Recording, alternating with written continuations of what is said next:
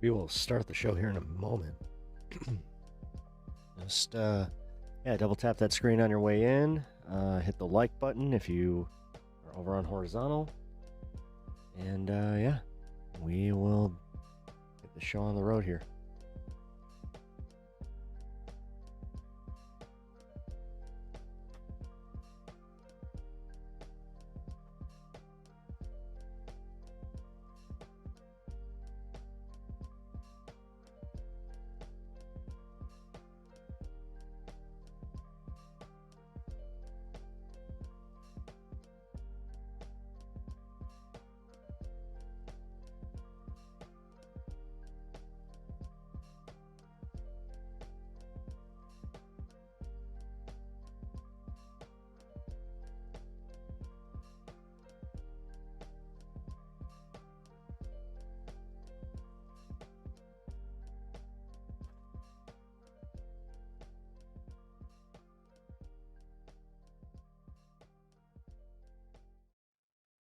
Who the heck is Pep Talks? I'm not gay, but I fantasize about Marco Rubio. Pep Talks. Pep Talks. Pep Talks. Let's eradicate the Kung Flu. I'm literally coming. Pep Talks. Pep Talks. Who the heck is Pep Talk? They want our women. They want our children. Pep Talks. Sometimes no means yes. Grab them by the Pep Talk. Grab them by the Marco Rubio. Obama is a racist. Pep Talks. I'm literally coming. I'm Pep literally coming. Pep Talks. We found weapons of mass Pep Talks. destruction. My fellow Americans, it has been confirmed today from Pep Talks that we are indeed all high on politics. Good afternoon, everybody. Welcome to the Friday edition of High on Politics. Hope you guys are doing well. Also, hope you guys were able to join us last night. Had a fun little impromptu show. But all right, here is the most important thing. All right, guys, if you are just joining us and you do not know who this special boy is, this is Stan. This is my boo. I have a very special announcement. It's his birthday today. He just turned 9 years old. He is one of the rare dogs that I've ever had where I actually know his exact birthday, not just a guesstimate. So, yes, today is his 9th birthday. And we are giving him a little special treat here. So everybody, yes, join me in wishing my boy Stan here a happy birthday. Happy birthday, buddy. Happy birthday. Yeah. Yeah, you've made it nine times. You've done it. You've done it. Yeah. You did it 9 times. All right. Yeah. All right. You ready? You ready for the treats? Okay. Now what? Uh-oh. Too hard? Uh-oh. Uh-oh. Oh, no, don't tell me. There we go. I was about to say, uh-oh, I hope he doesn't not like the treats I got him. That would not be a great... Yeah, here. There you go. Yeah. Yeah. Little birthday treats for the birthday boy. There you go. Nope. You out. Nope, I'm not doing that. Not while he's getting his birthday treats. All right, here. We're just going to do this. There's so many. You get the whole bag there, guy. Yeah. All righty. Yeah, guys, I'm so happy to announce that. Like, he's had a rough year. You know what? This household has definitely gone through it. You know, he's still got a little bit of his health stuff going on, but despite that, we are celebrating. I was going to try and put a hat on him, but he was not having it. So, appreciate you guys joining me in celebrating the Stan Man. What up, Hermit? How's it going, man? Natch, how's it going? Pinkerbell, Etch, Beef. What up, Beef? Yeah, good to have you here nice and early. Hell yeah, man. Televani, also, I know that you be lurking. Everybody thank Televani for another awesome thumbnail. Appreciate that. Man, he's starting to slow down. He's just like, oh, these are filling. Those are like little cake treat things for him. You got 2 more, dude. You gonna be able to do it? You seem like you're slowing down a little. He's just like, ooh. Eyes might have been bigger than the stomach. Oh, boy. Oh, man. And then I gotta open this door before my cat has a fucking conniption. Got 1 more. And then you got a few crumbs there. We know how you are about crumbs. He'll actually, I'm not sure if you guys, like, if you have dogs like this, where, for some reason, he'll go after crumbs more carefully than he will, like, the actual thing. Like, it's really weird. Yeah, you got a few, what's that? Miss, hey, miss, there you go. As I'm literally giving him, some credit. Party hat. Yeah, I wanted to give him a party hat, like I was saying, but he was not having it. All right, I guess we can let your brother in. He can come celebrate with us. Are you okay with having a birthday buddy, even though he's not it's not his birthday? Can you guys actually behave? Like, Lito, you're on watch here, dude. Or I'm watching. No. Lito, go away. Go. Go. Why are you testing the dog so much today? Okay, so, story time. Lito, I don't know what the hell is going on with him today. He has been pushing the limits to, like with Stanley, where, I don't know how to describe this. So we have like this little table, right? It sits really low to the ground, so he likes to kind of like, crawl under it. And he kind of sits there waiting for Stan to like come around the corner, and he'll like kind of try and like swat him, or like he'll roll on his back and be like, all right, like trying to play. But Stan doesn't play like that. So, Stan starts doing the thing, or he's like, he starts doing like the side like 2 thing, where it's just like, hey, he's giving you a warning, man. He's giving you a warning. Is Lito jealous? Yeah. He's got issues with that.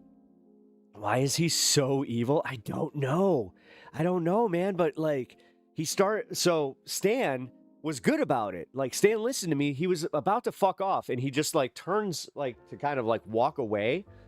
And we have a hardwood floor, so he like takes his time on it. And he starts walking, and all of a sudden Lito, fucking full speed, just runs right up to his ass and just fucking claws his tail. Fucking Stan obviously did not take too kindly to that.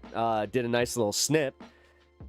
Fucking Lito's just like, still staying, like he's staring right at him. Like he was about to go back for some more. I was not having it. Lito is very nice, very evil kitty. Yes, he is Kittyhausen. That's exactly what he is. He's Kittyhausen. Very nice, very evil. Wow, I just realized that is actually the perfect explanation for him. Alabama anarchist, your PFP is awesome. Alabama anarchist, what's up? Asman ain't got nothing on Pep. Appreciate that. Really appreciate that. Also, yeah. Let's see. What's your PFP? Let's take a look. Oh, he's a baby. Little baby raccoon. It's funny. My wife just showed me a video. Or I think she described. I don't know. She was just saying like how there was a raccoon that like got stuck in a tree with his ass out, and then people were like worried about it, and then they walked up and they could hear him snoring. To have the life of just a little fluffy raccoon. Was watching Alex and Gina. They debuted an awesome show today. Oh no shit! Fuck yeah, dude. That's cool. Where are they doing? Actually, here. He's on Twitch, right?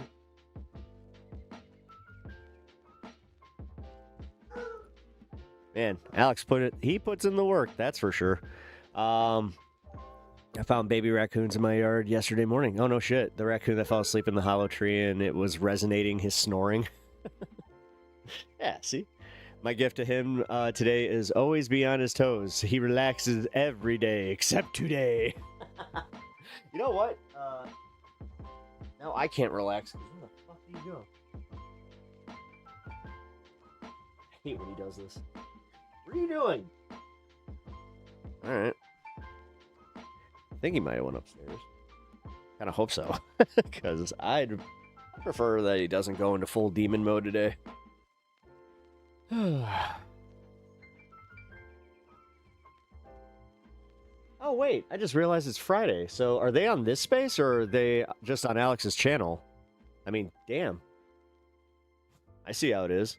Fucking start stream specially for him. All right, all right. Oh, FedEx just drove by? That makes sense. FedEx, his mortal enemy.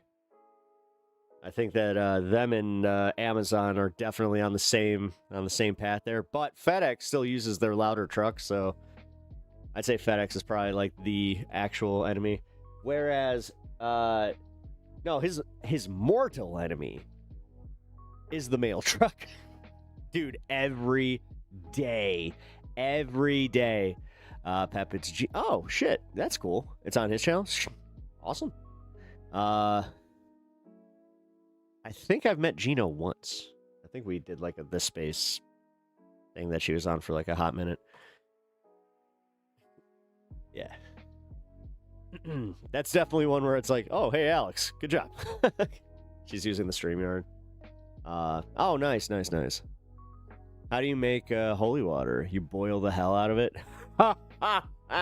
Yeah, that's actually pretty funny. Val Carter, how you doing? Welcome to the show. Appreciate you. Falcon. Wait. Why Falcon? Falcons are cool, dude. Actually, I saw a Falcon not too long ago. I know. Yeah, this is like the interesting story time with Pep, where it's just like, I was driving and I saw a Falcon. It was cool. Just spreading happiness. Hey, that's cool. That's cool. I appreciate that. That's a good thing to like put out into the world. You know what? Good on you. More positive vibes out to the rest of the world. Because I'll tell you what, man, things be they fucked up, man. They fucked up. I'll be honest. I actually I had another one of those days, man. Just What's up, birthday boy? You want some more treats? The thing is, today's the only day I cannot say no. So don't make yourself sick, okay? Happy birthday to you. Happy birthday to you. You only get 2 for now. 'Cause I don't need you to poo. Hey, get out of the trash. That's not part of the deal, okay? I know. I can't get mad at you on your special day, so. Positivity is resistance. It is. It does kind of seem that way, especially with like this administration where their entire like modus operandi is to just fucking make us feel like there's just no light at the end of the tunnel. That it's just constant shit. Like this is where their war on empathy is very real. Like when Elon kind of said, you know, the enemy of the people is empathy. It's just like, what? Like what? Toxic empathy? Like whatever. What the fuck? What the fuck? Trump ruined America. The thing is, it was primed to get ruined anyway. There's a lot of people that just suck. So Chaz, welcome to the show, Chaz. Good to see you. I'm gonna just say it, like, yes, he definitely expedited it. But, yeah, it was always, the capacity to have America ruined was always there. Especially with these types. At least now, like, the positive to come out of this is that now we know. We know who the fucking assholes are. If we didn't find out who they were the first go around, well, now we know. Apathy is death. Yep. Yes, it is. And you know what? Sometimes, Never mind. I'm not gonna go there. I was just about to say. I'm like, this is all that bad. I've been doing too much yard work and lifting stuff, and I fucked up my neck again. I can't do anything right now. Oh, Pinkerbell. That sucks. He's the symptom of a larger problem, and the longer we go without addressing the problem, the worse these symptoms are going to get. Yeah. No, as I said, this is where the positivity to come out of it is the fact that we at least know. Like, I feel like the screen is way too crowded with the, You know what? Yeah, I'm gonna put the chat. We're gonna dip from the chat on that one. Natch is right. The fascists are afraid of laughter and empathy, so fuck them. Not laughter, because their form of laughter is when you say, like, again, when you say the R word and somebody's like, why'd you say that? And they're like, they're so offended, whatever. Rest up, Tinkerbell. Don't hurt yourself worse. I get it. I'm kind of in the same boat, but don't want to go backwards on healing. Yeah. Have you ever had that one crazy long eyebrow hair? Yes. I actually just had to trim mine. Cause yeah, I get them wily ass eyebrow hairs now, and I get the ear hair, dude. I don't know what the hell happens after 35, but just all of a sudden, just you're just so much ear hair. A lot of snowflakes nowadays. Isn't snowflake like put into the receptacle, like as far as just like that one was so overused that it became cringe from both sides. So I don't know. Whenever somebody's just like, you're a snowflake, it's like, okay. Unique, beautiful, you know. And also technically, you know, it's all just fleeting. Is that what you mean by snowflake? Kind of funny, Jordan Peterson pointed out a real problem, but it was the right wing that was the true bucket of crabs. Oh, yeah, absolutely. Like, yeah. It's always funny when those intellectuals that really, like, I don't understand the Jordan Peterson thing. I think, like, one day he got into an argument with somebody that was just, like, you know, on the left, and they just bodied him, and he was just like, I can't no longer entertain being part of this buffoonery. 420, by the way. Say the R word, what's stopping you? Just because I don't need to.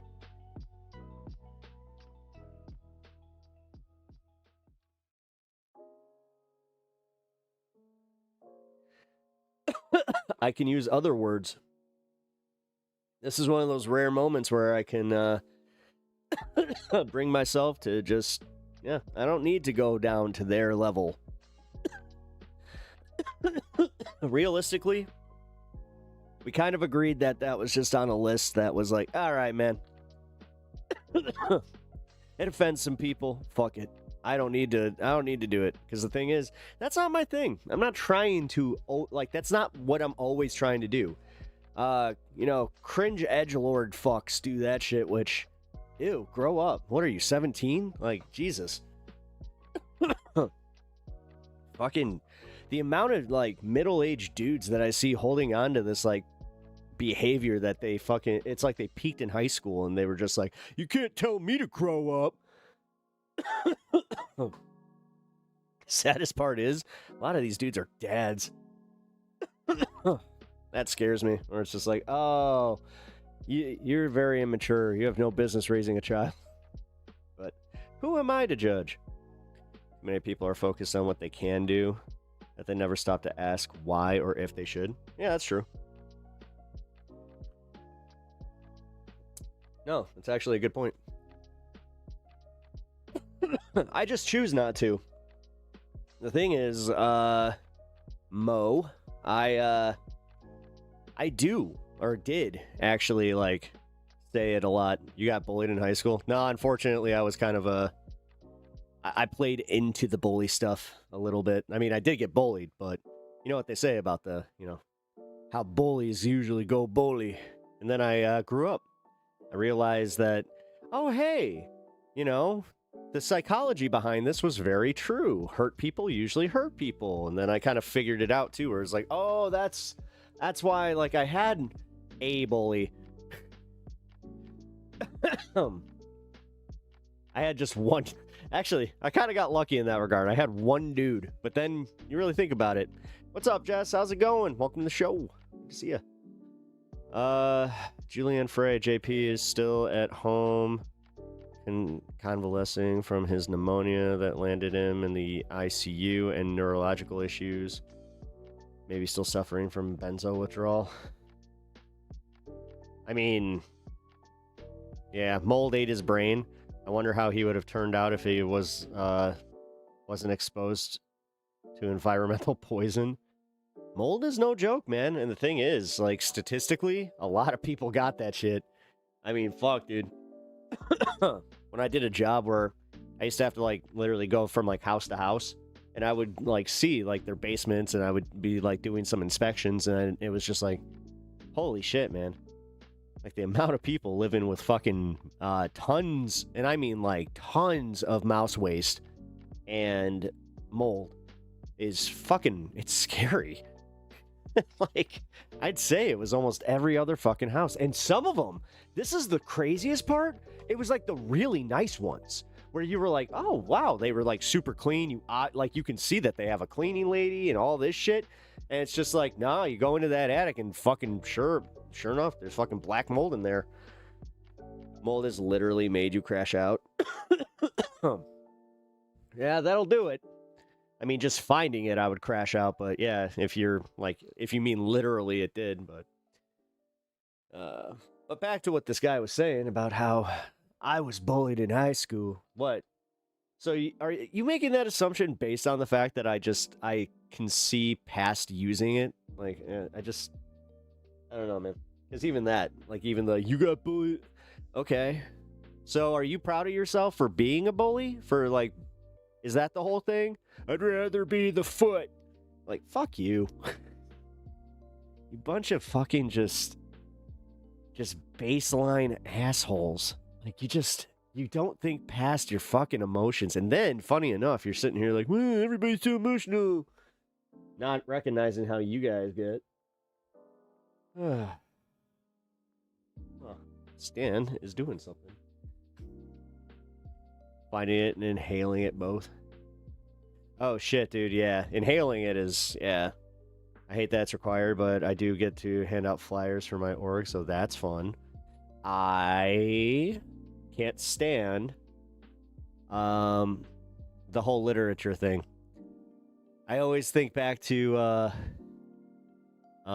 Mitch Hedberg's joke about that. You know what I like about when they hand out flyers?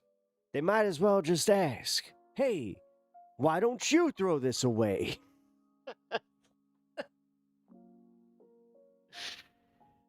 And then he just said at the end of it, why not just throw the whole pile into the trash can so you could just expedite the process? I was just like, Jesus. There, I passed out all the flyers. Oh, fuck. Whoever this loser is, I was friends with people that were affected by that word. If you were to use that around me, I would kick your ass. See? Yeah. I want to talk to you soon about it, even if I explain things you will understand. The thing is, Jess, I don't have like a lot of time outside of stream. Like, I barely have time for myself. I'll be completely real.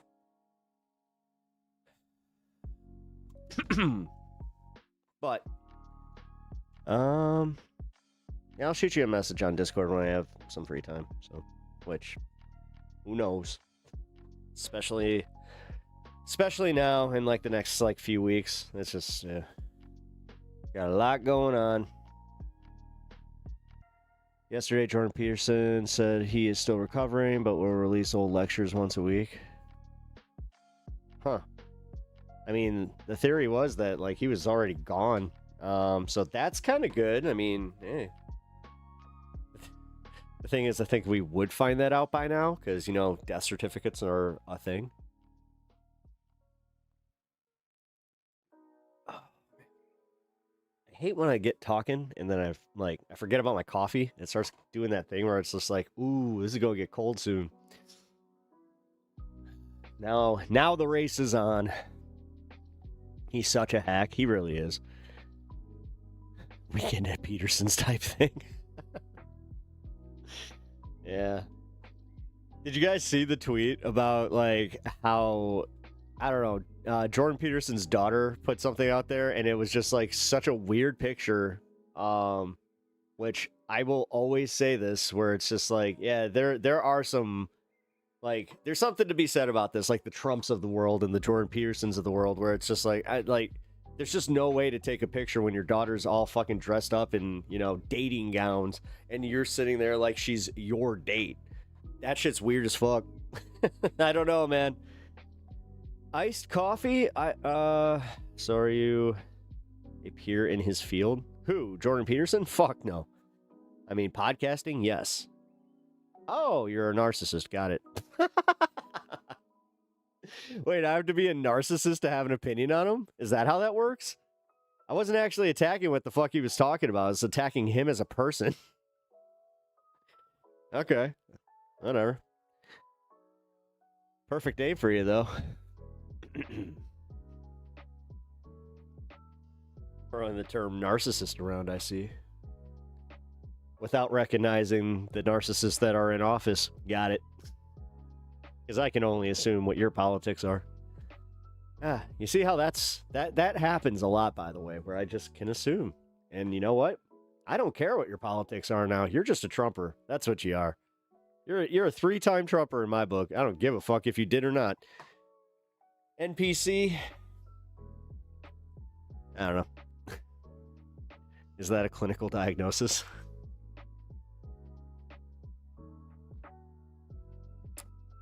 I mean, I'm waiting. Doctor.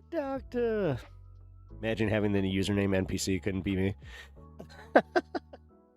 I mean, I think that's the whole joke, so it is a little bit funny. Right-wingers really are just NPCs and can be broken down into a formula. Oh, fuck, yeah. Yeah. Like, dude, that's kind of the sad part, is even the ones that aren't bots on here, you know, they definitely, they got that cadence, you know what I mean? They know there's such a bot, they're just, oh my god, it is that thing where it's just like, well, at least you got self-awareness. Jordan Peterson was never intellectual. He was academically smart, but inaccurately prescribes his knowledge outside his field. Oh yeah. Sam Harris is very much the same, where it's like Sam Harris, when it comes to like neuroscience and psychology, I do actually have like a level of respect for him because he is, you know, pretty well versed in that. Then all of a sudden you start getting to the, you know, if he starts talking about, you know, Muslim brains, and then you're just like, oh, okay, I see where this is going. Fucking A. I've never seen somebody that's just like so committed to like atheism, but also so committed to hating just one side of like the whole religious spectrum. Like, god damn. You got famous doing trans panic in Canada, that's it. I mean, JP got into really esoteric stuff that really fucked up his brain. I mean, you could almost go and say it was the Joe Rogan effect. There's a few of those guys. They went on Joe Rogan and all of a sudden they became fucking pariahs. You could make that argument with Elon. I mean, dude, at least with Elon, like pre that Joe Rogan one, we didn't know how much of a dork he was. Then he did that, and then he, I think the worst thing he ever did was get high, because, oh boy, did that make him go try some other things, where all of a sudden, we started seeing a lot more of him, and then we started seeing a lot more of what he was thinking. You know, before that, we really didn't know, and I liked that. I miss those days. I miss those days where we didn't have to know exactly what was on the fucking president's mind, and I just got old fast. But by the way, guys, did you know that there's some breaking news? Should have probably started with that. Hey, you know what's more important? My health and sanity.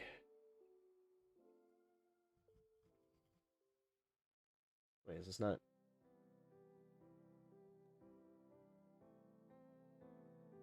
Hold on. New U.S. strikes on Iran, Venezuela, earthquake. Yeah, we got that.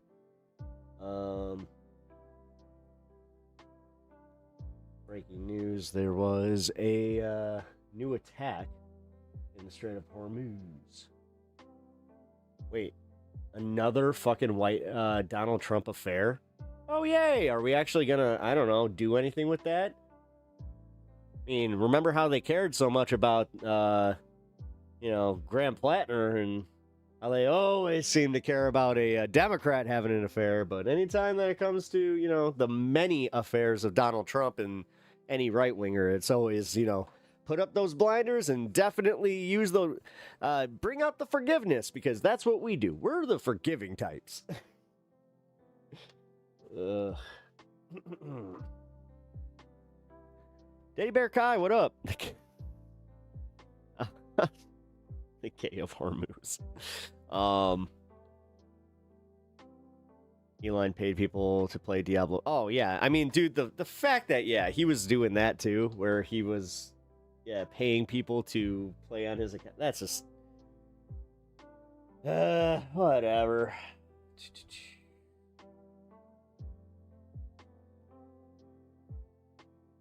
Let's do this. Let's get some updates here on the Strait of Hormuz. Breaking news. Oh, that's not it.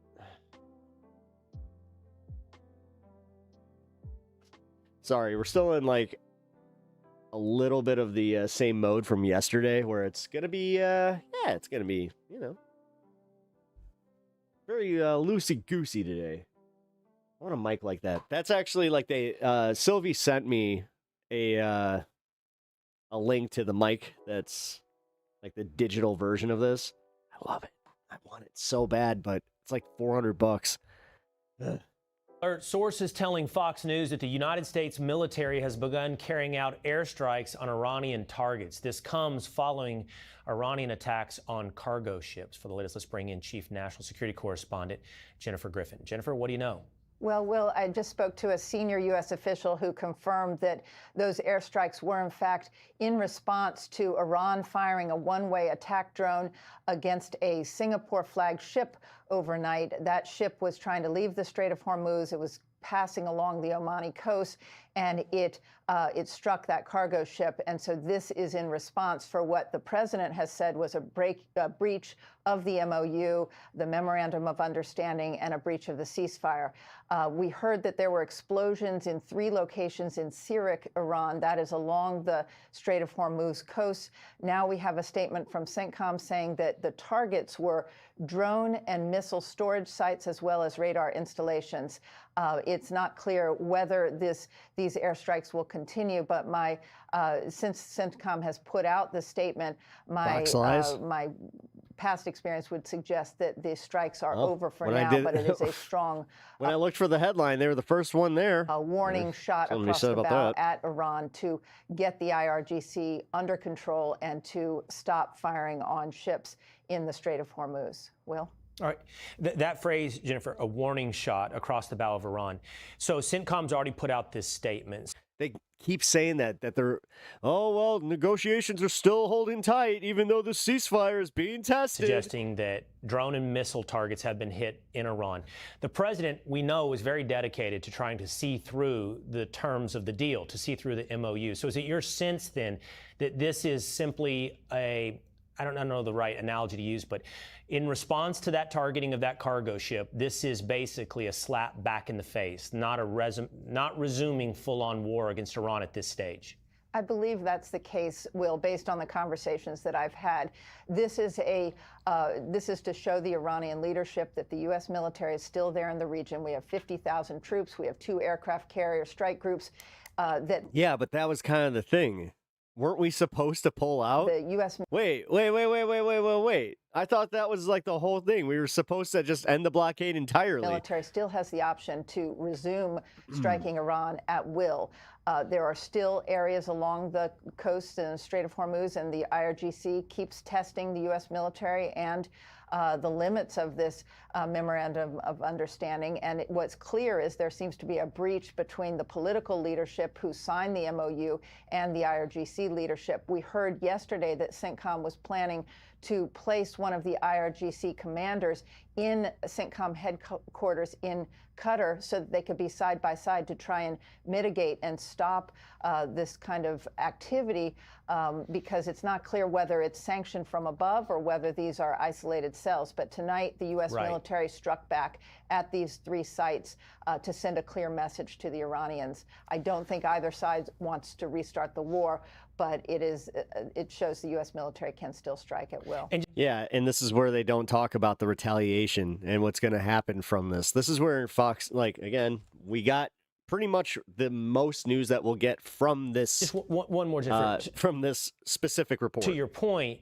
what remains a mystery is how coordinated even actions are under the banner of the IRGC. Even if you get the buy-in of senior leadership of the IRGC, what does that leave on the ground in terms of cells who don't buy into the prospect of peace? Well, I think that's really the problem since the Iran war began. Dude, the main one's Israel. Yeah, Fox News is really going to say that. The leadership has been fragmented, and it's not clear that the hierarchy really is in control of all those lower cells, and that's really the problem going forward. All right, thank you for that. It's breaking news. Thank you for that, Jennifer Griffin.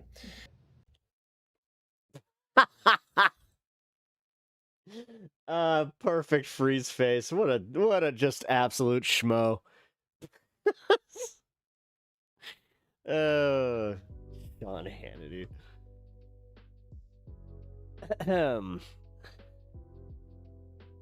U.S. military conducts strikes against Iran. Trump accuses Tehran of ceasefire violation. What about Iran? What are they saying about it? That's kind of my whole thing here. We're only getting one side of the story, which, oh, hey, that's fucking convenient and scary as shit. There we go. There we fucking go. See? I try to play it fair. Now we'll get MS, or, oh, this is actually NBC News, so not even MS, or MS Now. God, whatever. Fucking lefty news. And we have a bit of breaking news. Not even lefty news. What am I talking about? This is centrist news. Ugh. The U.S. has struck Iran in response to the attack on that commercial vessel in the Strait yesterday we told you about earlier. Back with us now is NBC's Courtney Kube and Gabe Gutierrez. So, Courtney, I'll start with you. What do we know about the specifics of this strike by the U.S.? Yeah, so the U.S. military, they're calling this, as you said, a direct response to the Iranian drone strike on a commercial ship in the Strait of Hormuz yesterday. So the U.S. is saying this is basically a pretty proportional response to that strike. They hit things like Iranian missile and drone storage facilities, coastal radar sites. Why this? What up, DA? How was your show? This may sound familiar to you, Garrett, is because this is very similar to the pattern that we were seeing several weeks ago before that memorandum of understanding was signed on June 17th in Versailles. The Iran would fire, in many cases, it was these sorts of one-way attack drones. In some cases, it was these small, fast attack boats. And then in some cases, it was even surface-to-air missiles. But they were firing them at ships that were trying to transit through the Strait of Hormuz. The U.S. military was often responding, often shooting some of those down, even targeting some of those fast boats. And then after sort of a buildup of time of those Iranian more offensive actions, the U.S. military would carry out a number of strikes at the site of where those offensive projectiles, whatever they were launching from. So again, they would go after their drone storage facilities or perhaps their drone launching sites, missile storage facilities. Coastal radars was also a big one because, of course, don't worry, we just have to pay Iran 300 or 400. What they use. Well, they're saying $300 billion to fire off drones and missiles, how they're able to direct. Probably 400. Let's be real.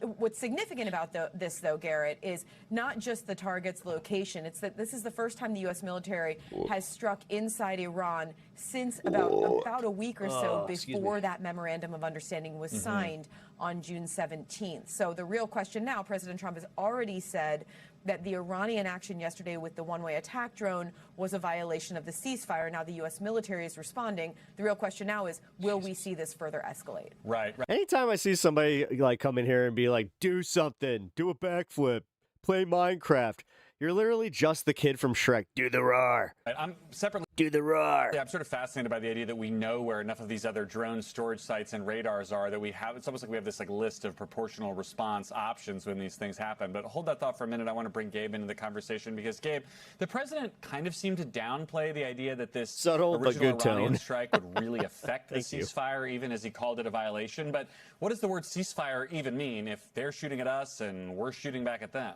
There we Look, go. Garrett, we've been asking that question now for quite some time, and the president was asked that directly in the Oval Office just a short time ago during an unrelated event, and he didn't directly answer the question of whether he still considered the ceasefire to still be in place. He said, I didn't like the fact that Iran attacked that commercial ship yesterday, but he wouldn't specifically say whether he considered the ceasefire to still be in place. But the administration, they never say that they consider the ceasefire to be over. The president, other top administration officials have tried to make the argument that there's Man, I these wish the best small for your one-offs here wife. and I send her there, strength and health. that, Thank you. it Appreciate that, might man. take a while for a ceasefire to take hold. Give streamer or there money might be, and then ask what you small want. Humans are skirmishes. so greedy. That is true. That doesn't mean the entire deal is blown up. But what Courtney points out is exactly right. Will Iran counter? Will there be some sort of an escalation here, or whether this U.S. response will it be considered proportional and tensions de-escalate after that? It's too soon to tell at this point, Garrett. Gabe, forgive me for putting you on the spot here, and maybe Courtney knows the answer to this too, but have we heard anything from the Iranians about why they fired on this ship and other instances where they've fired on shipping or on U.S. personnel? It's, they've sort of laid it off on being related to what up, Lebanon Anna? and Hezbollah, but what do we know about why Iran says they did this? Well, Garrett, the Iranians have said they have not publicly acknowledged this particular incident, but they have said that, and you know why? Because they have yet to retaliate. that ships traveling through the strait must go through a specific route through a Wouldn't coastal doubt that they area actually do. as They well. do so in the next few hours. So they haven't really, again, specified why this particular ship was attacked, but they have put parameters on how some of the how You the feel ships the are war in supposed to travel America? through the strait. Economically, but nothing past that. And Courtney, I'll come back to you for a second here. How many assets are sort of still available to the U.S. in the region? Has there been any drawdown since the memorandum of understanding? Hello from St. Cloud, Minnesota. Timothy, what as up? it existed is over, but are all those Things ships in and St. assets Cloud. still in place in the region? Bit, but they still have Middle pretty guy much looks like all he the has some old-timey disease from the 1870s. firepower available to them that was there I got that gold toe. when the ceasefire began. And keep in mind, during that time, both sides have actually been able to sort of refit. So the U.S. has been able to take the missiles that were fired off of ships and restock them. Many of the aircraft that were there, they've had time to rest. They've even brought in additional carrier air wing, an additional carrier strike group. The Iranians have done the same thing. They've been trying to sort of reset should, in fact, major combat operations restart. Again, and I want to stress this, this appears to be right now a direct response to the Iranian drone strike from yesterday against the commercial ship. The military is describing this as somewhat proportional. At this point, this is not a resumption of major combat operations, but what we have to watch for is whether it does escalate into something even bigger. And Gabe, You on the feel the political war where you live? ramifications of this, That I mean, sucks, how man. much I'm more sorry. complicated does this make the Sorry to hear talks that. around turning the MOU into something more concrete? There's nothing in there about drones, although there is obviously language about the strait being open for navigation. To the degree that the Vice President, Steve Witkoff, Jared Kushner are still involved, how do you pick back up tomorrow or Monday and keep working with incidents like this popping back up? Well, look, it all really comes down to what the Iranians do here and whether this escalates or not. We are within that 60-day window. We have seen the vice president, now back in the U.S. after those talks that he was overseas several days ago. But certainly this does, pose a challenge given that there's ongoing peace talks, and now there is this, back and forth. But as Courtney said, not a major, Hey, not a Rebecca. resumption of major How's it going? combat operations. So it certainly could complicate Glad to have you here. those talks, but it really depends a lot on whether this escalates any further. There are so many thorny issues that are being discussed right now and during the 60-day window, as you know, Garrett, with regards to Iran's nuclear programs. As we understand, those technical talks are still underway and they will continue for quite some time. And many experts, we don't know what's going on. Anticipate the 60-day window to be extended because it likely will take longer in order to agree on some of the specifics of this. But what? Dude, this is where I'm getting really tired of this. They are still talking like everything's fine, everything's normal. There's totally, the talks are going fine, and the stock market can keep flowing. The administration, they've sought to downplay these types of one-off Stan's birthday strikes before. Again, we'll have to wait and see how Iran responds.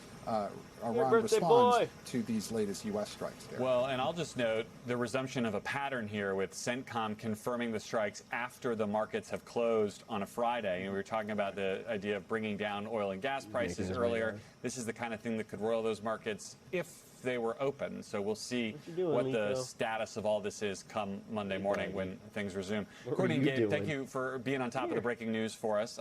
We'll come back to you if there's more. We thank you for watching, and remember, stay updated on breaking news and top stories. And Stan is making his way down. Okay, so like I said, that was a lot of words just for them to go like, we don't know what's going on. And yeah, I want to say that the ceasefire is done, but they don't want to declare it because God, like, okay, so ceasefire means nothing, and anytime that they say we've declared a ceasefire, we can just all go, oh, that means that there's the war's still on. At what point, like, do they just like have to change up the entire wording and just go like, we have definitive peace? It was as useless as the Fox coverage. It really was. Hey, can you not? Hey. Rebecca, thank you for the $5. And yes, happy birthday. At Rebecca Green 1827 okay, 5 so Australian dollars. Happy you, birthday, Stan. Come here. Come here. You gotta go over here. You gotta go over here. No, you get some birthday treats. Don't worry. Hey, it's not your birthday. God, you're such a little kid. Yeah. Nope, you get away. This is for brother. Happy birthday. Nope.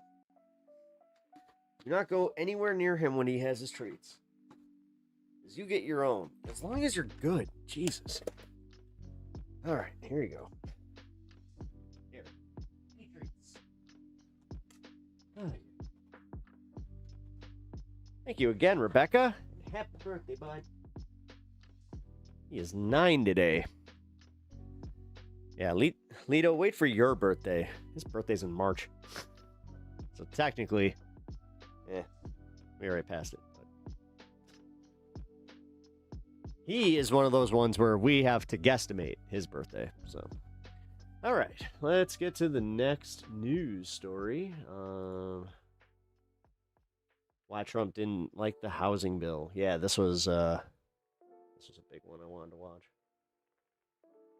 Joining us, Semaphore Congressional Bureau Chief Burgess Everett, former Democratic Congressman for New York and Senior Advisor at VoteVets Max Rose, and co-founder of the Lincoln Project and former GOP So we got AOC with Jen Psaki. strategist I do not like Jen Psaki at all. Rick Wilson. Or like Jen Burgess, Psaki. give us the lay of the land. Is this housing bill going to get signed? It seems like it's going to become law, whether he signs it or not. If he doesn't sign it in 10 days after it's transmitted from the Speaker of the House, who said he would do this, it will become law. If he were to veto it, it would be just another huge circular firing squad. I can't imagine anybody wants him to do that.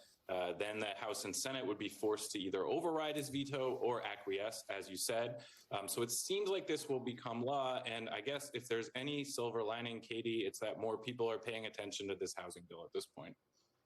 I mean, I guess that's a good thing. Republicans don't have a lot, Burgess, to run on. How much have they been screaming from the mountaintops about getting at least this one thing? Yeah, I mean, I interviewed Senate Majority Leader Thune earlier this week. He was saying he wants to pass it. He wants his candidates to go out there and talk about it and campaign on it. He's hoping to do a couple more bipartisan bills, but as you know, those have been in short supply this year and last year. I still think the main thing that Republicans can run on is the tax cuts bill, but as we've seen, Trump doesn't really stay on message when it comes to that, and so that has made it harder for voters to really feel it, and we haven't really seen that translate to a bump in the polls. And we're also leaving out the expired surveillance law. So I think there's a couple things that Republicans need to getting get very together close to even be able to say, hey, voters, you can trust us with another 2 years in Congress. Donald Trump is also, it seems, trying to strong-arm some House Republicans who appeared to be trying to help him. He posted this on social media. House Republicans should unify and stop voting down rules or threatening to do so. Giving power to the radical left Democrats in the House to control what goes up for a vote will make our outcomes worse, not better. No more grandstanding, please. They are Democrats, and we can't let them win. Thank you for your attention to this matter, President Donald J. Trump. By the way, I want to mention Donald Trump is speaking right now at the Faith and Freedom Conference. I was reminded of this because he says Democrats here. He says he's going to be talking about the recent election of communists when he addresses this crowd, or as he addresses this crowd. Burgess, just quickly to you, and I want to get to the others. Is he talking about Anna Paulina Luna? Yeah, I mean, she's the one who was kind of leading this blockade on the Save America Act. She was threatening to shut down the floor. There's also talk about trying to attach it to the defense bill, which passes every year. It's one of the few last popular every year it passes bills in Congress. Again, they need so 60 that would lead votes. to another firefight. So The idea that we're just going to get rid of the filibuster before the fucking election, like, dude, it's interesting that this is one of those ones where it's like, get grandpa, like, back to bed, please. he's kind of giving Mike Johnson a solid there, and I don't really feel like he's doing that so much on the other side of the Capitol when it comes to the Senate. All right, Rick, give us your perspective on the day's events. Well, look, Donald Trump started the week in very bad shape. He went in Wednesday and blew up his already tattered relationship with the Senate, threatening to veto this bill. You could see the air going out of Republicans in the House who desperately needed anything, even a symbolic, lightweight, ephemeral sort of thing to take to the voters and say, yeah, we looked at affordability, we're working on the housing costs. But I think there's also a great chance that Donald Trump will get bored or restless or change his mind, or somebody will get in his ear over the weekend and he'll blow it all up again. And the idea that the House is going to be somehow saved by Donald Trump from its own worship of Donald Trump, which is what's put them in this terrible political position, I think that is a big old category error, and I don't think they see the freight train coming at them. On that note, let me read Representative Brian Fitzpatrick of Pennsylvania. Again, he's been I don't want to call him a swing representative because that's not exactly right, but he's been a more independent, all things considered, voice within the Republican conference. He told Axios, I totally disagree with the tactic, the Donald Trump strong-arming tactics. These are his New York real estate leverage tactics he's trying to apply to government. I don't agree with it. Don Bacon, also one of the more, again, it's all relative, independent voices in the Republican conference, said he should sign it. This is a win, and the House already voted on this SAVE Act 3 times. I mean, as Rick was saying, they made their bed. They knew he was a snake when he let them in. They let him in. This is all laughable. Hey, in the end, what are you doing? there's a few strange things happening here. One, you I got to say, Come I on. just don't think Donald Trump likes this housing bill, because I don't think Donald Trump wants to increase the amount of housing because he wants the rich to get richer. Yeah. He actually just came out and said it. I don't understand why this doesn't have the clip. And that's a real estate guy at heart. I mean, this just came out like 2 hours ago. Yeah, he said it this morning. And Like, in that way, he is too. he just said, I don't, we have the most wealth in homes right now where we can't listen. Homeowners, their homes are worth a lot, and we don't want that to go down because then they would lose all of their equity, and we can't have that. Radical, even for Mike Johnson. Which also, what a dum-dum, because both the House and Senate passed this. Like they're saying, even without his signature, this becomes law in 10 days. So let's just leave that there on a principal issue. Like, this is weird. Like, this is why, and I kind of agree with every fucking pundit on this one. Like, why not just take that layup? Why not own the win? Of affordability, Donald Trump is anti-lowering costs.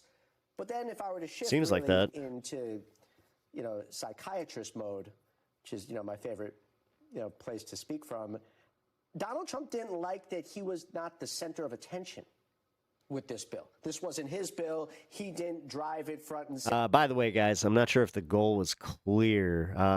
Trying to get $10 super chats by the end of the evening, and we will actually make the goal. And it this act of bipartisanship kind of came out of nowhere, and he wants to insert himself in, and then Mike Johnson steps in and says, yeah, we will do I think that would call for or go over to Twitch, you know what I'm saying? We solved the day. And we're gonna. Donald Trump agrees to it. What these guys are repeatedly doing is they're setting fires, putting on firefighter uniforms, and then claiming that they saved the day. It's radicalism through and yes, through. And it's another reason, another illustration. By the way, guys, just so you know, I really appreciate everybody that has already contributed. You guys are.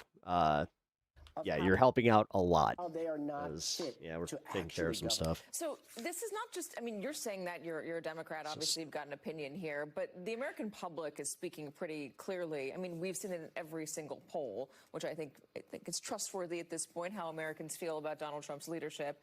Here's his approval numbers. We can show you how they have changed. Put them up on the screen. January 25. Sorry, I just had that moment wash over me where I'm like, if I lived in Canada, this wouldn't be a 47% fuck me. approval right after he came into office. Not bad. Now, hey Ken, what's up, man? Good to see you. 34% approval. That is a 30-point drop in just over a year. Rick, how do you come back from that? Well, you have to change your entire character, personality. Kicking it off. Thank you, Rebecca. I appreciate that. And also, we're still giving the Australian dog dollars. Behavior, which, as you know, birthday. Donald Trump is very incapable of doing. Look. I should have mentioned that too. Since it is his birthday, he's getting double what he usually would. So 10. Oh man, he's about to get a handful. The brand of Donald Trump has become poisonous in American politics. And the reason Republicans are worried about it is because Trump's numbers are now in the, as you see, mid-30s, low to mid-30s. He was at 30% in the ARG poll this week. And no president in modern times with numbers that low doesn't end up splashing some radiation onto the members of his own caucus, of his own House and Senate. So these guys are really running up against a very steep hill because Donald Trump is so profoundly unpopular with the American public. That same ARG poll this week had only 6% saying the economy was going in the right direction. I think this is a real moment where the Republicans, if they were politically smart about it, would try to get some daylight. The conversion rates. Oh, right. So locked in this abusive marriage with him. Is he going to tree coma? He's the Ike Turner of their definitely going to have some farts coming up. Torture them and hurt them, and they can't seem to escape from it. Good. Look at the generic congressional ballot. Real Clear Politics average. Right now, Democrats lead at 48% to 43%. Again, this is a generic ballot. Individual races are individual. And a lot of the places... Ghost Dog, thank you for the kind $10 donation. At Ghost Dog at $10. My pocket ace has settled a huge trial for me today and ended a 2-year recurring nightmare. Happy birthday, Stan. Pause off, Lido, FPFDT, and let's go Dodgers. In Republican favor. Dude, that was a solid super chat. To that thank you again. And fucking ace. Dude, you're going to go through this. I put a ton of stock into that. I think Why? Tell me. In the end, a midterm election is about candidates, certainly, but it's about other things too. It's about base enthusiasm. It's about anger at the incumbent party. It's about anger at the incumbent president. Despite these attempts by Republicans to gerrymander certain seats, which you just alluded to, there's no doubt that the momentum in each of those pillars that I just laid out is on the Democrat side. So the question is now, what do you do with all that, right? Jesus, dude, you got a little and what pile you're there. going to see is Democrats trying to do two things just at the same time, which at times can be semi-contradictory. One is they cannot just be the party that is anti-Trump. Stan is probably so confused why he's getting more treats today, but is super happy regardless. Oh, yeah. You got to run. I dig the Godzilla poster back there. Thank you, Germ. I appreciate that. And not be such cowards in the face of that. Big G. The other thing, though, he's is the man. Just don't screw it up, right? Don't say things that are totally reckless. Don't try to push the. I don't think he knows it's his birthday, so you but can get a couple of extra likes on social media. And that constant push and pull will be the dynamic we'll see for the coming weeks and months. Let's talk about Democrats and some criticism for a moment. This is coming from Melissa Slotkin. She says that it's time for new leadership. Let me play her talking about Senator Schumer and Leader Jeffries. We have literally found ourselves in a situation We're where so we close. just don't have people who understand the moment and understand what leadership means. If people can't understand that the game has changed, I mean, this is you. You're the sports guy. If people can't understand that the game has fundamentally changed and they can't adapt, then they need to let others lead. Burgess, is she a lonely voice on this on Capitol Why Hill? does she's the worst. I wouldn't say so, and I would like to also just give credit to Stephen A. Smith, he pressed her on this. He made sure she was specifically talking about Chuck Schumer and Hakeem Jeffries. Right. And so that is why that answer has been so surprising. She's not saying get rid of these folks. She's saying they need to step it up, and we're watching you, basically. And so this is a challenge to Chuck Schumer and Hakeem Jeffries a few months before the election. By the way, guys, look what we're close to. Put up big numbers in the election, and then to take on Trump with a very pugnacious style. And if you're hearing that from Melissa Slotkin, who is a battleground state Democrat, a purple state Democrat, who won Chronic laying on your lap. in Michigan, that gives you a sense of what's a more progressive member thinking right now. Probably 3 or 4 times that. I love how they brought that back. Well, you know what? I'm gonna just say that kind of gives a little bit more of a clear picture into how they view the whole post New York wins. Man, they're bringing this into other stories. I gotta say, man, that's kind of interesting. I got this feeling that the DSA wins in New York really are gonna have a bigger impact than people were even thinking. All right. Speaking of the DSA wins, I wanted to watch this with y'all. God, that's the second time I've done that today. It was a huge primary night in New York last night, but perhaps no race made a bigger splash than New York's 13th congressional district. It's an area that covers Upper Manhattan those aren't and medic parts glasses. of the Those are Bronx, so just where an tacky. outsider mounted a challenge against an established member of New York's Democratic establishment and won. Also, what up, Kinsley? I just saw that you were in the horizontal chat, which I just realized was a man not who's heralded as a trailblazer within his community. Before running for office, he broke ground when he challenged black political influence in Harlem and the South Bronx. In 2012 and 2014, he challenged the Democratic incumbent in his district, Charles Rangel, who had been in Congress since 1971. Espaillat lost both times, but finally won in 2016, beating out Rangel's chosen successor after Rangel retired. Espaillat's win was historic. He was the first Dominican-American and the first formerly undocumented immigrant elected to Congress. He was reelected 4 times, currently serving as the chair of the Congressional Hispanic Caucus. He's considered the dean of New York Latino politics. After November. Espaillat has been criticized for his support for continued U.S. aid to Israel amid its war in Gaza. Thank you for the Silver Star. Appreciate that. From AIPAC and affiliated groups. Last night, Espaillat and fellow New York Congressman Dan Goldman became only the 3rd and 4th Democratic incumbents to lose in the primary this year. Now, the 2 others were Texas Democrats who were gerrymandered out of their districts. The candidate who unseated Espaillat is Daria Liza Avila Chevalier. She's a 32-year-old Democratic socialist who was recruited to run by Justice Democrats, a group committed to finding progressive challengers to unseat Democrats. Avila Chevalier was one of only 3 congressional candidates endorsed by New York City Mayor Zoran Mamdani in this year's elections. And she was his biggest gamble. She didn't have the name recognition or profile of either of the mayor's other hand-picked candidates, the former city comptroller Brad Lander and the New York State Assembly member Claire Valdez. On top of that, Avila Chevalier's internet history threatened to bring down her campaign at various points. Unilove Old upstairs. social media posts from a since-deleted account came back to light, including ones in which she advocated for abolishing the police. Some posts sharply criticized Democratic leaders. She once called Joe Biden, quote, a war criminal. And in a 2021 post, she wrote, quote, F. Kamala Harris. During a debate last week, she apologized to Harris after Espaillat pushed her to do so, and she said that she ultimately voted for Harris in 2024. Journalists also uncovered that she attended a controversial rally in Times Square on October 8, 2023, one day after Hamas attacked Israel. The rally was described as a gathering to show solidarity with the Palestinian people. Others criticized it for condoning the violence that Hamas had just committed, pointing to chants like, quote, resistance is justified when people are occupied. New York's Governor Kathy Hochul called it, quote, morally repugnant. I have to give Ari some credit here. Like, by the way, he's front-loading this because she's here.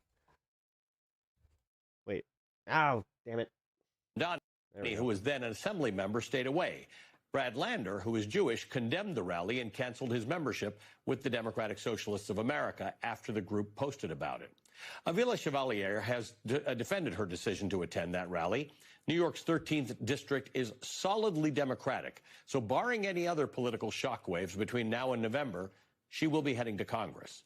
Daria Liza Avila Chevalier has shown that she can win. Her victory in particular is emblematic of changing tides in the Democratic Party. So now the question is, what will the next chapter of her story and the Democrats' story look like?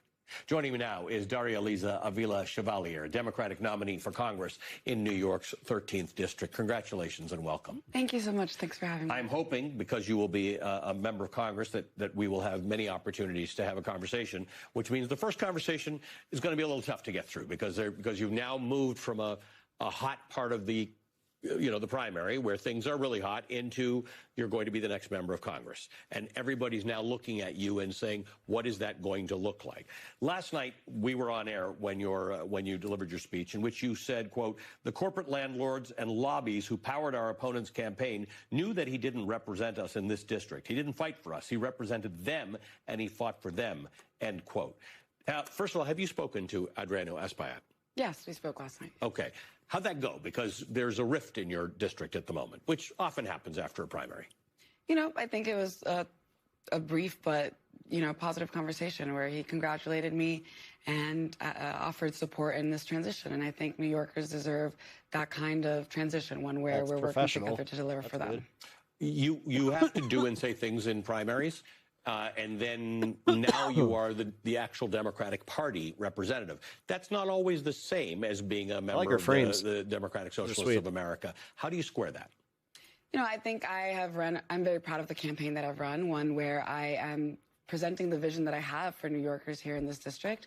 And that has always been the vision that I have for them, right? I've been very frank and honest about what that is. And even when folks disagree with my vision, I am very proud to say I will always be honest about my position on things. And even if we don't agree, I will still fight for every single person in my district because that is what they deserve. They deserve somebody who's going to fight to make sure that they have all of the resources that they need to lead a dignified life as New Yorkers. I think you probably, and at some point we'll be done with this conversation, but you probably want this conversation to go away. But there are the social media posts.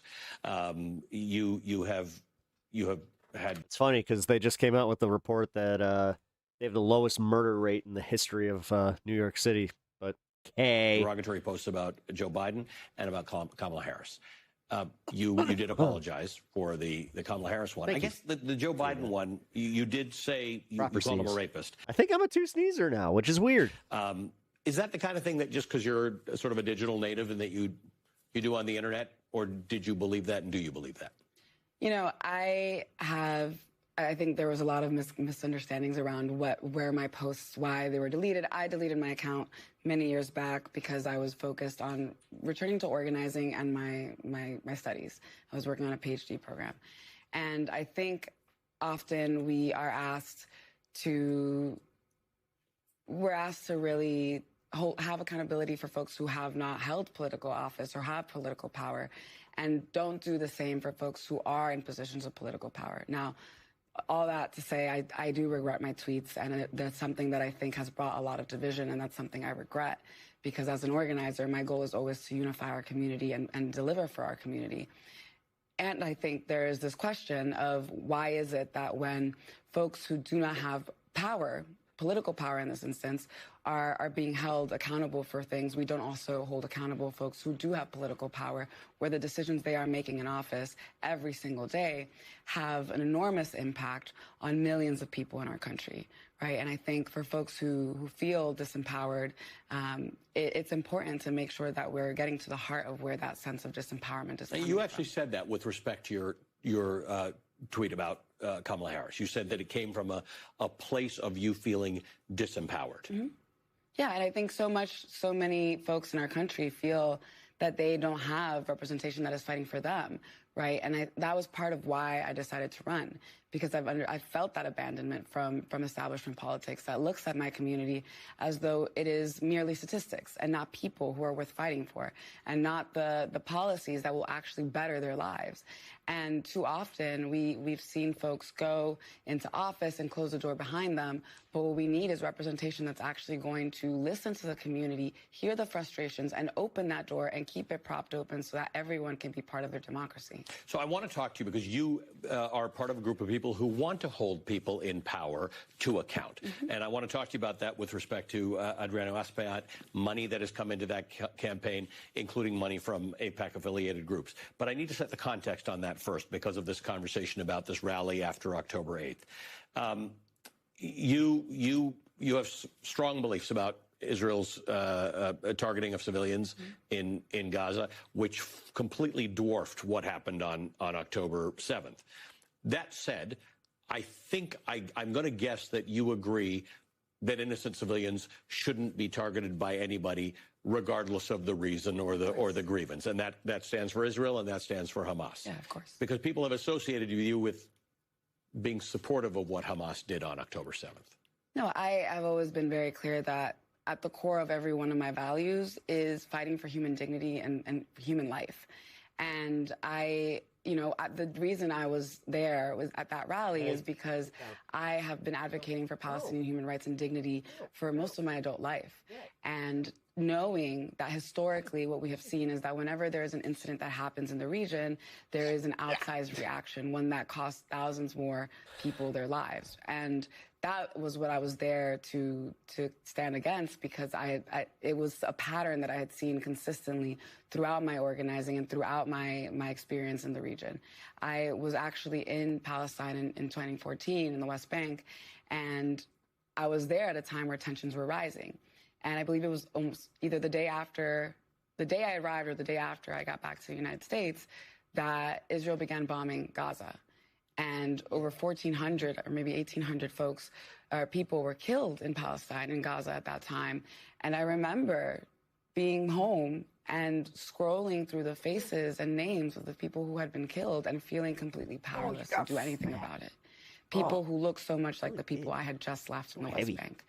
And knowing that day that we were in a situation where something similar or bigger would come to pass, that was what I was there to stand against. It wasn't as central an issue in your campaign as it was in the Brad Lander, Dan Goldman campaign. But the AIPAC and AIPAC affiliated money that came in against you was bigger. I mean, it was a lot of money. And you've been very critical of Adriano Espaillat's relationship with Israel and moments like these where at least I know that there's like peace, where if he lays down acceptance of he is now, inoffensive weapons. I don't have to worry about him. Tell me how that played out. I have from the very beginning been very critical of the fact that he has taken over $670,000 to his directly to his campaigns from AIPAC. He has taken over $115,000 from ICE contractors, over $250,000 from real estate developers that are pricing people out of our city. Right. To me, at the heart of this is the star now. The way that money is a form of accountability, and to whom that accountability is to. So the fact that he was taking money from these institutions, from these right-wing lobbies, which is what AIPAC is, it's a right-wing lobby that backs Republicans and Donald Trump, and then also backs Democrats who purport to be progressive while voting time and time again in the interests of institutions like AIPAC. And so I was highly critical of that because I see the impact of that on my community every single day. When you have someone who's taking money from the real estate developers that are pricing us out, and it's no wonder then that in a district that is the second poorest congressional district in the state and by some measures the country, that it is so deeply unaffordable for folks when the rent rises to the average of $4,000 for a two-bedroom in Harlem or Washington Heights.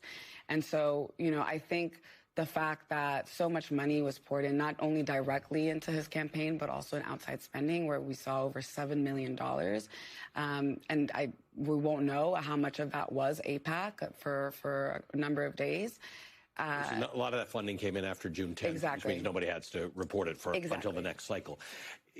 Donald Trump talked about Congress being elected last night. There were 3 of you in the congressional races, and there were 5 people who Zoran Mamdani supported in state races. All 8 of you won. How do you avoid becoming the ad for Republicans? We've watched Zoran Mamdani, and he's managed it very well. Jesus, that pick hits. We've watched Alexander. God damn. Seeing how badly everybody in the media and everybody in like the right-wing sphere is just panicking over this. Andrea Ocasio-Cortez, who has managed it very well. She's become a sort of a very Telling you guys, policy-centered this person. is good. I don't think she's changed any of her views. How do you navigate this road? Because now you are a member of the Democratic delegation. You will be a member of the Democratic delegation, and you're going to appear in all sorts of people's ads. All sorts of Republicans' ads to say, this is what you're going to get if you vote for the Democrats, a communist. I think that is... Hey, Jeff. That framing is one that I've been very proud to be able to say I don't respond to, one in which I have been very intentional to say I won't be reactive. We are presenting a vision of what we're fighting for, and I think for far too long we have had politics that is reactive to what Republicans are doing. What we need is Democrats who are actually going to present a positive vision, one that sets the tone for what we should be talking about, which is the issue of affordability. Which Lito just found a fly. is the issue of how our budgets are moral documents. If we say that we want to invest in working people in this country, then we need to do that, and our budgets need to reflect that. If we say that we value immigration and immigration justice, we need to make sure that that is also reflective in our policy. And so I'm very proud of a campaign that we built that centers those ideals, that centers those values and that vision for what we need as a community. And that's how I'll continue to... The fact that she was the one that was like the least likely to win is kind of surprising. ...to move forward in Congress. And I think that for far too long, this reactive conversation of what we should be afraid of has prevented us from being able to have a politics of hope and a politics of life that Democrats can actually identify with. When the majority of the Democratic base has been seeking for the Democratic Party to actually fight for them, that should be the language that we should be leading with. Thank you for joining us tonight. Again, congratulations, and we hope you will continue to have these conversations with us. Thanks for having me. Daria Lisa Avila Chevalier is the Democratic nominee for Congress in New York's 13th district. All right. See, you can already see that this guy over on Twitch is freaking out. There's good reason for that. Guy's talking about, I can't wait for New York to fail. Which, it's always funny when I hear people talking like that, because they're the first ones to be like, you want Trump to fail. You don't want good things for America. Me, me, me, me, me. Fuck off. People in the YouTube chat. So please thank Blackhawk. Hey! Oh, dude, I think that the botting's done now. Because this 11K watching, that seems a lot more reasonable. The fact that this guy was like averaging 50-something K per stream makes no sense. If you got a membership, I think Blackhawk Command gave about 500 memberships. I'm not joking. Agenda free. About 500 new members because of Blackhawk Command. Thank you so much. Please thank Blackhawk if you got a member from Blackhawk Command. And 500 members at $5 a piece.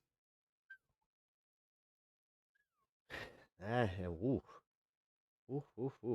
Okay. Okay then. Okay.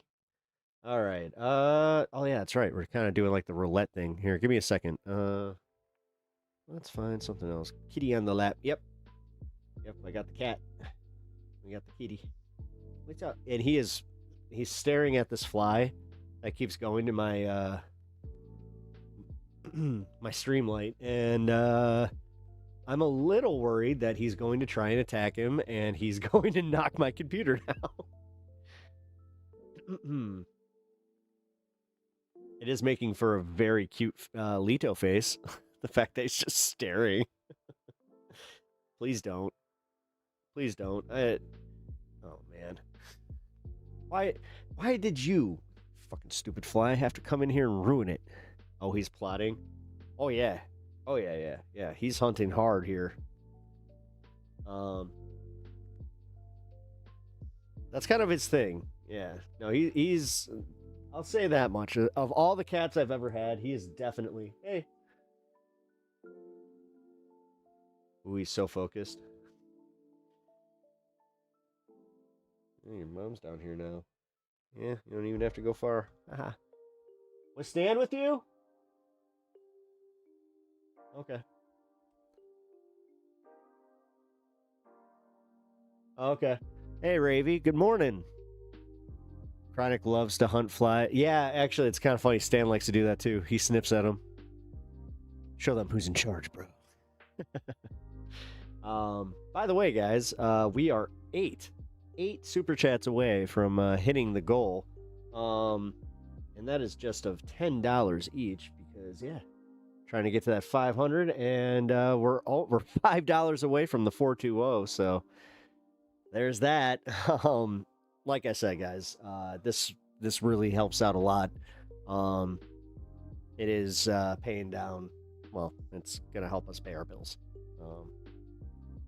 Because I've had a few bills I've had to put off. That happens. That really, dude. The way that medical debt just accrues too, like it sucks so bad when you like you go to like one bit of it, right? And then you're just like, oh shit. Like we have a lot more. That's fun. Much love to Pepaganda. Thank you. I appreciate that. Seriously, I really do appreciate that, guys. Like it's been a rough few months, you know, pretty much since the diagnosis. Things have just been fucking really rough. But we're figuring it out, man. Medical debt shouldn't be a thing. I know, and I wasn't kidding when I said I had that moment where just it hit me like if I lived in Canada, this wouldn't be a thing. And it was just from me like talking about this, where I'm like, guys, like, it just is. I don't know. It sucks, but it's where we're at, and unfortunately, it is one of those ones where it's just like I can't not do it. You know, already done that, man. The fuck? You think that all that's like actually worth, you know, anything but pennies on the dollar for what I fucking bought it for? That's not how that works. But yeah. Since you know what you're talking about, Hans. Also, like, why do you even watch me, man? Like, get a life. The fact that you hate watch people is insane.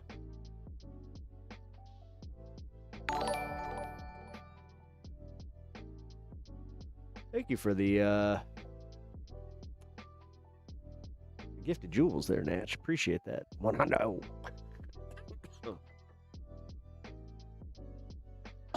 But I also hope that you don't ever have to go into that amount of debt where you have to worry about everything, you know, of no fault of your own. That's the craziest thing too, where it is just like, yeah. Why I kind of hit that point where it's like, no, I got nothing but just fucking, you know, lamentation of our fucking American system, because, dude, holy shit, it's so fucked. Like, when you go through it, it is so fucked. Yeah, freest country ever, my ass. It could happen to anyone. It literally can happen to, like, anybody, especially when you live in America. Like, it's just, it's so fucked. And the thing is, we have insurance and had insurance. Like, this wasn't, it's not like we, you know, we're paying all out of pocket or anything like that. So waiting for the first so I can get that membership. No, I appreciate that, Natch. No, for real, dude. Thank you, like, for even committing. Like, guys, I also want to, like, don't feel pressured. Like, I know that, like, I hate this part of the YouTube thing. Like, you guys know the deal. Just hit the like button, get the stream out there. You know, we can bring more people in. Everything is going Yeah. To unfucking us. Unfucking this mess. Oh, I kind of figured that. Apparently Stan was thirsty from all his treats. For some reason, I can't spend my jewels for gifts. There's no icon for me to push. I think it's in the, I actually don't know where it's at. I've never used it, so. There, but for the grace of God, etc., or the grace of whatever. Yeah. You do a lot, Pep. No, thanks. I appreciate that. I mean, it's just, that's what also sucks is like this jackass over on fucking Twitch acting like we don't already, commit everything pretty much that we have. And I say pretty much because we still got to eat. Fun money's not really a thing and hasn't been for quite some time. Notice how I haven't had any card rips or any of that fun stuff, so mine only shows up if I'm not in the mode to type. Oh, or in the mood to type or in the mode to type? You're getting Lido. It's coming to you. Go get Stan here in a little bit. Sophie, I didn't have for a while. Shows up next to the chat area. Oh, cool.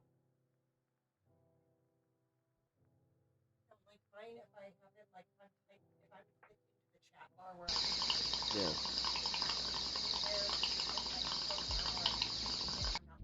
At Colonial Charlie 8702 Oh, Colonel $10. Charlie, thank you for that. I assume they get paid to swipe live feeds and click don't recommend to any left. Yeah, probably, That's probably what's been going on with a lot of the, the channels out there. Because, dude, the fall off is fucking real. Like, this is so weird. So I was talking to somebody, right? They have a bigger channel than me. And he was telling me how he's like, well, I hate to say this, and I don't want to be mean, but you're kind of lucky that you had the lower sub count that you did. I'm like, excuse me? He's just like, you're not going to see like a huge impact because you were like everything, like all the growth that you had already going was like organic. So it was just, you're not going to see a big drop or any of that kind of stuff where he's like, some of us, he was talking about how he didn't know if he had bots, he was like now worried that he had a bunch of bots in his stream. And I don't know, man, like he brought up a good point there. So I guess, silver linings and all. Catzilla has already left me. Where'd he go? Oh, God. If Catzilla left you, then that means he's on the prowl. That's fun times. Information warfare is a real thing, and none of the people equipped to wage any of it are willing to engage in it. Oh, yeah. Yeah. No, it does suck. That's why I try my best, but I also, I try to admit when, hey, sometimes I get a little burnt out. Okay, so 7. We are 7 away. Let's do this. Oh, we skipped past the 420, though. I guess that's, that's probably good for us, right? 425. It's almost painful to put.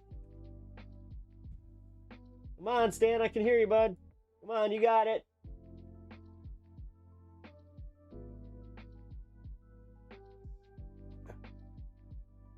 He's gone.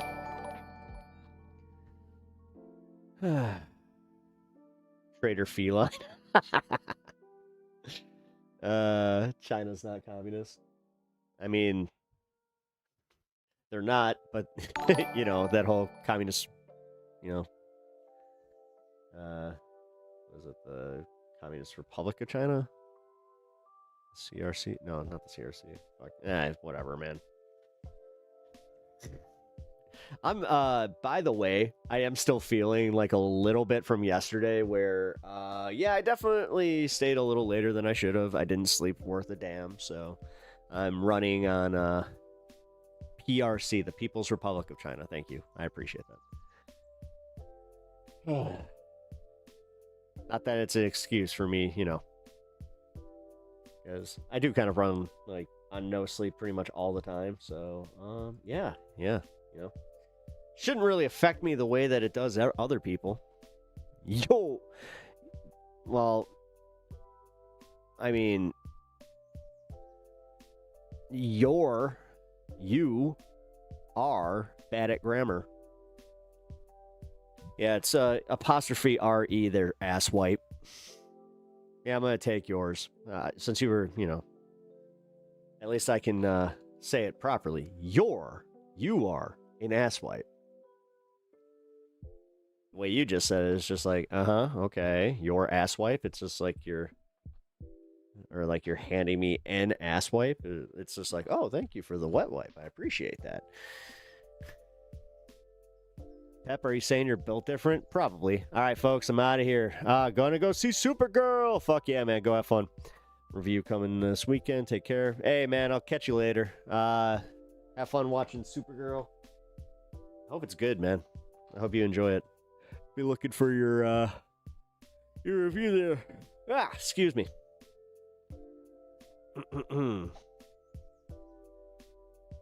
This is my asswipe, not yours. See? Oh my god. So now we're at that point. Yeah, it's CPC, not CCP. Oh yeah, but that's the thing. We call it the CCP. That's why I was confused. Hey, there it is. Marcy, Harumi. Hey, thank you for the sub. Appreciate that. Really appreciate that. Always appreciate somebody that likes and subscribes to the channel and likes to be part of this community. Because, dude, we got a kick-ass community here. I hope you guys have kind of figured that out, that this is probably one of the chillest vibes on the internet. So, ICP. Whoop whoop and Fago. National drink is Fago. Ooh. Are you here for more treats? Are you here for more treats? Okay. Here, actually, let's mix it up a little bit. Let's give you some bites. Whew, these stink. Oh, why do these need to smell so bad? Lito, stay away from them. There we go. Oh yeah, you like these. Worse they smell to me, the better they taste to you, apparently. Oh god, they smell. Oh, oh, why?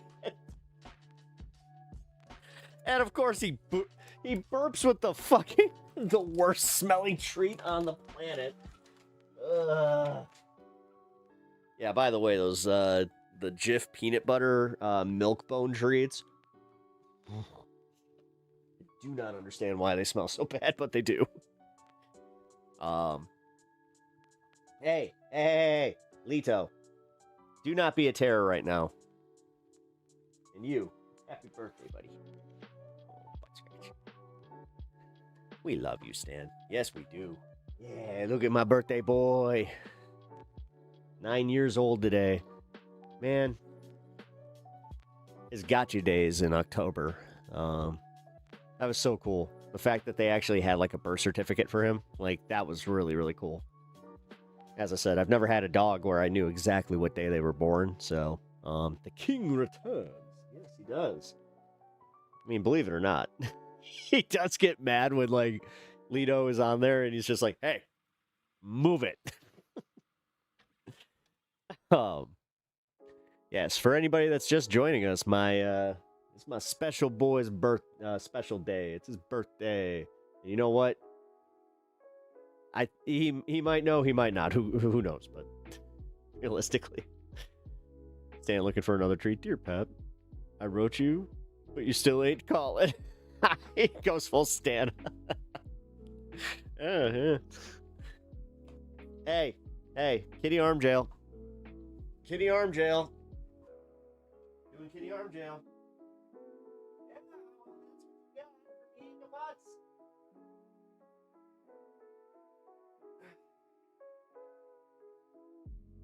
What you get for being a putz?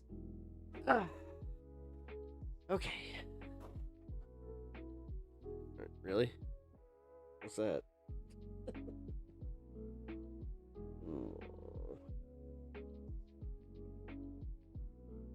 How is something so cute such a terror? You really are you're just so weird. Look at that cute devil. I know. He is just, It almost, it bothers me. Almost bothers me. No, right back to it. Right back to it. It goes right back to the same fucking box. This little shit. I swear to God. All right, that's it. You're gone. No. You're being banished. Go see your mother. Come on.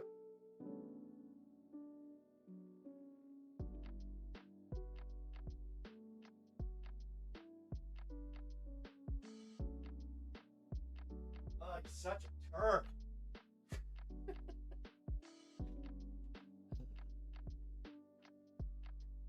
Okay. Sorry about that, guys. He's played you with the cuteness. Well, the problem is, I think what's actually happening here is that Stan keeps getting treats. The cat doesn't get treats every time that he hears the same thing. Like, I've got him trained to this, like, just like him. Hell, that worked so fast. He started realizing really fast where he was like, oh, that means... So the noise means he gets treats, so... When you're staying Oralito every day is a holiday. I mean, I'm gonna be real. Like, yeah, my animals have it really good. My other cat's upstairs just laying in the in front of a glass door watching birds, chewing on a frickin' houseplant that he just whatever. There's no winning that one, so I made sure it's, one of the ones that's okay for cats. I think a dude named Pavlov did something about this once. I couldn't imagine doing an experiment with a cat because, like, how do you not just, like, number one, go crazy? Number two, just, like, have that moment where you start laughing. You're like, oh, wait.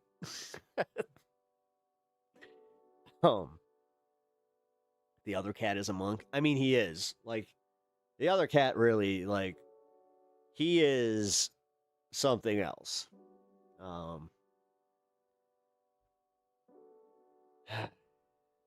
He's like the quintessential older brother. I can say that. And it's also funny because of the way that Lido is. Yeah, he bothers the shit out of him. Oh, I have so many videos of them fighting. It is very funny. One day we will meet the other fabled cat. I mean, I have videos of him here. He actually has one of my, like, most watched shorts, I think.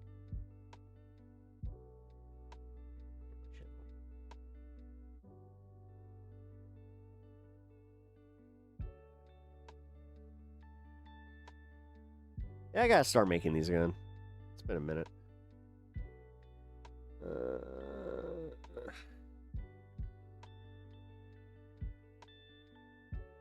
Here he is. There he is. There's my boy. You got hops. Check this out. Whoa! He's hilarious.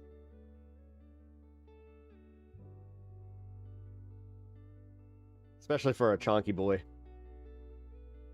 But yeah, I mean, yeah, I got two tabbies. They're adorable.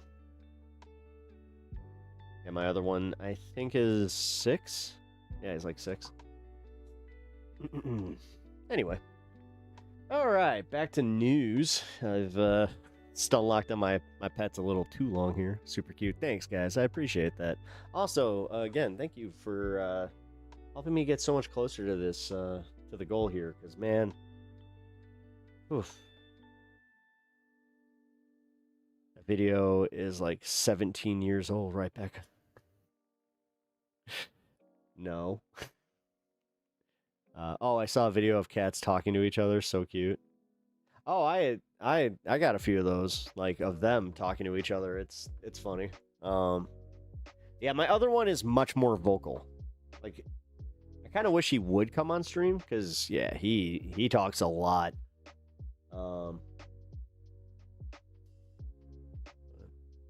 Anyway. Brothers fights happen. Oh, yeah, totally. I mean, all the time. Like, that's kind of their thing. They fight a lot. All right. No, I don't want to talk about that. I don't care about that. Iran strikes cargo ship on UN-backed route of Strait of Hormuz. Still the same news. Okay. It's kind of crazy, like, how we cannot get any fucking updates on this stuff. Oh, God. Here, we got Ben Meiselas. We might as well just go for it. Wait. Nicole and Tim Miller slam Megyn Kelly for cheering removal of Haitian migrants? Oh, of course. Of course she does. I mean, you're going to be mad at, at a tiger for having stripes? What? Donald Trump. Why would you do that? All right, here we go. Iran got reparations for Juneteenth. Fucking Josh Johnson's going for it, man. That's hilarious. All right. Fuck it. We'll do the Midas thing because this is breaking news, and I'm kind of just going with whoever pops up whenever we have a new story. So, well, look at the melted Stan behind me. He's so cute. Trump just had the United States military launch major strikes against Iran. Let me repeat that. The United States military has just launched major strikes against Iran as the ceasefire has fallen apart. CENTCOM has confirmed, and CENTCOM said they did this in response to Iran striking a Singapore vessel that was not using the IRGC route in the Strait of Hormuz, but was using an Omani route that the United States was encouraging cargo ships to use, which Iran said yesterday was a violation of the ceasefire, which permitted Iran to administer the Strait of Hormuz. So here's what we are learning. The U.S. launched new strikes in southern Iran. At least 3 explosions were recently heard near Sarik, and what is expected to have been a U.S. response to Iran's attack on the cargo ship in the Strait of Hormuz yesterday. CENTCOM has confirmed the strikes. This was the message that CENTCOM issued. U.S. strikes Iran in response to attack on commercial vessel. U.S. Central Command CENTCOM. I want to hear him on helium. That would be funny. Forces conducted strikes against Iran June 26th. I still don't understand how his voice works. As a powerful... Because, like, right now, he's doing, like, the thing where he sounds very monotone and it never breaks. It's not like when he has his...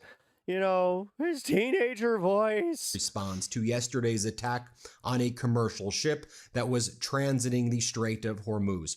U.S. aircraft struck Iranian missile and drone storage locations and coastal radar sites after Iran hit the Ever Lonely vessel on June 25th with a one-way attack drone. The Singapore flag cargo ship was exiting the Strait of Hormuz along the Omani coast at the time of Iran's attack.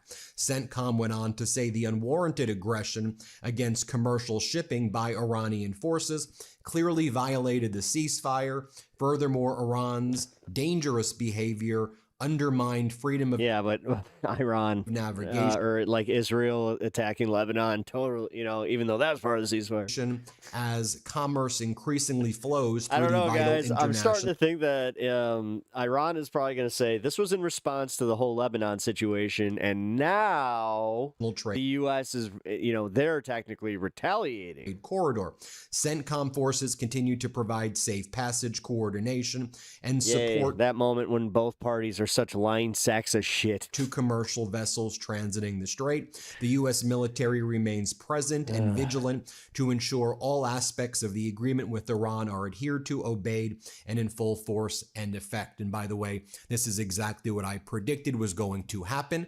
Marco Rubio has been in the Middle East, meeting with the Gulf Council nations. I said that Rubio was trying to rip apart the ceasefire and rip apart the Memorandum of Understanding. Iran said, look at paragraph 5 of the MOU. It says, we administer the Strait of Hormuz for 60 days. That traffic is free, but it's under our control. The United States said, actually, we're going to encourage ships not to go through the IRGC-controlled lane, go through the Oman lane. Iran issued a warning, do not go through the Oman I think that he records at night with the gain turned up so he doesn't have to talk so loudly. lane without our permission, or we will open fire. A ship tried to go through the Oman lane, and then... I mean, he's got a pretty significant distance between him and his mic, if that's the case. Iran opened fire. Other ships then turned around and went back. And so Iran said, you violated the ceasefire by encouraging ships to go around the IRGC. And then earlier today, Donald Trump posted the following message. The Islamic Republic of Iran shot at least 4 one-way attack drones at ships transversing the Strait of Hormuz. One of the drones solidly hit the upper deck of a large and very expensive cargo-carrying ship. Damage was done, but the ship was able to proceed on its way. We knocked down 3 other drones. Obviously, this foolish violation of our ceasefire This is a foolish violation of our ceasefire agreement.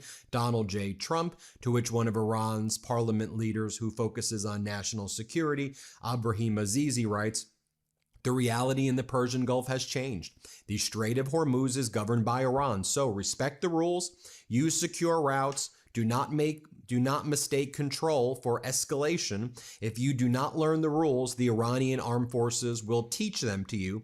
This is not a violation of the ceasefire. It is ceasefire management. Iran's deputy foreign minister, Garbabadi, wrote earlier in the day, before the United States launched the attack, safe passage through the Strait of Hormuz with ambiguous arrangements, parallel routes, or decision-making outside of Iran's considerations, as the coastal state cannot be guaranteed. Any credible framework must be based on coordination with Iran and the provisions of paragraph 5 of the Islamabad Memorandum of Understanding. Otherwise, the outcome will be the suspension of the designated parallel route.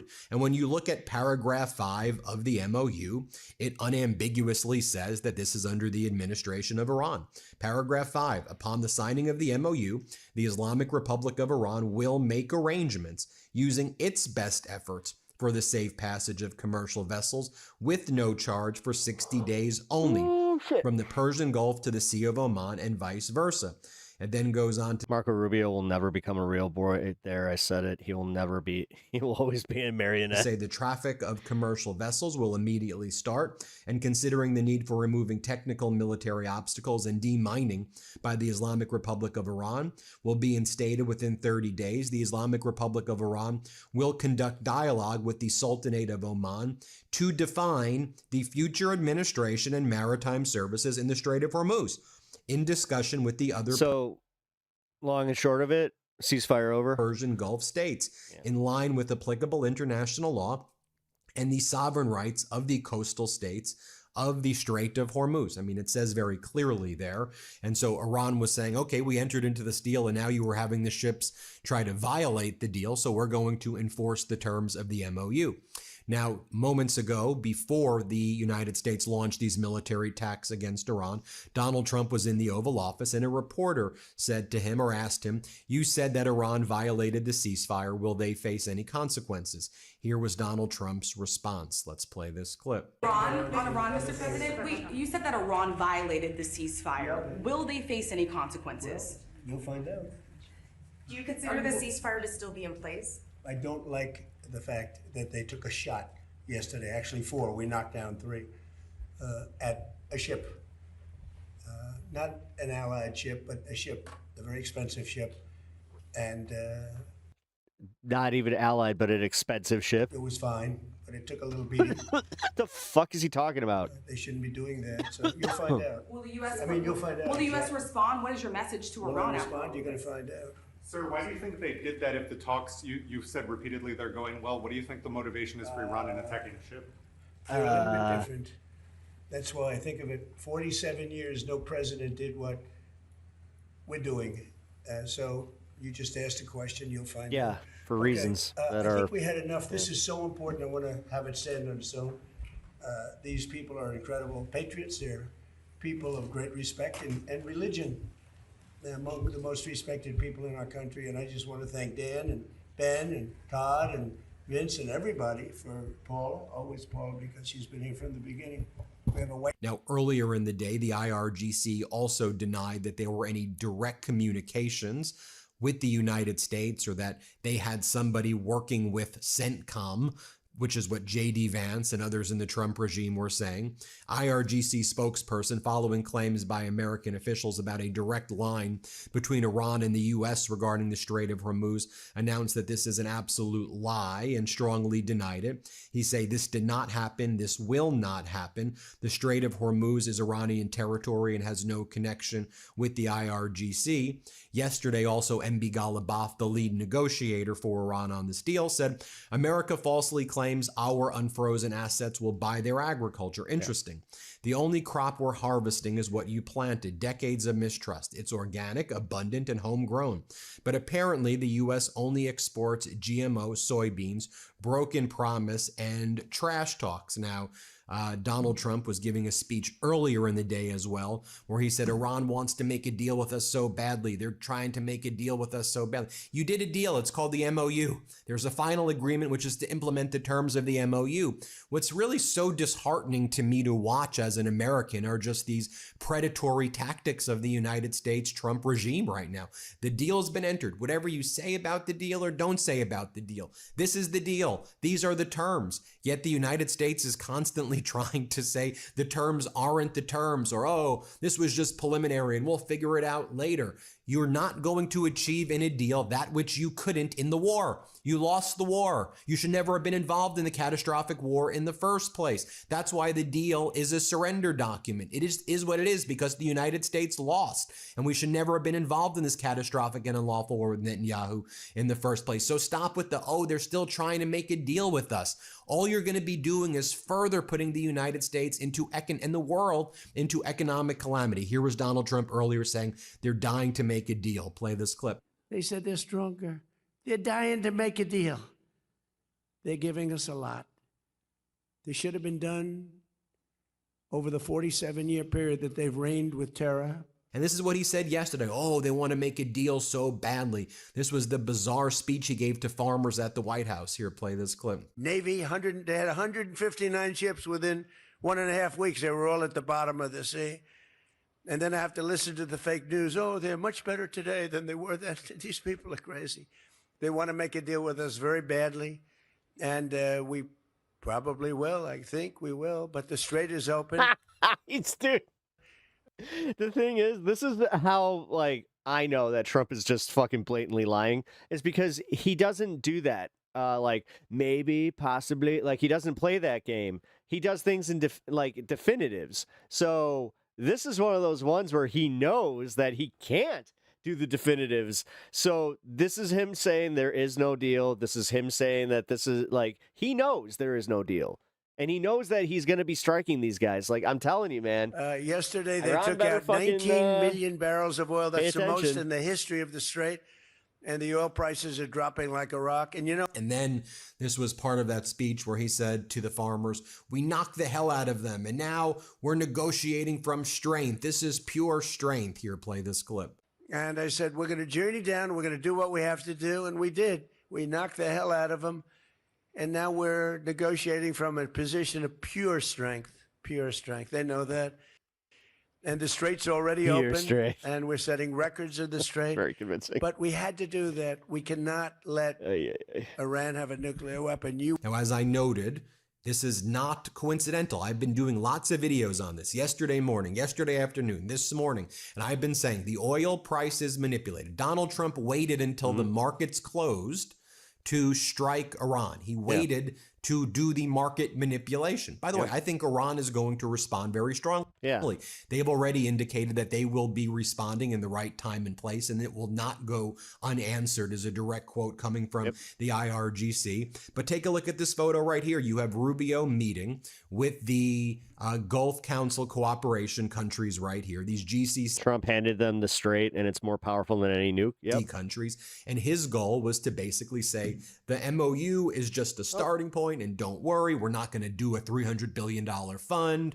Oh, did I run off our pet? No. Don't worry, we're not talking about to do tolls on the Strait of Hormuz. Don't worry, the terms that are in the MOU are just temporary, when in fact, these are binding terms. I mean, you had the Iranian Foreign Minister Araghchi yesterday call the Omani Foreign Minister, where they further confirmed that there would be likely tolls and fees in the Strait of after 60 Hormuz. days. I mean, dude, Iran likely. Also, they just said it. Like, God, giving warnings to the Israeli jets that are in the region as well. And so, as I've always been saying, things have been escalating significantly in the Strait of Hormuz. Oh, you got a MAGA pet to play with. I said that the ceasefire was very flimsy to begin with. And the dropping of the Brent crude prices to $72.53 made absolutely no sense because of how flimsy this ceasefire is. And we're seeing the ceasefire just completely fall apart right now, as CENTCOM has confirmed these United States military strikes against Iran. Like, I bought gas, what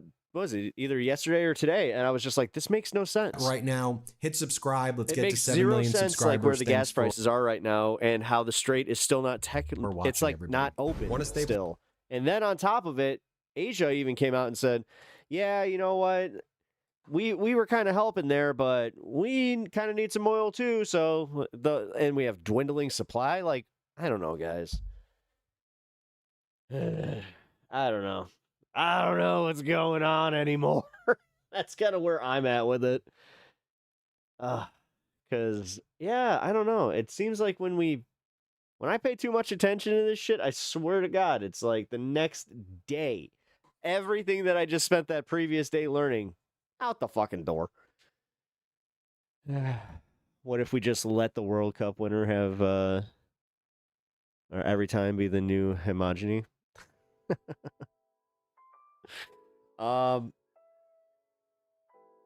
Sure. God, you guys see that funny ass report that Scotland, like the Scottish fans bought an entire town out of beer, and all they had left was Bud Light, and they wouldn't drink that shit. Oh man, you know it's bad when the Scottish will not drink some fucking drink your beer. That right there is like, it's the same way that like Dasani. You guys this was so funny during the pandemic when everybody was going crazy buying all the water and there were just cases left of Dasani because everybody just went, yeah, fuck Dasani. And then I like how Dasani was like, oh, nobody likes us. Maybe we should take the salt out of the water. And people were like, yeah, that was a good start. What are you doing? U.S. will win the World Cup. Sure. I don't even know who's in like the finals or any of the bracketing. I don't care. I genuinely don't give a shit. What if they lose though, Terry? Then what? Is that you not getting your way so I can just be like, haha, Terry didn't get his way? Let's see. World Cup brackets.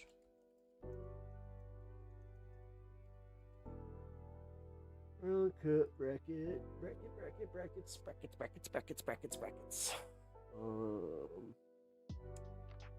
USA versus Bosnia. Be determined, and then they go to a final.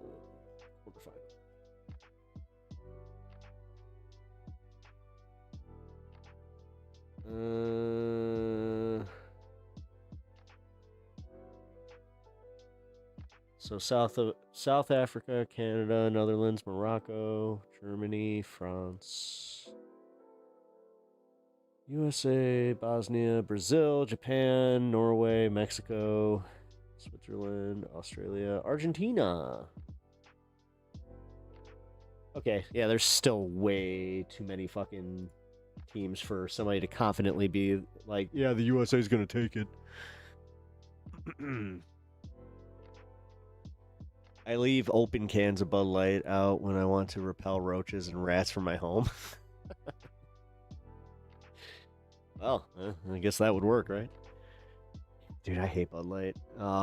It's funny because somebody in my family, every time we go visit, he's just like, you want a Bud Light? I'm like, I'm good.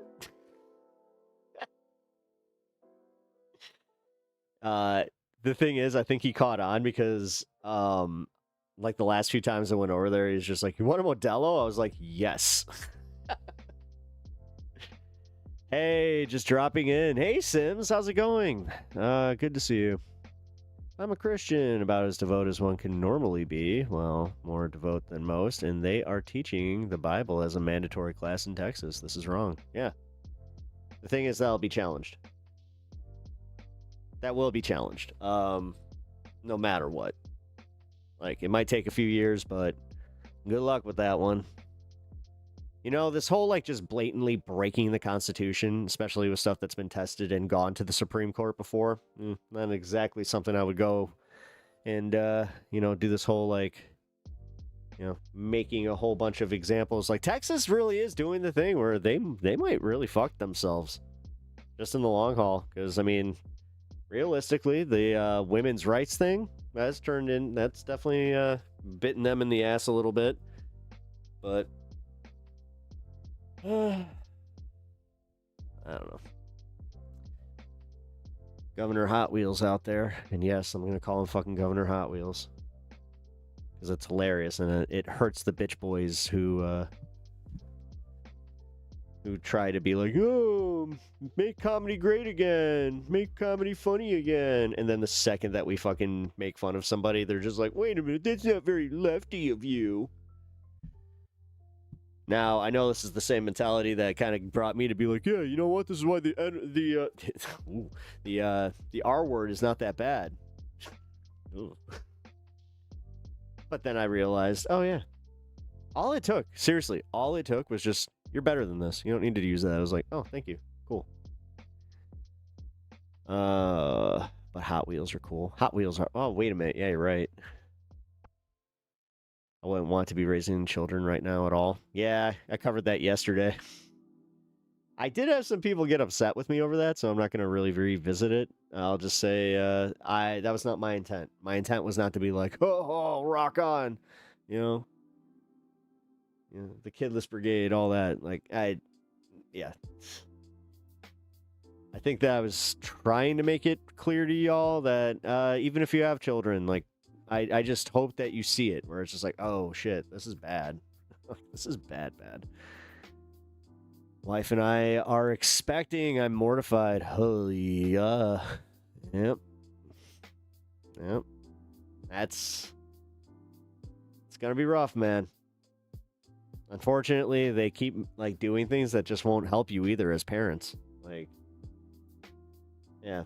You know, that whole paid time off thing that the left wants. God damn those leftists, those stupid lefties wanting paid time off. God. Maternity and maternal and paternal rights. Like, what are we? Oh, God. We can't have that. That's stupid. It's ridiculous. But also, yeah, congratulations, Sims, actually. You know what? Don't be scared. It'll be fine. Don't listen to idiots like me. Just pay attention to the things around you. Do whatever you possibly can to fucking, you know, make sure that they're okay. But you're perfectly clear they're just butthurt. Yep, I know. No, they are. And, like, okay, so this is where, fuck it. I'm gonna just say it. Like, I experienced this a lot in my real life, too, where I've talked about this with people that, you know, they got their kids, and, like, dude, I'm sorry. There's nothing weirder than when they, like, try to do the thing where they're just like, you don't understand, and blah, blah, blah, like, yeah. Not respecting, you know, the choice to not have children. That's a big one, man. God damn. Always try to fucking convince us, like, oh, you don't know what you're missing. And then every time I see them, they look fucking just completely beaten down. Well, that lasted 2 minutes. Yeah, I know. Damn it. You have to keep a positive frame of mind. Wife and I just know that we can't do it financially, and we will just have to figure it out. Yep. Yeah, it sucks. Although, I'm going to say this much. When you do have your kid, the whole figure it out thing becomes a lot more, like, doable, because you start Like right now, you're probably thinking, oh, I got to cut this. Oh, I'm not going to be able to enjoy this. Blah, blah, blah, blah, blah, blah, blah, blah. Nah, you will figure it out and you will be able, like, it'll be fine, man. Honestly, it will be fine. Yeah. You know what? People who are dumber than you and poorer than you have figured it out. Therefore, you're fine. I hope that was the pep talk that you needed there. Welcome to Pep Talks. People are stupid. And you know what? You're smarter than them. You indeed are more capable than the average person. You won't have time for any of it, so yeah, it's true. I value my free time too much to have children, especially since I work with them. Ooh, yeah. Yeah, I'm kind of the same way. Like, I love having, well, free time. Let's put it this way. If I had kids, I would not be able to do this, obviously. You know what drives, like, it's crazy to me that, like, guys that do this and have kids. That shit's crazy. Yeah, man. And also, like, I have a level of respect for those guys that's just insane, but I get it. I get why, like, AG only does 2 hours. Like, I totally fucking get it. There's a lot of not so great parents. My argument for my friends that have kids is simply, you are better than most. Obviously, I respect their decision not to have them yet or ever. Yeah, no, I've been told the same thing. And I will admit that I know that. Like, I know I would be a kick-ass dad. Like, if I became a dad, I would be fine.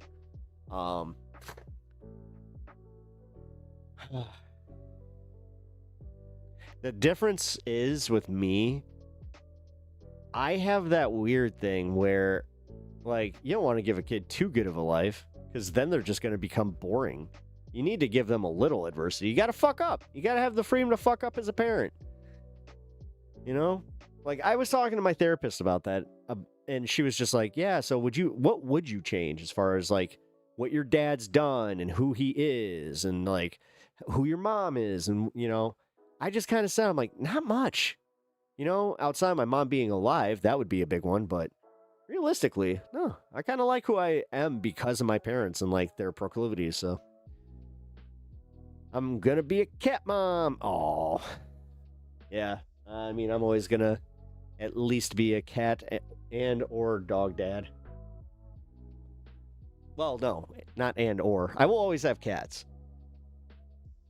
Yeah, cats are something that I don't know. I can't quit the cats. Dogs, yeah, I don't know.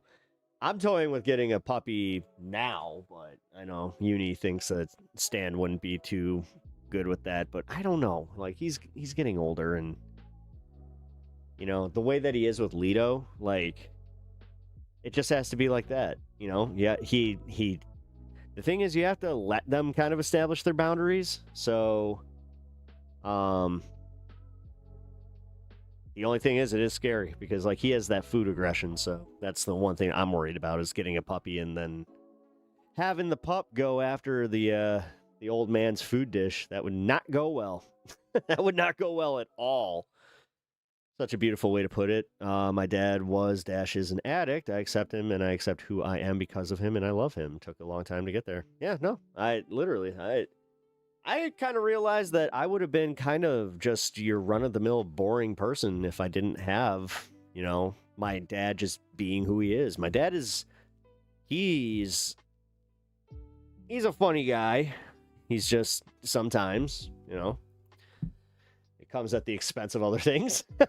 So, oh, Lito crashed. Oh, look at him. This is him right now. He's laying on my wife's lap. So cute. That's also why I think that it'll be easier to give Stan his treats. Hey! I got very lucky with my dog in many ways, and she's great with cats, so are a local safe house of sorts. Tried bringing a second different dog, and he didn't work out. Yeah, see, that's the thing. So Stan, you would think he would be an only dog, especially like when you meet him, you'd be like, oh yeah, he's definitely it. But he was so dependent on like my other dog that passed recently. Like, yeah, that's where I'm kind of like, no, because like once he gets that pack mentality, even he starts kind of like going, nah, like, you're cool, we can chill. It's just, he's an old man now. He's not that, like, he doesn't play, Whereas my other dog, even like, she was 15 years old, and like, she would play with, a little puppy, or she'd let a puppy just like, start playing with her ears.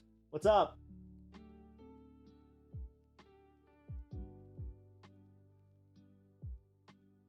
Oh. He's saying, oh, the wife just put the foot down. She's just a no. Well, I guess that's that. Loud knocks at Natch's door. Plant police, homicide division, open up. Oh, shit. Well, if that was the thing, then they would come and arrest my cat, because my cat, not Leto, is what we'll just call him. So not Leto. He loves to destroy plants. Like, I found him chewing on my aloe plant, which cats are supposed to not like aloe.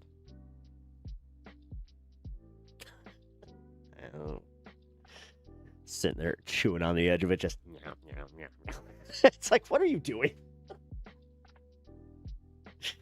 The one thing that I love about my other cat is like, all cats are based. Nice. Yeah, brand new meaning to ACAB. Litigious Leto. Oh my god, dude. All right, so what would Leto would litigate me not feeding him on time? That'd be a big one. That'd be a real big one. Enough food. That would be, and also not giving him the Chiru, because oh my god, that cat, it's insane how much he loves that stuff. Like, I know cats love Chiru, and like, it is like kind of the, it's almost like a joke at this point, where like every cat owner that's ever brought that stuff out and like, gave it to their cat, the second that you give it to them, they're just like, oh, that stuff is really good. We are now trained to that. Should see the way both of them react to yogurt. Oh yeah, that's another one. Yeah, yogurt. Yeah. Actually, you guys can see the picture of my two cats trying to eat my yogurt. I put a picture in the Discord. So if you guys are part of the Discord, go check that out. Yeah, they are. Yeah. And it's crazy, like how crazy, like they just go nuts over it, or they're just like, yogurt. Fucking knocking each other off the counter to get to it. It's hilarious. Your redhead healer also hates my neighbor, because I think all of us believe neighbor poisoned Brutus, just couldn't afford to prove it. Oh, you got one of those neighbors? Dude, I was worried about that with him. I was worried that my neighbor was fucking putting some stuff on his like on the side of the fence, and oh man, damn, discrepancy after the mental counting Leto was doing earlier. Yeah, it's fucked. No, see, that's something that would make me that would make me into not I can't even say, like, that would just fucking, that would wreck me as a person. And the thing is, like, I don't know, man. I don't know. That's like a you want to ask your friend to borrow some jumper cables. Anyway. Yeah, baiting happens a lot around here. Yeah, dude, that's disgusting. Like, even if you're not into pets, what the fuck? Yeah, dude. Yeah. Oh, it's because, like, again, they think because they pay for their land the same way that you do, that they're entitled to silence and shit like that. Trust me. It's weird because I actually kind of had a similar thing when I finally got my own space. So I didn't know, like, you'd think it'd be the opposite, where it's just like, like, it doesn't bother me. But dude, I had this I have this neighbor. I actually have. So I have a neighbor that for a while, man, I could not fucking do anything in my, like, outside. I couldn't open my windows because they would be blaring Christian country country rock. Like, it's the worst fucking music ever. Like, it's taking the three worst genres, blending them together to just make fucking ear vomit. It's disgusting, and it's literally, like, it's insulting to listen to. Just to every sense. Because the other thing is, it's lame as shit. And then every once in a while, they would fucking mix in some of the, like, what I would just call the lamest country songs. Like that fucking, they like that Applebee's song. Like, who the fuck actually likes that shit unironically? Like, you fucking loser. Jesus Christ. I'm sorry. I'm calling it like I sees it. You like that bullshit, then fucking, I question all of your taste. It'll be a chicken fried, cold beer on a Friday night. Fucking, ew. Ew. That's Americana right there.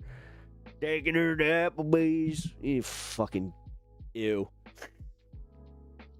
So much fucking ew.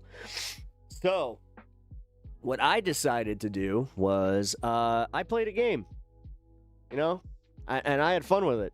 So, you know, like those big ass speakers? Like, I got myself one of those, and I love that thing, by the way. It's one of my favorite things that I have. You know, the things that I hate every time I see one, like when we're covering a protest, because I know exactly what's coming. So I take this outside. I should say, because I haven't had to do this since I got the speaker like 2 years ago. So I did what any good fucking person would do. I took a decibel reader, number one, to prove that they, in fact, were over 8 decibels, because, yeah, I'm that guy. And then I wanted to make sure that I at least matched it, because it's like, all right, well, fair game, right?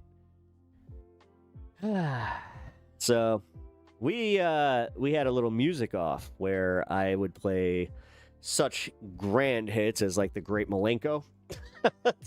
Fucking a lot of ICP.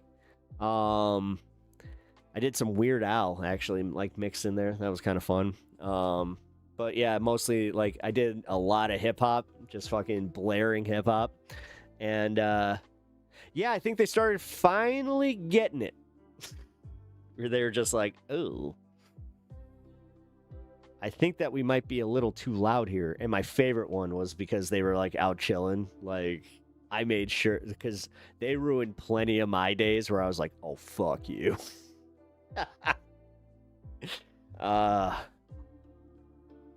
You know what's really fun?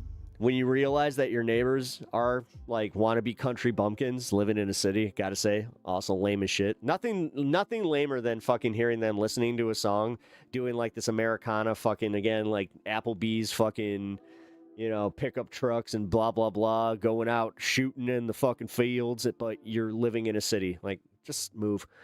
Like, please. Do us all a favor. Just go. But yeah, my favorite one to play was Japanese anime intro music. Just fucking literally playing the Evangelion fucking intro, just pretty much on repeat. Do do do do do do do do do do. Playing Bad Bunny, because again, I like playing music that it's like, I know you can't understand this and this is gonna piss you off. Good times, good times. So, moral of the story is I won. I won. Those assholes have not. They have not fucking had their speaker out to have some music out while I am anywhere near, like... Actually, I just think they just stopped. Like, they might have taken that speaker out because I think this was hardwired too. God damn, though. That felt good. He was standing up on a bucket. I mean, can you just imagine me, like, again, like this, Say Anything, just fucking, like, John Cusack holding my speaker up, just like, yes, you will listen to this. I mean, I swear to God, the next time they, like, if they do start pulling that shit, I'm putting political shit on. Like, all right, guys, you asked for it. Your other neighbor cut the cord. I almost said he thinks he is a good bunny. If your Bluetooth speaker is available to pair, catch me blasting. Oh, the thing is, I did that. I did that the first time.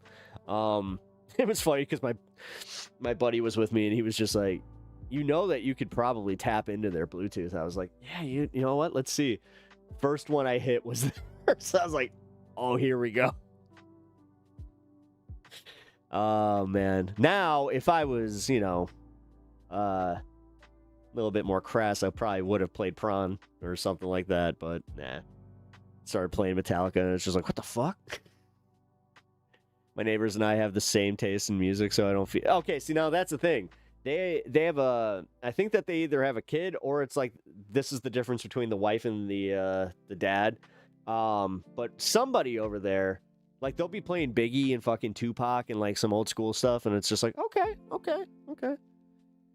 If they do it again, hit them with the We Are Charlie Kirk. The Fago cannon is slightly... Oh, yeah. No. It's gross. It gets sticky as shit. That was the one thing that I was just like, oh, damn, they go for that. Okay. I'm glad that I had the heads up, though, where I was told, if you don't want to get, like, you know, blasted by Fago, it's like, then don't go anywhere near the front. I was like, oh, okay, cool. I did get to do the split, though. Like, we did the mosh split. I was there to see Cottonmouth Kings, though. So I felt a little, you know, out of place because, like, I liked ICP, but I am not a juggalo by any means. So, which is weird because I've seen them like 3 or 4 times just because of that. I also got to go to one of the gatherings. That was something. It is definitely, oh boy, if you're not into it, it gets to be a little much. And also, you see some shit, like, literally, man. This is what really was, like, disturbing. I saw more than one grown-ass person just fucking dropping trow and just fucking, like, doing their, like, that shit was wild. Like, quite literally, they were taking a wild shit, but also it was just like, what the fuck? I don't know, man. I did have fun. You know, they got some they got some fun stuff. You know what I mean? They're definitely not short on that. Also, the campground, surprisingly, one of the cleanest I've ever been to. Bonnaroo was one of the nastiest fucking festivals I've ever been to, where, holy shit, dude. Ugh. Yeah, believe it or not, with the fucking, like, people taking, you know, outside dookies. Yeah, well, at least it wasn't, like, outside a fucking tent, and then you slip in somebody else's puke. God, that was... Ugh. I hate festivals. I really fucking hate festivals. Sims. Yeah, you kind of said it. Did Kirk Hammett fall? December when concerts. Wait. Listening and lurking as I get ready. Nice. Hey. I'm one of the get ready streams. That's not what that means, Pep. Oh. Like, wait a minute, I'm one of those, like, I'm part of a popular genre. Yeah, get ready with me, right? Right? All right. Let's see.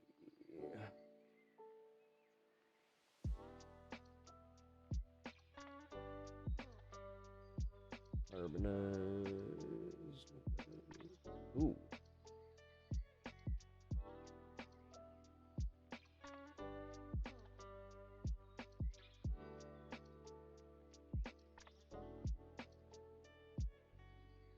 Ooh, here we go. We finally got it. All right, this is what I was waiting on. Al Jazeera's coverage of this. This will probably be the last update that we get for the night, unless anything else happens. But I was trying to get it at least from all the applicable sources here. Turning to our breaking news, the new strikes carried out by the U.S. military in around the Strait of Hormuz. Our White House correspondent Kimberly Halkett joins us live. Kimberly, it wasn't really clear, was it, what was going to happen when Donald Trump had posted on social media, and then we see this news come in, a statement from the U.S. military. Can you tell us what it said exactly? Yeah, that's right. The U.S. Central Command Is the war hot again? Yeah.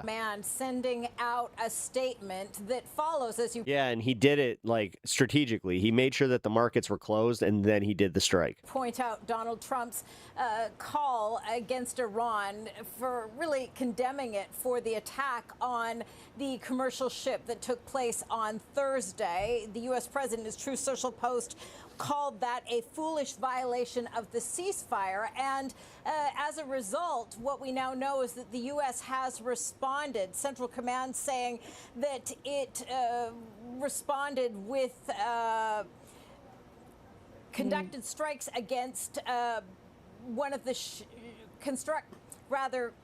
conducted strikes against Iran for its drone attack that occurred on Thursday against 4 commercial ships. Damn, I've had that moment where you're just like, you kind of feel like you're having a stroke, and it's kind of scary. Strait of Hormuz, one of which we know was actually damaged I'm in a somewhat. hole. And I'm in a hole. I think it's important to note in all of this that what CENTCOM is saying is I'm in a hole.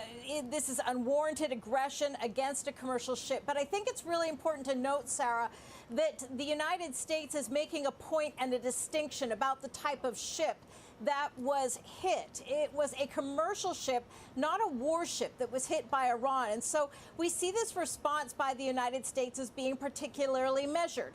Why? Because there are negotiations going on. We're in that 60-day window following that signing of the Memorandum of Understanding to de-escalate and continue the ceasefire. And so I think we have to look at the CENTCOM response that the United States has retaliated, if you will, Donald Trump's Truth Social post, and also, I should point out, Donald Trump saying in the last hour from the Oval Office, when asked if there would be a response by the United States, he said, "You'll find out. You're going to find out." Well, now we found out.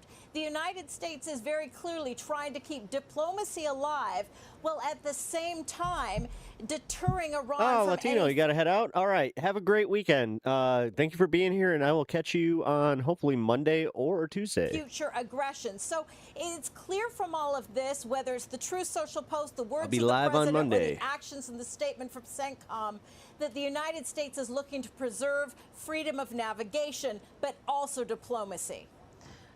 All right, so earlier when Trump was saying, you know, he described it as a foolish act by Iran striking a commercial vessel. I mean, Iran has said that they didn't really even say that they had carried this attack out at all. So we haven't had any official word on that just yet. But when he said that and then has now followed with this, doesn't that risk Diplomacy's the dead and gone. memorandum of understanding that is in place at the moment? This is the first real test since that Memorandum of Understanding has been signed. And it doesn't matter that Iran hasn't claimed responsibility. If the United States perceives, then perception is reality, at least in the United States' eyes. And so as a result, it has responded. But this is, as you point out, the first major military retaliation since the ceasefire, since the Memorandum of Understanding. So this is clearly a major test of diplomacy for the U.S. president. And what this does is, again, essentially broaden things out. This is the United States saying, look, we're going to preserve freedom of navigation. We believe Iran targeted a commercial ship, but we also noticed that you didn't target one of our U.S. This poor woman. warships. I And feel so bad as for a her. result, once again, this is a more measured response by the United States.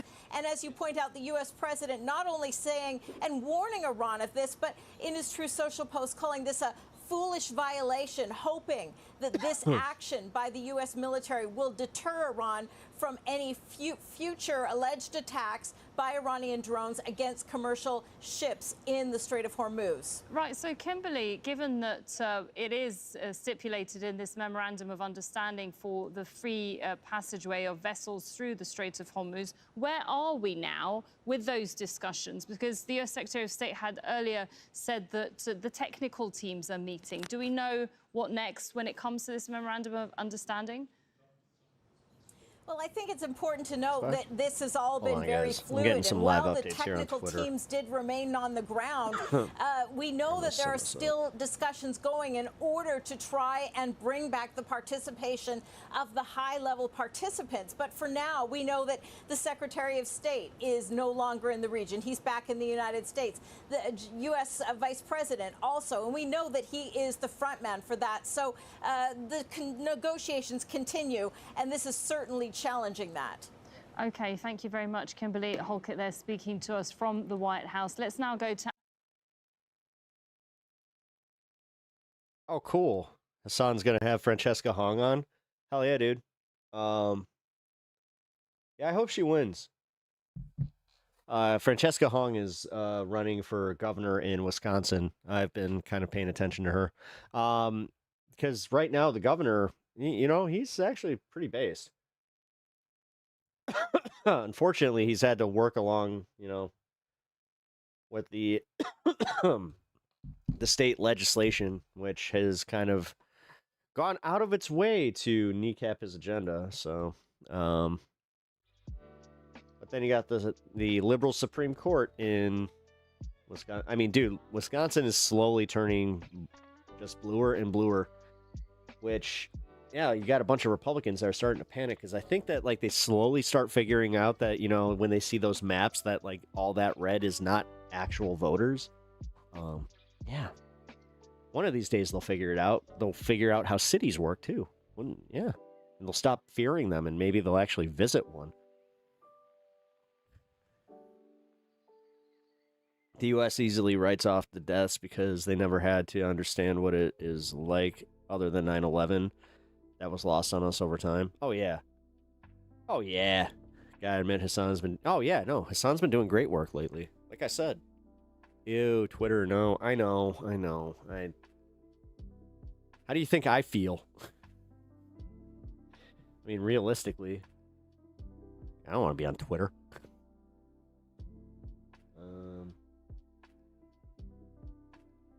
Let's see. What else we got?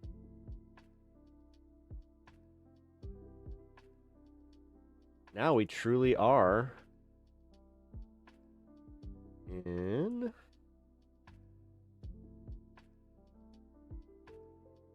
the roulette mode. Okay, let's see. In a war zone, the reality of seafarers. I don't care. Early details about U.S. retaliatory strikes on Iran.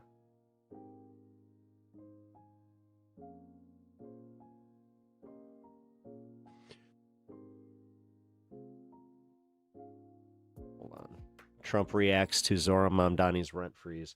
You know what? Perfect. Let's get his take on this so we can watch the bit on what's going on. For the first time in history, the powerful Rent Stabilization Board, as an example, that sets rents in New York City, just happened today. They've done it for years and years, and they've been very far left. They're run by Democrats, and they give landlords a hard time for years and years. It's called rent control. They give landlords a hard time, but they always give some increases so they can survive. But they just came out, first time ever, with a ruling, 0 rent increases for landlords, 0 for the next 2 years, despite the fact that energy, supplies, real estate taxes, and just about everything else has gone up. They're supposed to allow you to have that. 0.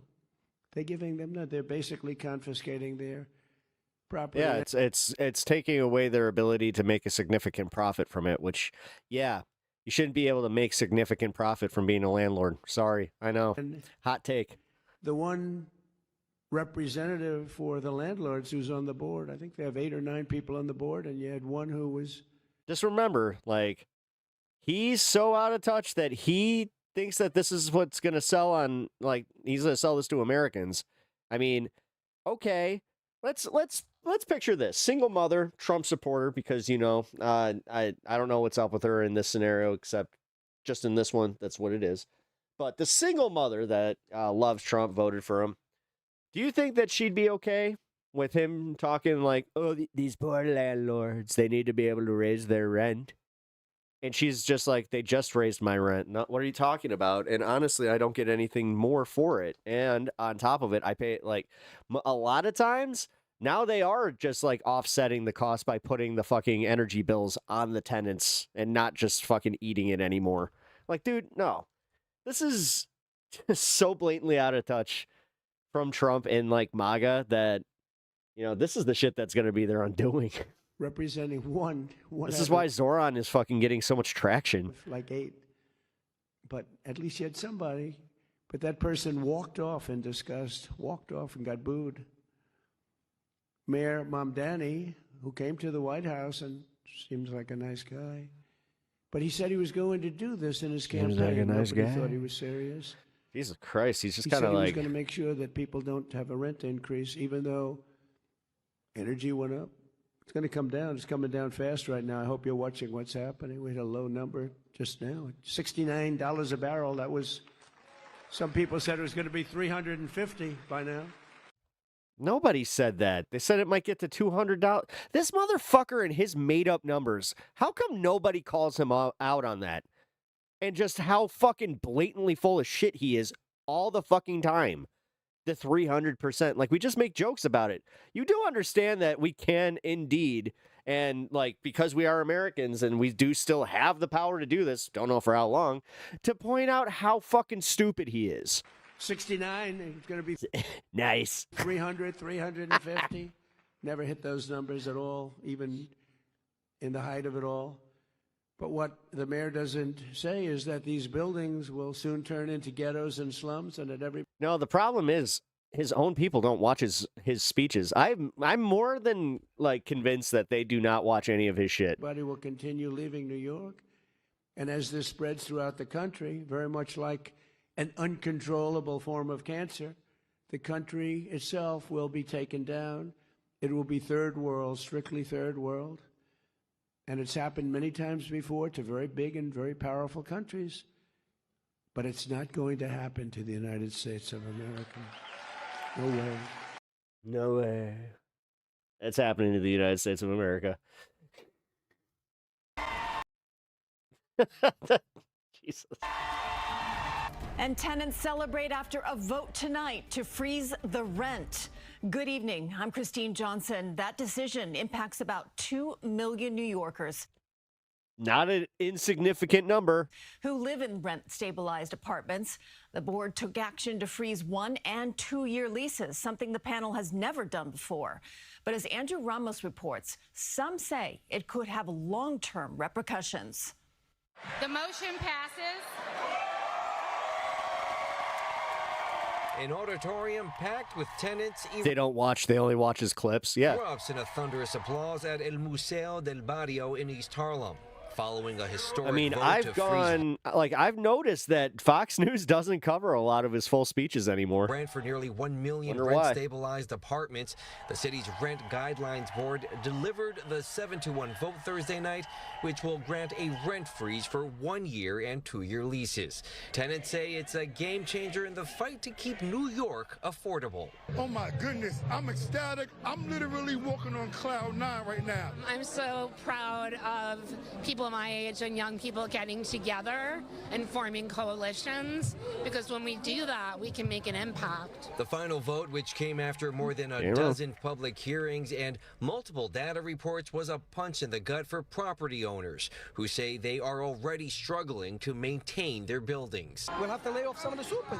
Only choice. It's a business. People don't get it. Housing has costs, and this has become a political game. Mayor Mamdani, who made freezing rent a centerpiece piece of his mayoral campaign now fulfills a campaign promise. In a statement, the mayor said in part, "This is the relief that working people across our city deserve."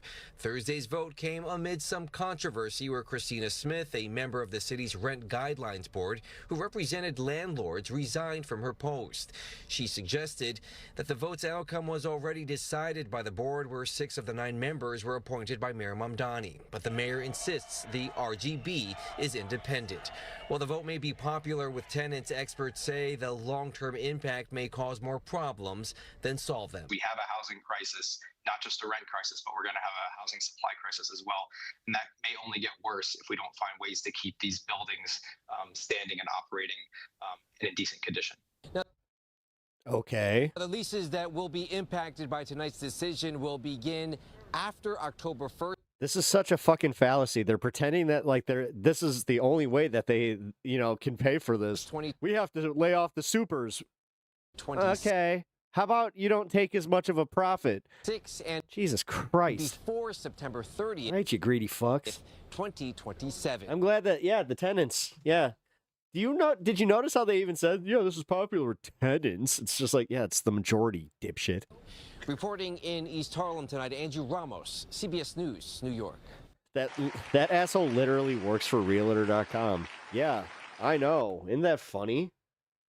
Like how it's always these fucking special interests that have the fucking loudest voices. Isn't that just crazy?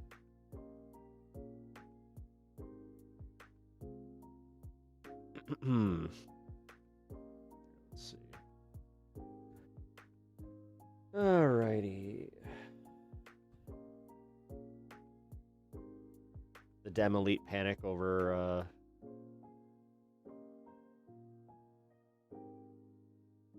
I'm done, Carville, Dem Elite crash out. Alright, let's do that. Fuck yeah. Also, real quick, if you guys are just joining us and haven't already hit the like button, shared the stream, and subbed to the channel, please consider doing so. And also follow me over on Twitch, because we do some exclusive content over there where it's very 420 friendly. So you guys, if you're interested in joining that kind of show and having some fun, definitely drop a follow over on Twitch. Also, Ken, what up? Thank you for holding it down over on Twitch. Appreciate that. Also, guys, just want to say thank you. I know I say this a lot, and I have been saying it a lot, but I fucking mean it, man. It's just thank you. You guys have been a significant portion in keeping me sane and keeping me going here. So, means a lot to me, guys. It's fucking A. This is one of those times too where, man, I wish I could just tell you like exactly what's going on. But some of this stuff needs to be handled, like a normal fucking situation where, you don't talk about it on the internet. But think of the landlord's mortgages. Why would I? I'm not thinking of the landlord's mortgages.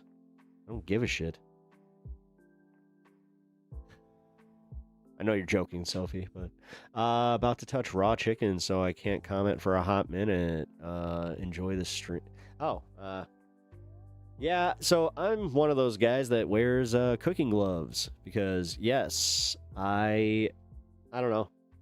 It makes it a lot easier to cook because you can just change your gloves for each thing that you're doing, and also just ewy. I gotta wash my hands after every dude. There's nothing more. Like, I just had this happen. So I was making myself a burger and I was making my wife a burger. She cannot have anything but turkey burgers right now. So I had to literally do this where it's like I made my patties, got them ready. Patties. I mean, I do like the meatball method and smash those bitches, make some smash burgers because, those are good. But I had to do it like so strategically where I was just like, okay, take these off. Do the turkey burgers. But then I got outside. I'm like, God damn it. So I just ended up fucking, again, barehanded, just And I had to go and wash my hands anyway. I wash my hands like 10 times every time I cook. Yeah, dude, it sucks. It's why I started buying those the cooking gloves. I said this earlier, but seriously, my apartment's heater has been broken for 3 years, and every time they raise my rent by the max they possibly can. Yeah. Oh, yeah. They paint fucking over cockroaches, and, the landlord special is a thing that we all laugh at because we've all had it. I mean, dude, I lived in 2 just absolute shithole apartments that they were charging literally the fucking market rate, if not more. Like, the second one was even more. And they tried to convince us, like, oh, you got the extra room. It's like, who cares?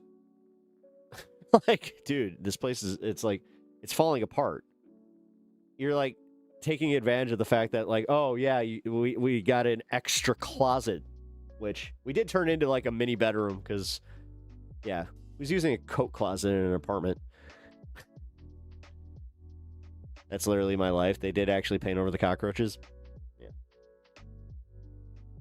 That sucks. God damn it, Sylvie. I'm so sorry.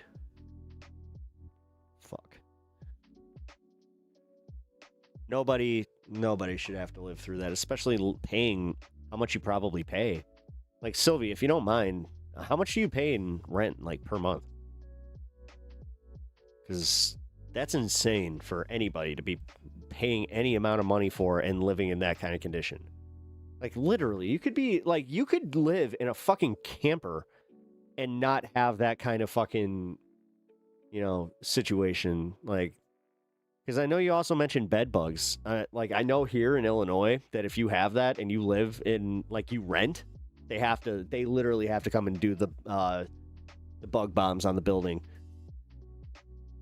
And if they don't, then you just report them. You report them to the city. You have to. The thing is, I get so fucking sick of this, where so many people say the same fucking thing. I don't want to, because honestly, like, then they'll probably kick me out of my unit. It's like, no, this is anonymous. Like, I have had to do this before. It is an anonymous process. They cannot find out who said what. So just don't be stupid. We're text on the screen, but you deserve it. Oh, thank you. I appreciate that. We are text on the screen, but you deserve this. Thank you, Talavani. I appreciate that. You're more than text on the screen to me. I mean, literally. You are. I'm blessed to be, yeah, I mean, same. I am too.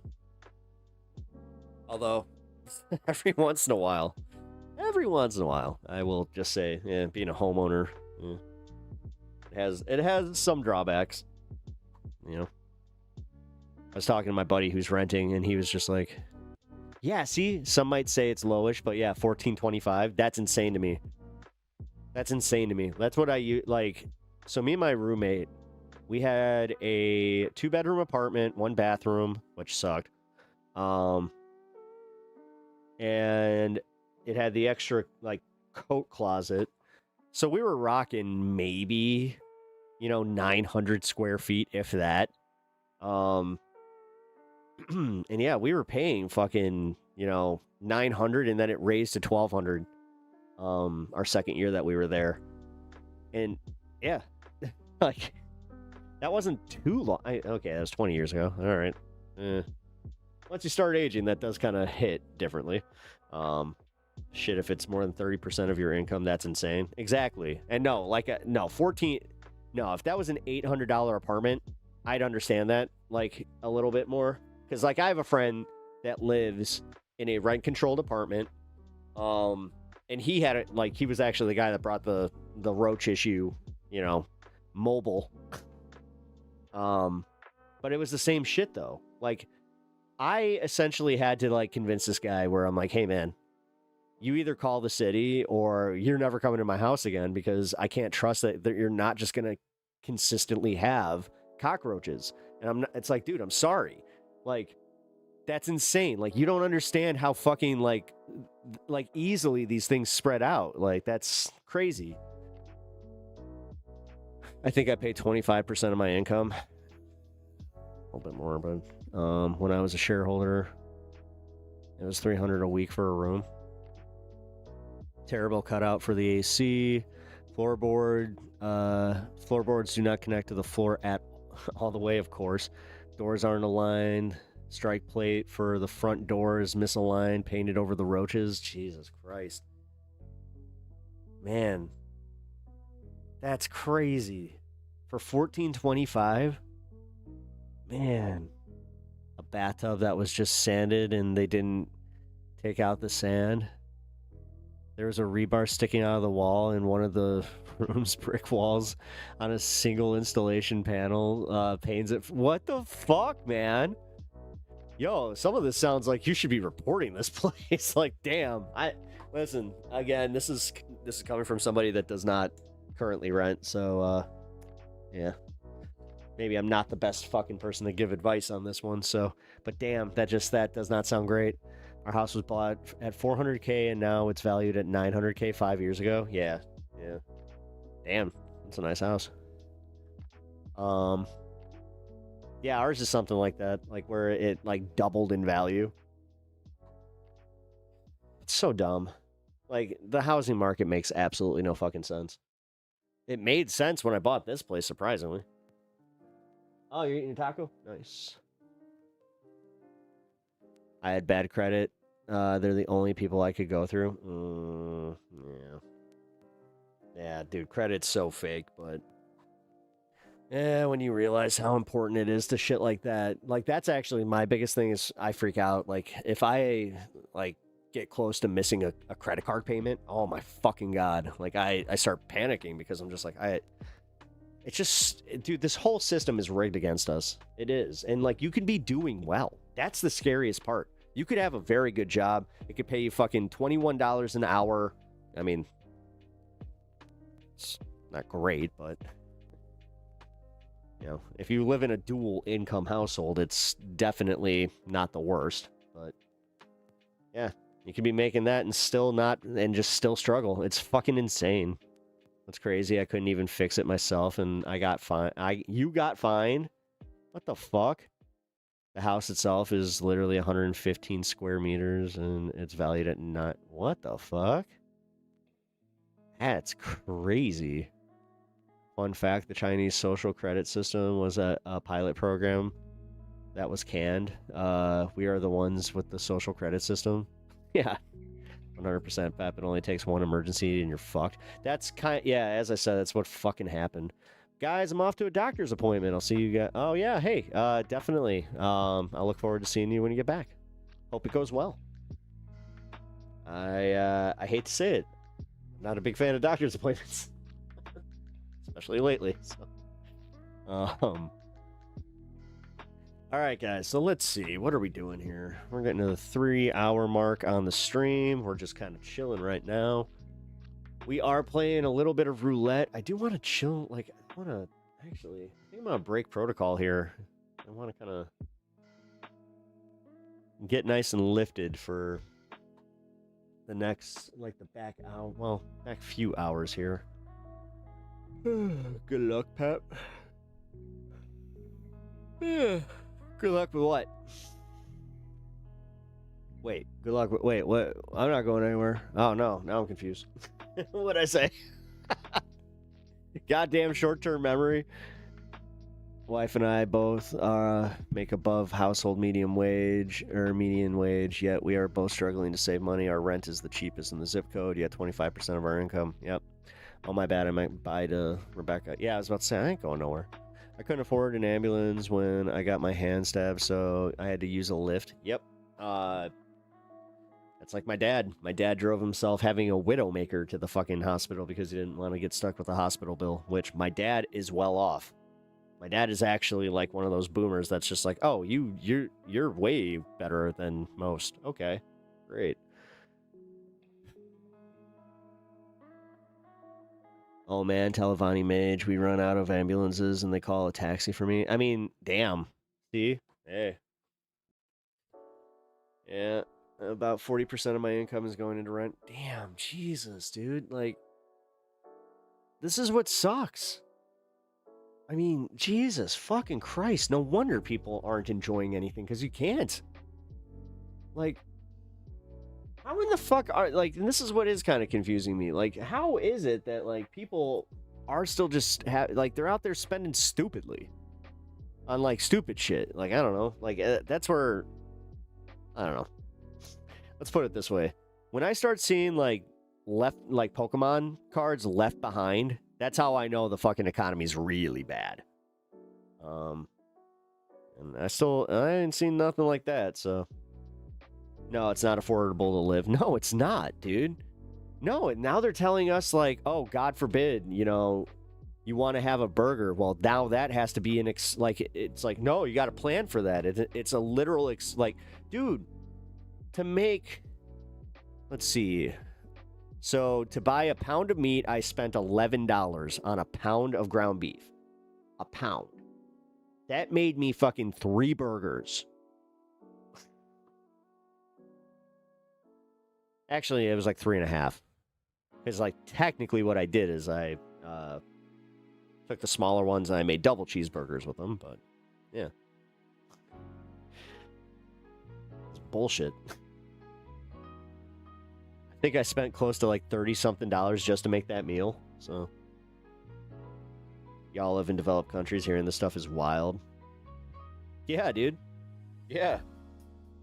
Yeah, we literally, like, yeah, we got, like, suburbs and fucking cities around us, and God forbid you have more, like, that's the thing that really sucks, is when you do live in a city, like, I'll just say it, I go to the suburbs to fucking, like, get my gas, I go to the suburbs to, like, essentially get my fucking, like, big grocery bill, like, I'll drive about 20 minutes away, which, you know, you could argue, it's like, which one's better, 45 minutes in, like, a country, or 20 minutes dash what could be 40 minutes on the fucking tollway? Oh, I can actually tell you why Hassan eats so much now. He kind of told everyone on stream today he loves food so much, he has constant food noise in his brain. Oh, really? Damn, he hit that point. Okay.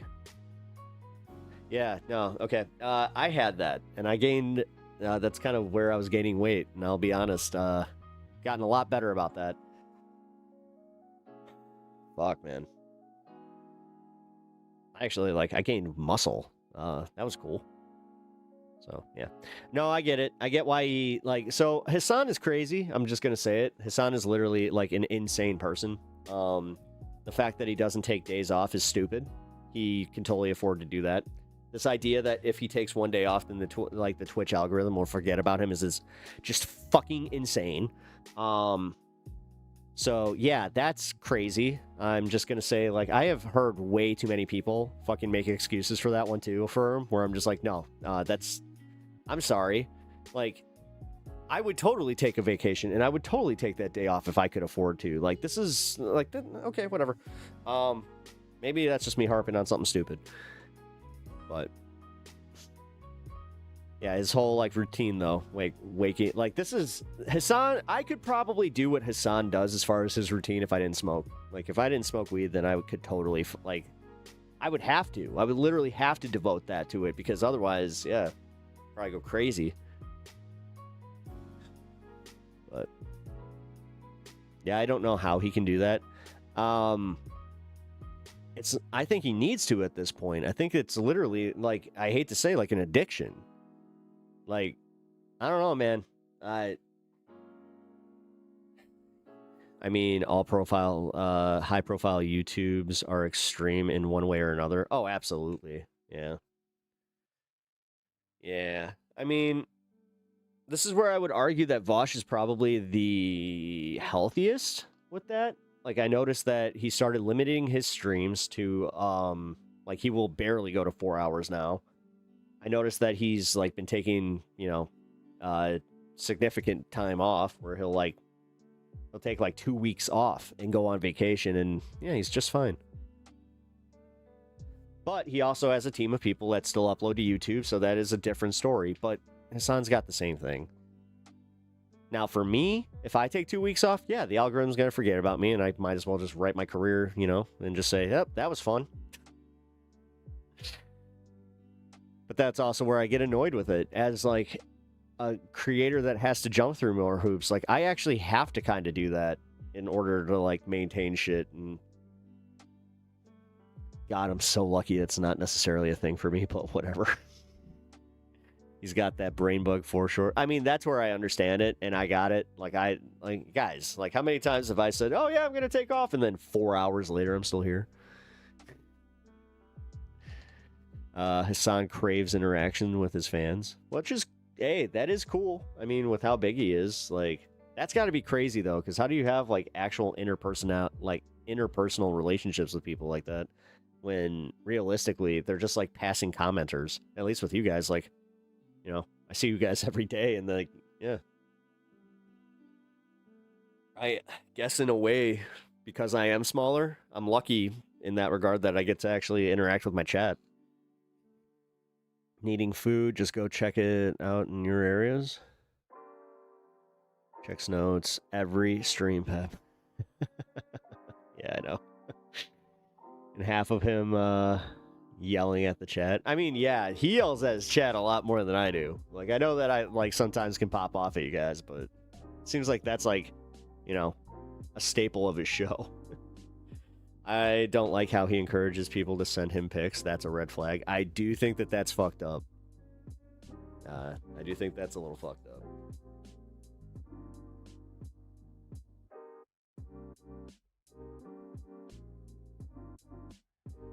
I mean, yeah, that is fucked up.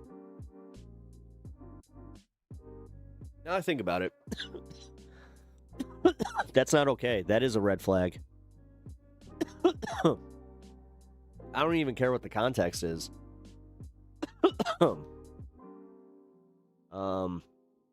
Let's see. What's the only thing that, like, because I think that, yeah, I have only ever asked for pictures of, like, your animals, which, sorry if that's a bridge too far, but I want to see them puppies. It's like, see? He said he wanted to see the puppies. It's like, I didn't mean titties. I meant actual puppies. You know? Like, you got a cute, like, dachshund? Then, all right.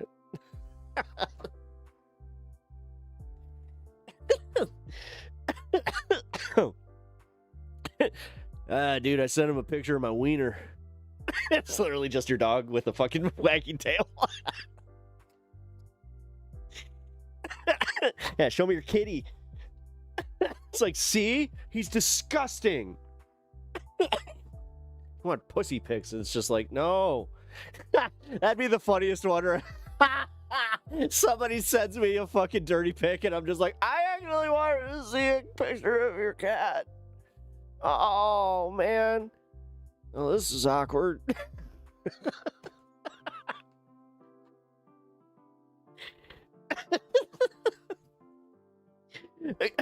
Just having that moment of, oh, that's not a cat.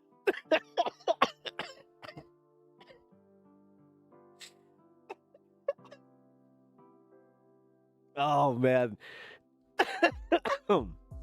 Like, from all the streams I've seen, I've never heard him solicit pics. I had heard about this. I had heard that, like, he does, like, ask for pics from his fan base. Like, this, I remember this. Because I remember, like, this was something that somebody else was kind of pointing out, but... Sylvie, I'm going to just ask you this one. If he does, what do you think about it? Not saying to condemn him or anything. I'm just asking, in the theoretical, that he does solicit pics from his audience. And if it's literally pictures of them, I mean, I don't know. Do you not think that's a little fucked up? Oh. It's on his Discord. Oh, it's on his Discord? Thanks, but no. Yells at the computer, show me your cat!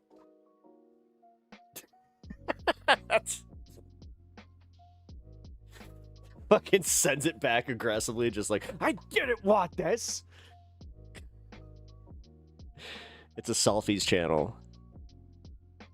It's so vague that it could be bad depending on context, but it could be fine depending on context. The problem is, like, I remember hearing him talk about, like, how people, like, send him, you know, the dirty pics, and it's just like, okay. I don't know, man. Like, This is where I'm just going to throw my hands up and go, whatever. Because it's not like he's married. So that's not a problem. It's like if it's a consenting adults thing, sure. And if there's nothing weird going on, okay. But I'm going to go out on a limb and say, yeah, there are probably some booby pics and like some stuff like that. Like the guy probably, whatever. Just remember this, ladies, that if you fuck Hassan, you're going to be Eskimo brothers with fucking Elon Musk. Or Eskimo sisters, I should say. So, take that for what it is. Allegedly. I don't know for a fact he did that with Ashley Sinclair. I just have I got a hunch. Also, Grimes. I don't know.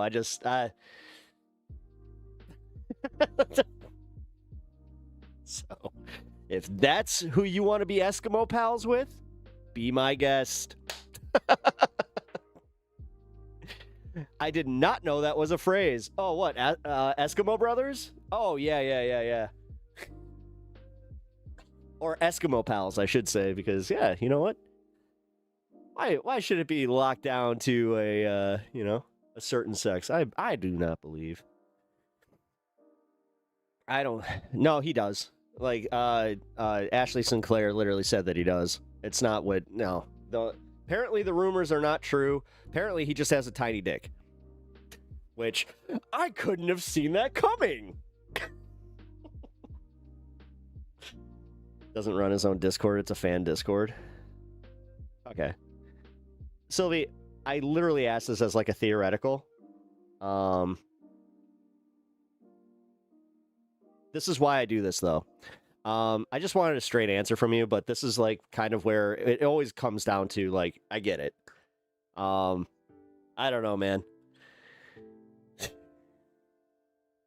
The big thing is, like, if it is a situation and, like, if he has fans sending him fucking dirty pics from a Discord, is that not a fucking problem?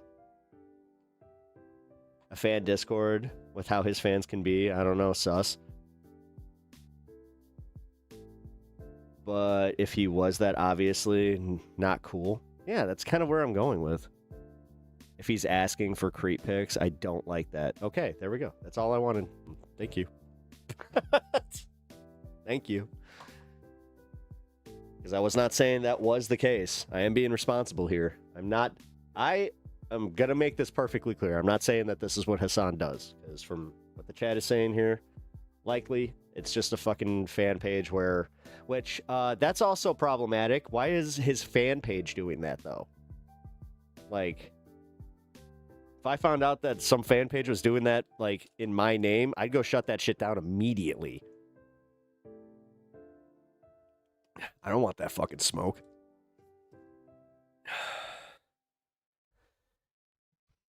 In space. Like, if he's directly asking people for dirty pics, then I don't like that at all. Okay. You gotta wonder about who is running the page. Yeah, I am actually kind of like wondering who's running the page if that's the case. At Steffelson, Trump is morbidly obese, child, and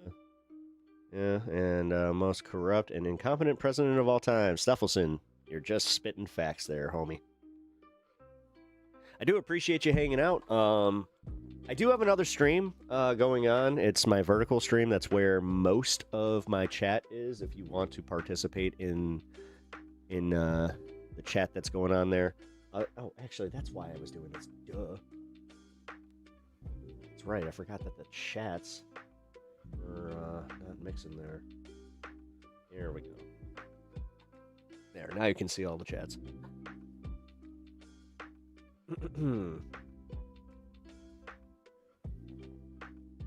I just don't know what the evidence is, so I'll have to look into this. Bloodstone's the one that actually brought it up. So, Bloodstone, can you give, like, the details on the background of this so Sylvie can figure it out?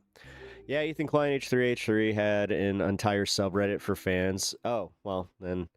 Oh, no wonder Ethan doesn't go after him for that. Ha ha. Okay. Which, that's fucking crazy. No, so the thing is, Opie and Anthony used to have that. They were like the ones they used to have something called Pal Talk, which I was an early Pal Talker.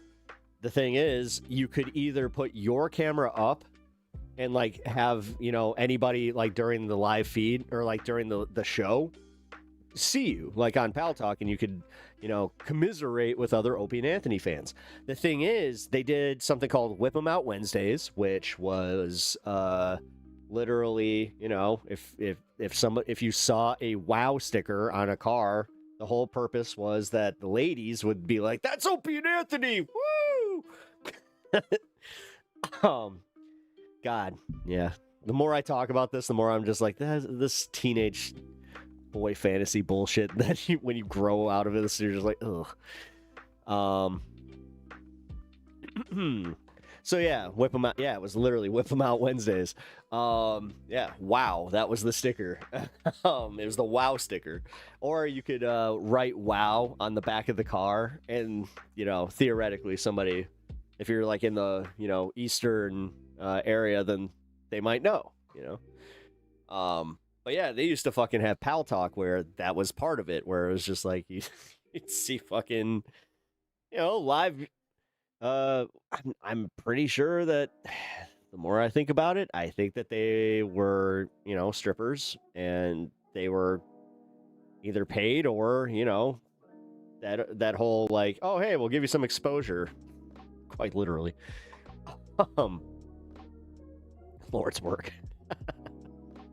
R.I.P. horizontal chat. I know. I am not pleased that the horizontal chat is pretty much just done. And honestly, I've been going back and I've been doing the horizontal like editing stuff. Just yesterday, I was watching the playback, which good show, by the way. Yeah, I wanted to check out the whole conversation with Alex, just make sure that, you know, it was all right. It was good. It was fun. I never understood why people are sending lewds to celebrities. It's not like they will connect with you beyond a compliment. Shrug. Yeah, no, exactly. Exactly. I don't whatever. Again, I gotta be real. This kind of goes in my like live and let live. Like, listen, if people are into like certain weird shit like that, that's fine for me. I could call it weird. It's the same way that like I'm not into swinging or any of that bullshit. Like I guess, you know, I got people in my life that are, and I'm like, all right, whatever. Live and let live. It, you know, it always does kind of come at that impasse, or like you have that impasse where you're just like, so you guys, it's like, no, it's like, okay. It's just a little weird when you have two couples in your life and then you find out that they do, and you're like, oh. I don't know. That's where I'm just like, hey, that's hey. Dude, I really am such a prude. Dude, being a fucking Christian school kid, there's something like, again, I'm really not like, but fucking it's that whole, yeah, churchy mentality. Yeah, we saw you from across the bar and thought you looked fun. Yeah, I've had that. I've had that very real interaction. I was at the Kalahari. Which, if you don't know, it's one of those places that like, it's like an indoor water park, and they had a swim up bar, which of course it would be at a swim up bar. I had to politely decline. Just be like, oh, that's very nice of you. Oh, thank you. And I'm like, I'm gonna go away now. Yeah. Yeah, and that's not, unfortunately, I've had that happen a few times. And I've also had the unfortunate one where, like, there was the misread moment where it's just like, yeah, where somebody a little, you know, close to me was just like, oh, hey, you know, you guys into that? And no, and the thing is, I didn't know they were, so that was one of those moments where I was just like, oh. Awkward exit. Yeah, just like the, oh, thank you, I appreciate it. That's very cool. Ooh.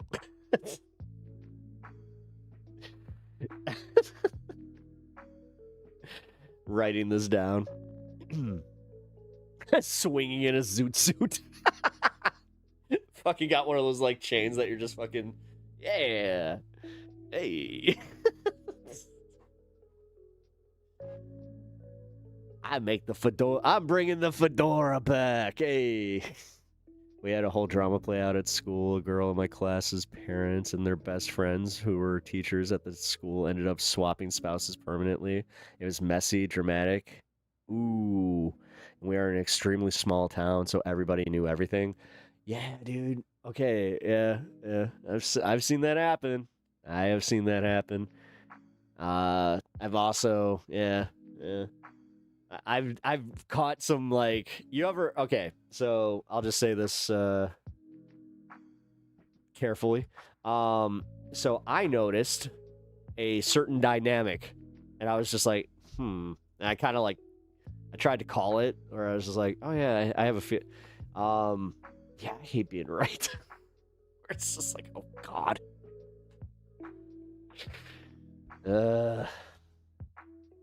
Like I said, let them do it. Like, this is where live and let live does kind of come into play. And this is, like I said, about 2 consenting adults. I don't give a fuck. But you know what I can do? I can at least laugh at the whole thing, because it is kind of like, really? You didn't see this coming? Like, because that's usually when, like, the, like, people that do that, they are very, very closed off to seeing that, you know, this is even a possibility. It's just, I don't know. I've had a few of those talks where it's just like, I don't think that you see the writing on the wall here, but the cult I was born into was a small part an S cult. Yeah, dude. Yeah, I noticed that there's definitely a little bit of an aspect of that in Christianity as well. And I mean, like, the Christian cults, because yes, I know, guys, I know. This is actually, like, the thing about Christianity in America is it's so much easier to just, for people to use it as the cult. Like, a lot of fucking predacious pastors out there.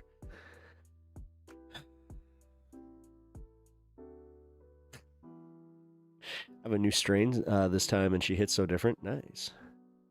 I kind of feel bad for that girl, Pinkerbell. I hate reading those kinds of stories. Adults not giving a shit about the kids at all. Oh, yeah, dude.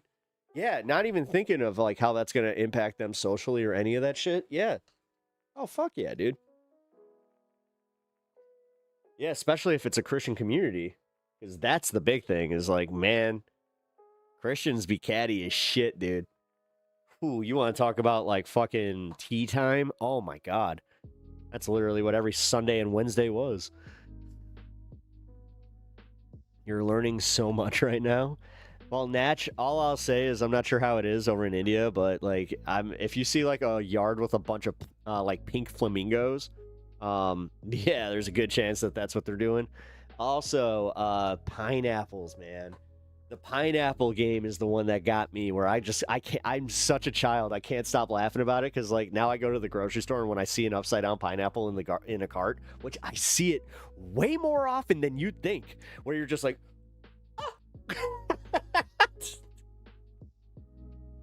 upside down pineapple means DTF. Yeah. There's a very Christian way to gossip. Oh, yeah. Super condescending, too. God, it's the worst. It is literally the most condescending way to gossip. The upside down. Trust me. I had to, like, ask my dad an awkward question, because my dad was, like, really into, like, Tommy Bahama shirts. And for a while there, he was wearing pretty much exclusively pineapples. And I was like, hey, man, can I ask you a question? Because... full disclosure, yeah, I kind of I found out that, like, we kind of have that in our family. Like, my grandma and my grandpa apparently were like that. So I found out at, like, random points in my life that I had, like, uncles and aunts that I didn't even know about. And it's because my dad didn't know about them, and he found out later. Like, one of my favorite ones was, so my dad has 2 2 brothers named Bob, different fathers, and not technically part of his family unit. So I will never forget that, where I was just like, wait, you're talking about Uncle Bob, right? And he was just like, no, you have a different Uncle Bob. I was like, what? He's like, yeah, he's like in his 80s. I was just like, I have an uncle in his 80s? That's crazy.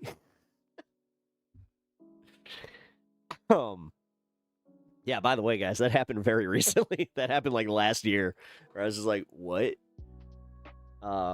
It was all because we had a family member pass. And yeah, somehow, some way, like that we've just found out. We're like, oh, okay. Well, yeah, it was actually kind of similar to like my grandma and my grandpa apparently like separated, ended up with like their swinging partner, and then ended up getting remarried. Whatever.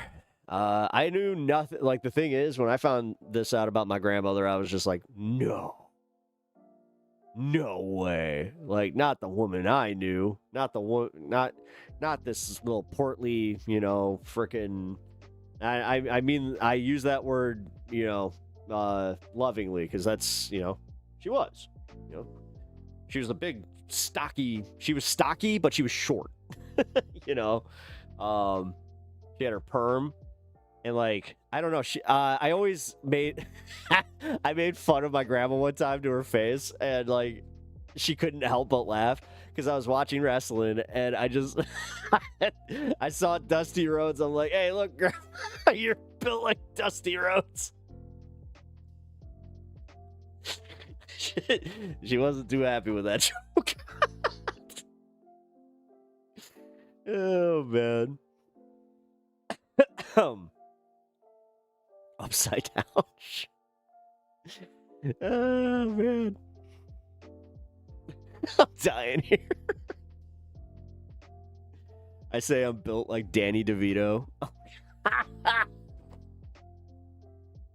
I'm built like Danny DeVito. You ever seen Batman? You ever seen Batman Returns? Okay, well. It's a very specific movie. Oh, God. Upside down pineapple cake sounds fantastic. The thing is, like, I started finding out that, like, just through, people talking about these things, that they have, like, like, apparently they have potlucks. I'm just thinking about that, where it's just like, God damn it. We told you, pants when you are in the potluck territory. We do not need pubes in the potluck. God damn it. Disgusting.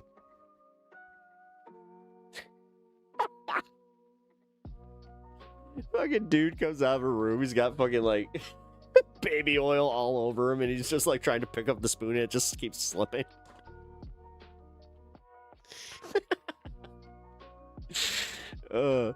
Dude just standing out. Dude's just Winnie the Poohing. He's got his fucking shirt on but no pants, and he's just sitting there with a fucking plate just going, this pulled pork is amazing. Linda, this pulled pork, what did you do? You just hear.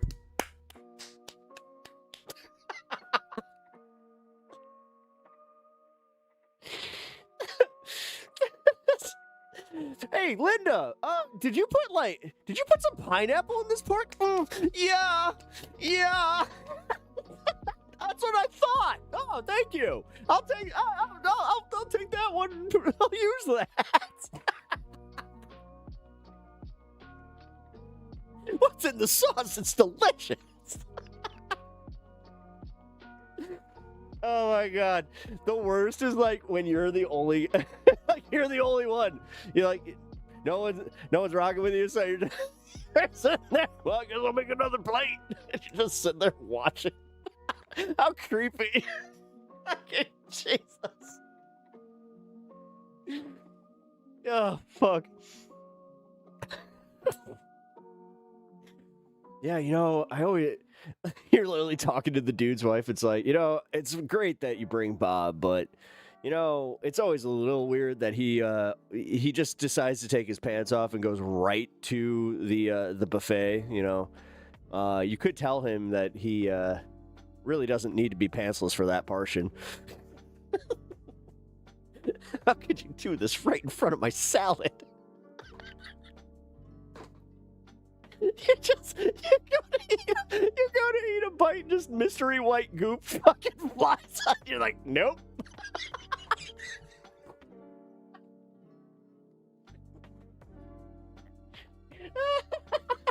Oh, it's fucking gross, but that's hilarious.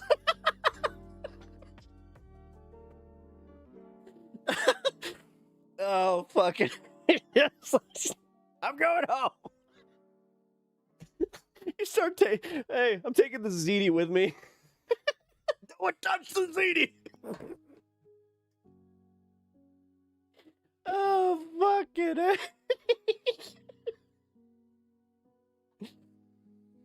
Oh, God. Pep, would you say order from my pineapple? You know what I'm talking about? If it's a gay prawn where they're fucking in front of a salad, and she's like, "You're right in front of my salad." No, I have not seen this, but that sounds hilarious.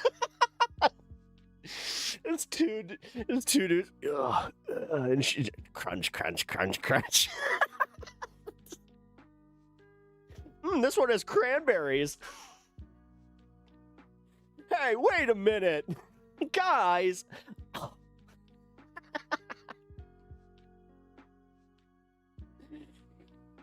Oh, fuck. I thought that Iran and USA had ended the war. Yeah, apparently not. TT Tunnel, welcome to the show. Appreciate you stopping by. Yeah, no, it is. It seems like it is a hot war again. The lore is deep. I can assure you that my city's kink community takes their monthly potluck safeties very seriously. Oh my God. It's one of those ones where you they have the tray thing where you're at when you go to a nice catered event and it's all they got those little candles and it's just oh, you got the tray. Oh, hey, look at that. TT Tunnel, thank you for the follow. Appreciate that. Yeah, thank you for becoming part of the community. We chill here. We have fun times. Obviously, this is a little gross. We're talking about some, this is definitely not what I would consider something that I would go and be like, hey, make this a family, make this a family affair. Oh my God, if any of you have children, and you're listening to this and they're just in the back of your car, you're a bad parent. I'm calling you out right now. Either that or you're just an awesome parent. And I guess that, yeah, no, you know what? No, this is either or. There's no middle there. Anyone who's joined in the last half hour is going to be so confused. Oh yeah, dude. Yeah. This is truly a welcome to Pep Talks moment here. Hank Green promoted the extinction of bodylouse crabs. Hey kids, let's listen to this politics show. Meanwhile, talking the politics of swinging. Oh, wait a minute. Do you think in swinging communities they put away no politics in the pool?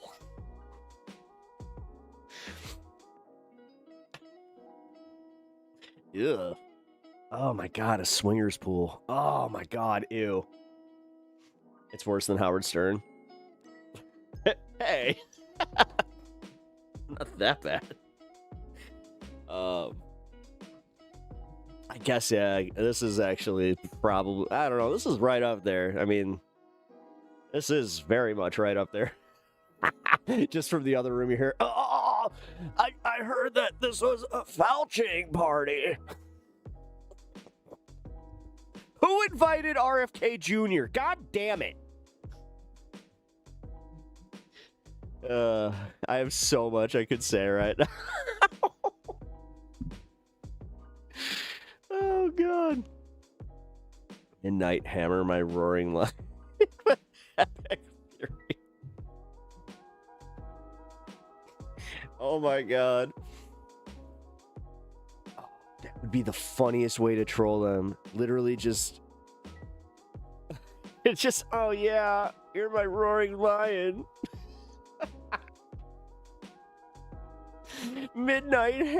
Give me that midnight hammer. It's just me and my, it's just me and my partner. I just make sure that, I don't know. We like to cosplay. Oh god, fucking, the hell is it? Roleplay. Jesus. We like to roleplay where I'm Pete Hexeth. And I'm Iran.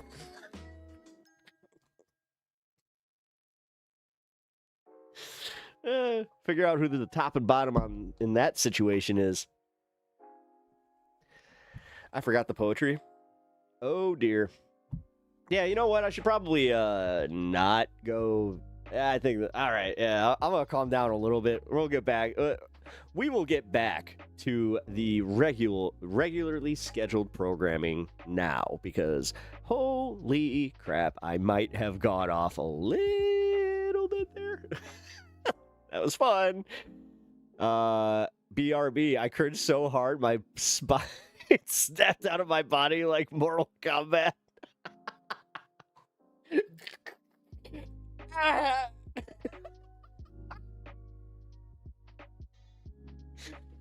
Oh my god. I'm sorry. Can I just say that, guys, I went a little fatality. Oh no. Toasty.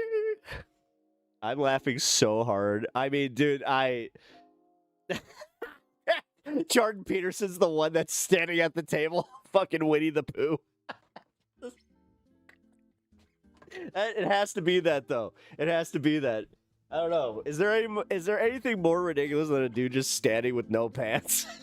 But like the rest of it, like, so ridiculous. Oh my god. A little past the poop. I think that, yeah, this definitely went past poop knife. Okay, I'm done now. Not really. I will stop.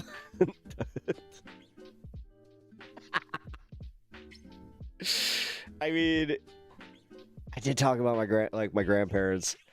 Bottomless pool parties are all the rage, Pep. What the fuck? Bottomless pool parties? Ooh, oh.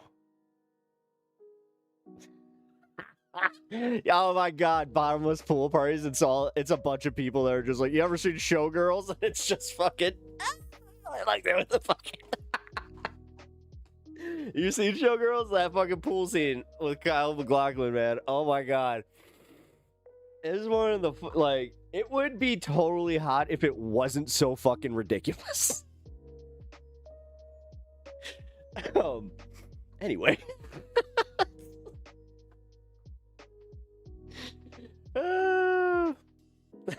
I'm fucking cry talking.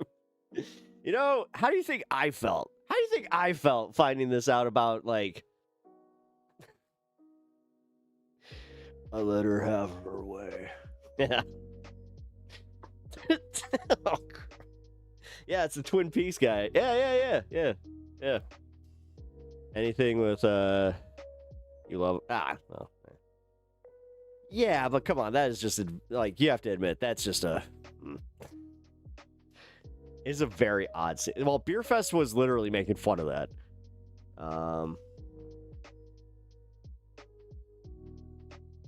Harold and Kumar Go to Guantanamo had the bottomless pool party in it.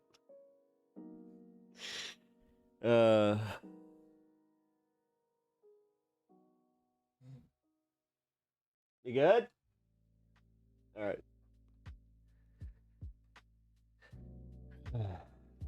My grandma has a swing in her bedroom. Don't touch it. It's like the joke I said the other day.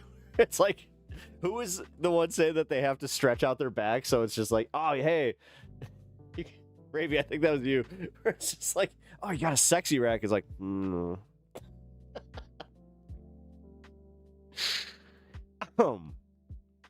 Trump is an ordinary, everyday fool. This is the end of America.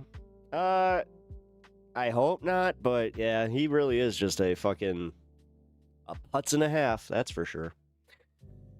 Our putsy president. That's who he is. Jesse Orr. There we are. Hey, welcome to the show. If you are enjoying the vibe, even though, yeah, dude, we are talking about some just, I mean, this is pretty fucking, this is definitely not politics. If you have not already subbed to the channel and you want to be part of this awesome community that we have here, like, we definitely do not take ourselves too serious, like, at all. So, yeah, consider hitting that sub button. I'd appreciate that. Yeah, great time to drop in here. I mean, that's funny to me because it is just like the random, like, what the hell did I just cut? What? Like somebody that like comes in here thinking like, we're going to talk about Donald Trump right now. It's just like, It's like, dude, I just dropped that my fucking grandmother was a swinger. I don't think that you're going to, I don't think you're going to crack this one. Actually, funny enough, I do need to get back to the politics. Like, I really, like, that was, like, the worst unlock ever for me. Might have overshared. My family's just, like, dude, I know I have a cousin that watches this, that she was probably just, like, if she saw this, like, hi. Also, yeah, sorry, I didn't mean to, like, you know, give up grandma's, dirty laundry, but, yeah. Fan fiction at P.O. Box at Peplaw, Chicago, Illinois. I do have a P.O. Box if you guys ever want to send anything. Not like, you know, pictures or any of that bullshit. Please do not do that. But fan art is appreciated. I always like some good old fan art, or if yeah, I don't know.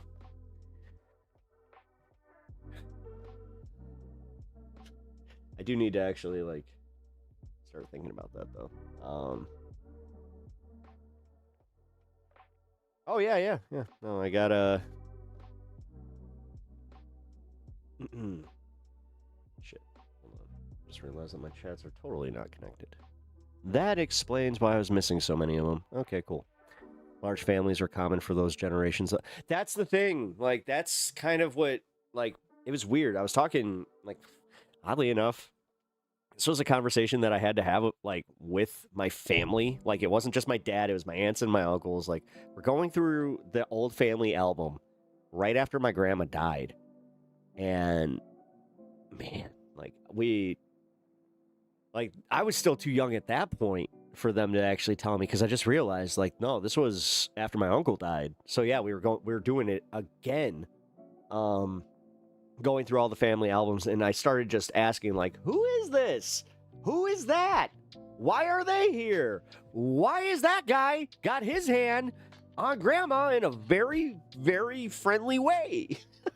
When, you know, it's in a picture that is with the rest of my, like, you know, great aunts and uncles, where you're like, what's going on here? I was, dude, again, the fact that I was a Christian school kid, and I was just, when I found all this out, it kind of did that thing to my brain where I was like, oh!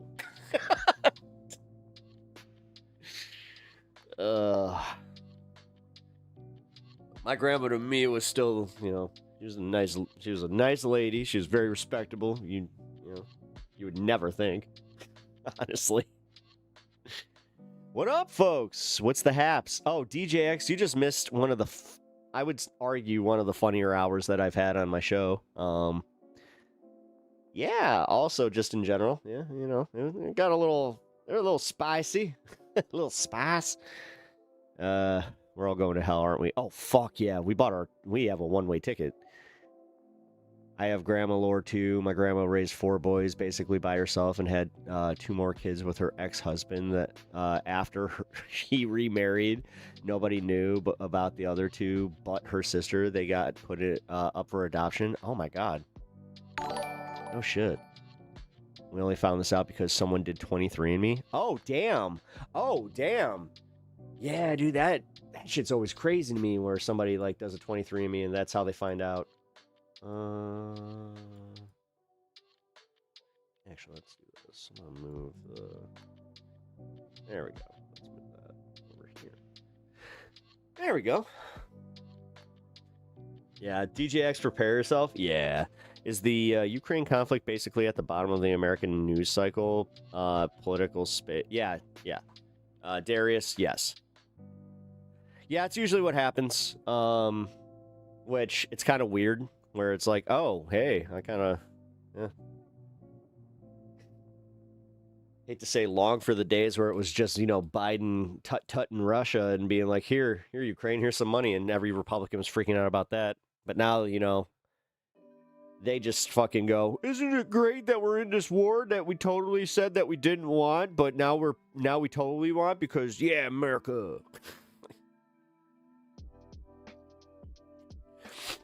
No one really cares about a stable NATO.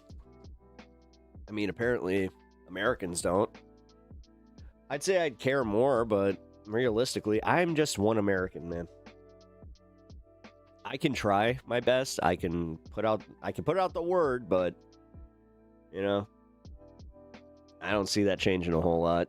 We'll see. You never know.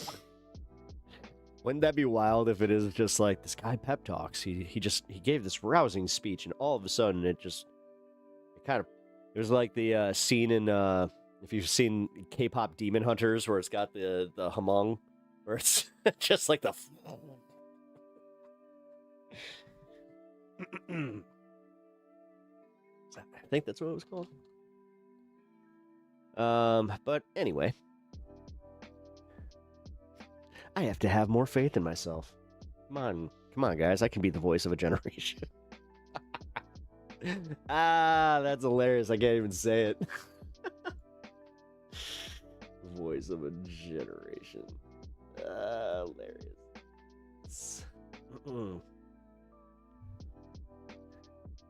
Americans won't care about NATO until personal lives get better. Yep. No, that's exactly what it is. I mean, realistically, in America, dude, people's lives kind of suck. I liked K-pop Demon Hunters a lot more than I expected to. Fuck yeah. That's what happened to me. I remember watching it with my wife, and then at the end of it, we just looked at each other and we kind of said the same thing, where it's like, that was way better than it had any right to be. Like, holy shit, that was actually really good. The music was on point. The fucking animation was great. The story was great. The acting was great. Like, it's a good movie. I really like it. Can someone send me a timestamp to mod chat right now? We're at 3:03:43.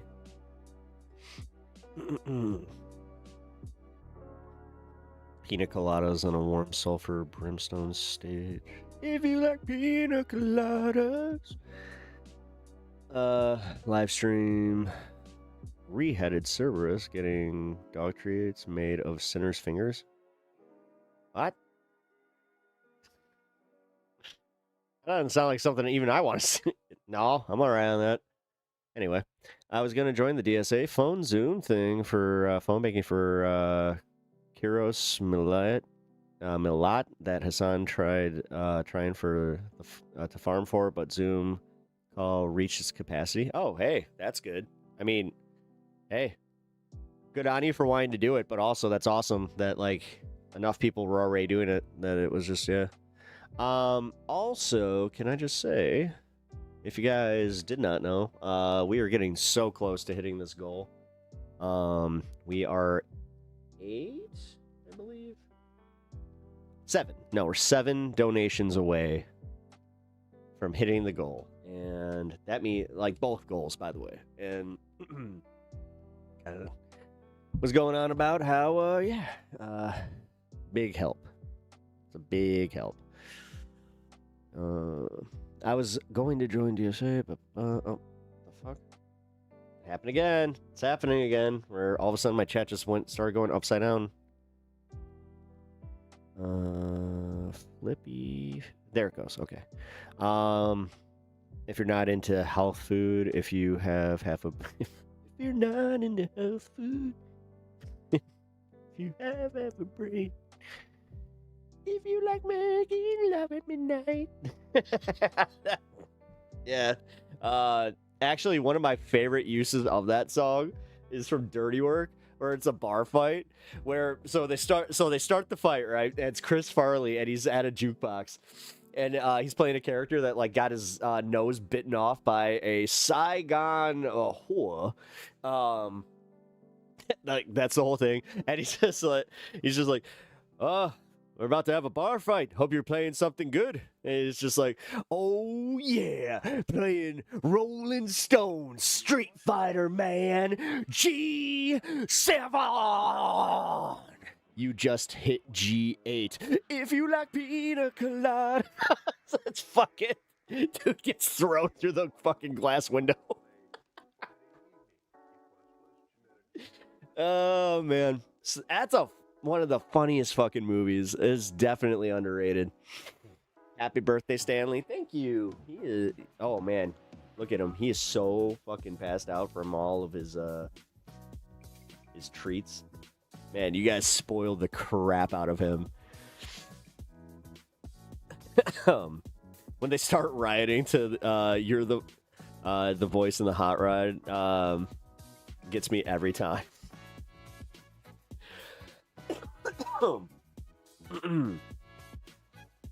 Let's find that clip. Can I play that? I don't think I can play movie clips like that.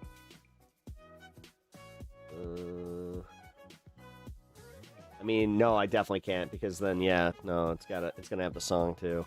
God, it's so good. It really is. It's such a good fucking song. It's funny. All right, let's see. They're all singing in unison, then someone starts fighting, and fucking riot breaks out. All right. I promised that we were going to get back to politics. We probably should. Yeah, it's double banned. Yeah, it is.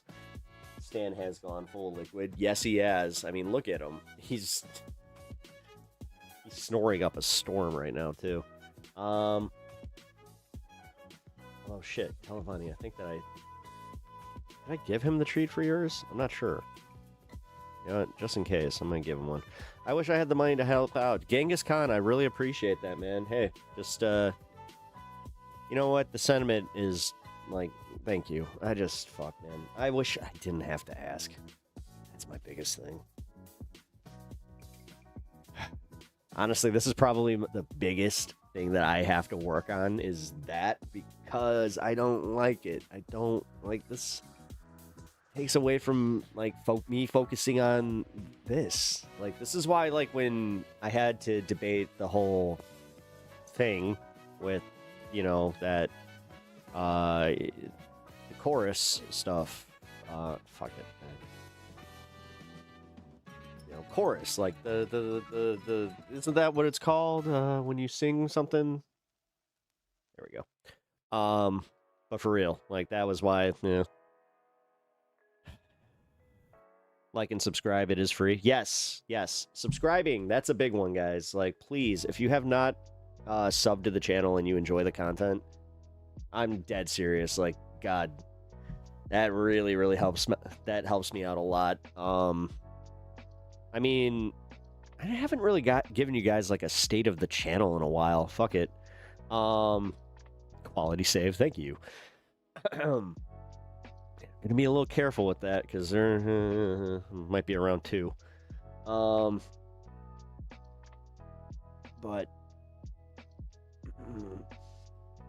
oh yeah, stay on the channel. Sorry, I was like, what was I talking about? Yeah, things are actually kind of moving pretty well as far as you know, algorithm's okay. You know, have pretty consistent viewership, and just in general, I am hitting the YouTube main page again. Like, yeah, man, we're gonna do this. Like, this is it. I am going to fucking do this. Like, unfortunately, I have seen too many creators kind of getting out of it, and I feel, I think I'd be dishonest if I said I wasn't like scared about like the state of YouTube and like the state of the media and just how, you know, fickle this can be. But yeah, man, this is why I appreciate all of the support. This is why I go out of my way to also try to tell you guys, like, please, like, this goes for all channels. Angry Ginger's live right now, but hey, damn it. Wait a minute, Friday's my day. This is why I like Thursday, man. Like, damn, he used to stream on Thursday and I didn't have to worry about it. He would also stream on Wednesday when I was like already off. Damn. I feel that, Pep. Thanks, Atch. I appreciate that, man. Like, I do not want to, you know, I don't want to not do this. So, got Pep down on Friday. Yeah, right. Well, that's the thing. I was like, wait a minute. Now, I have been doing that a little less. Like, I don't know. Let's put it this way. There is a possibility that in the future, I could be streaming around the time that the Majority Report's on. And that was something I swore I would never do. Because I kind of realized, I'm like, oh, a large chunk of my audience is over there now. Okay. It's kind of the same thing with the surfs where I'm just like, fuck. I realized that I did share a lot of audience with the surfs as well. Did. I don't know. I might be a little too crass for some of them. Yeah. Like that whole discussion we just had. Not everybody's bag. Mamdani has already done more than DJT in his... Yeah, for real. The thing is, he's doing this, and that's why I was kind of saying, like, it is really fun to watch right-wingers just absolutely lose their shit over this. Haven't caught the Majority Report in months now. Oh, geez. Really? I'm used to Pep humor now. Good. That's how that should be. Well, Pep, I watch his son until you come on. Nice. Very nice. Yeah, I watched the Surfs, MR, Vanguard, and mod for NCC. NCC. I don't know who NCC is. I'm at the TMR every day like a religion. Yeah, unfortunately, like I still show up to chat. Like if I see that they're live. Oh, no comment check. Right. Yeah. Awesome. Yeah. I almost never watch MR live. Yeah, as I was saying, like lately I catch the beginning, get like the breakdown, but then once he starts going into like live reads and then does his whole thing with the interviews and then they go into the fun half, I might check out a bit of the fun half. I always try to like make sure that I can at least stop by, say hello, you know, and then also hit like the big things, hitting the like on the stream. So Matt with 2 T's, what's up, man? They are absolutely losing their poo-poo. Hi. Who's losing their poo-poo on what? Also, Matt with 2 T's. Hey, apologies for being a little snippy yesterday. I think I was clear that it wasn't you, but you just happened to get, you know, you just happen to get it. But yeah, the Dre dossier thing, I actually, I did look a little bit into. Well, we might talk about it next week. I'm gonna have to. This is one of those things where it's like, oh shit, I actually have to like sit down and read an article about this. Prefer to do a little bit of research on it. But thank you for bringing it to my attention. Nah, listen. I know it's no sweat, but still, you didn't deserve that.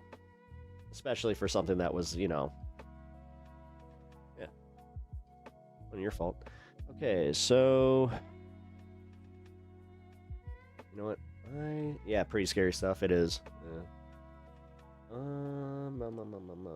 going to turn off this chat for a little bit on the vertical. It's getting a little too crowded. Are we winning, son? Did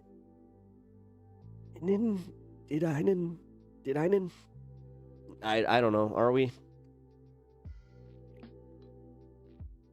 Are we winning? How you doing, man? Welcome to the show. Appreciate it. I see you in Hassan's pirate radio all the time, DJX. Oh, you're on his pirate radio thing? I checked that out one time. Dude, I get so mad at that because honestly, fuck. I could have just turned my channel into that and man, see, that's, I don't know. God damn it.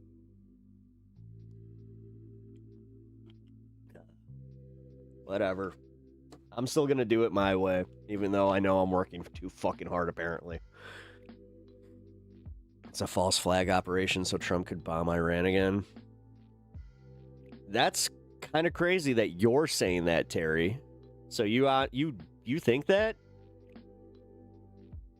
Oh, wait, this is good Terry. This is not bad Terry. Oh, right. Sorry, Terry. We got bad Terry that was in here earlier. Yeah, no, I think that too. Oh, hi, good Terry. Thank you for making that clear. Different Terry. No, I kind of got that. Rolling time, Spike Lee joint. Nice. Oh, speaking of, hey, so I got one of those little, it like holds the joint and turns it into a bubbler. Oh, I recommend getting that, if you guys enjoy, a little water diffusion, because holy shit, it works so well. It's so awesome.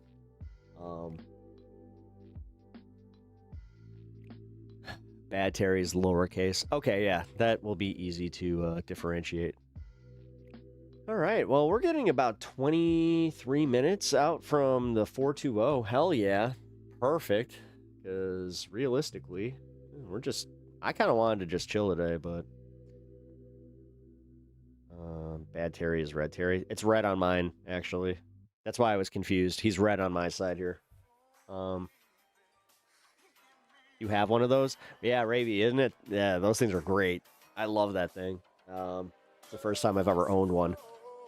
And I was just like, oh, shit. It's like a little diamond. It's cool, dude. It's really cool. I wish I could show you guys. Good Terry may be a drive-by chatter. Oh, that's okay. I like drive-by. I don't mind lurkers, man. If you're lurking, you know what? Shout out to you. Thank you for lurking. Thank you for checking out the show. 2006, John Lasseter got final decision on name 34 movie cars and over 22 million salary and 4.8 million. What? Fun fact? Oh. Ever do a gas mask? I have one upstairs. Actually, oh shit. Oh, that's what I'll do on the next Twitch. Yeah. Ooh. There's a part of me that kind of wants to do that. All right. Well, here. You know what? I gotta pee. I gotta reset some stuff here. Yeah, fuck it. No, I'll start this next clip because I already watched a little bit of this. And then we will watch the back end together. Let's see. Actually. Oh shit! No, this isn't the one I saw. Fuck. All right, I'm gonna go pee real quick then, because I don't want to miss this. So give me 1 second. Boom. And I will be right back. Just chill with Stan for a second.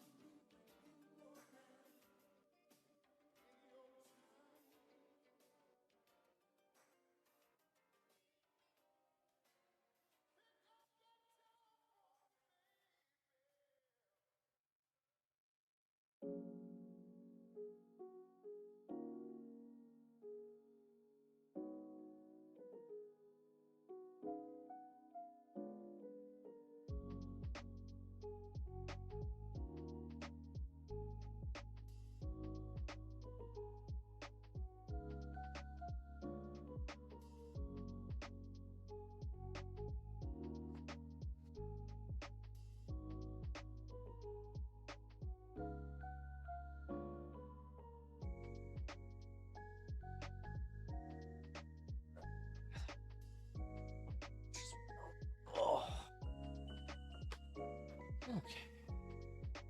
Koozie that fits this. If you haven't noticed, I actually like having my can koozies. Mostly because, yeah, I don't like holding the cold beverages. Because I'm a little baby. Stan's lamb pound puppy cake. Oh, it's his lamb chops. Yeah, he loves lamb chop. Like, we got him one of those big ones a few years ago. He just utterly destroyed it. It was kind of funny. I think Stan needs another treat. Oh, well, you know what? I agree. He's the birthday boy. He gets birthday boy stuff. I'm just waiting to see my cat, like, pop around the corner. Hope he doesn't, because let's not. Ooh, you're getting up for it? Look at you. Birthday, buddy. Yeah. We're cheating. Yeah. These are for me. This is my dono to Stan.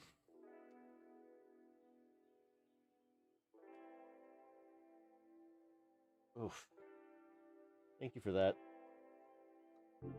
And he dropped a burp on me. That's great.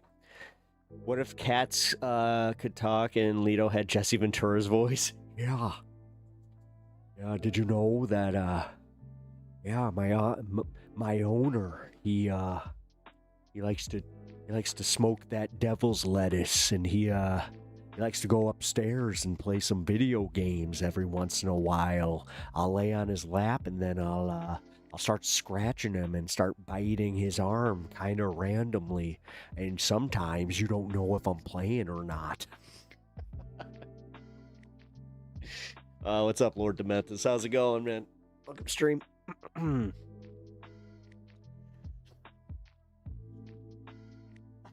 Did y'all know that I was a Kitty Navy SEAL? Yeah, I was on part of the demolitions expert. Or I was part of the demolitions expert. I was an underwater demolitions expert.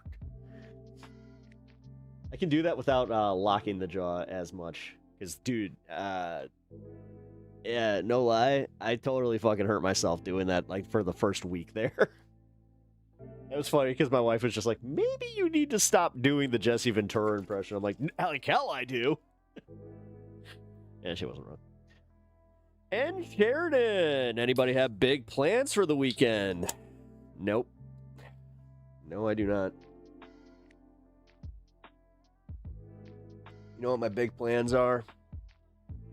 Cleaning my fucking house. Yeah, this Pep Talks guy, he really likes his comic books. But he has all the treats. Oh, yeah, he likes his comic books more than me. Yeah. Whatever, it's just a book. Honestly, if you guys don't know, it's the reason that Leto was actually kind of banned from being in this room for the first, like, year of stream.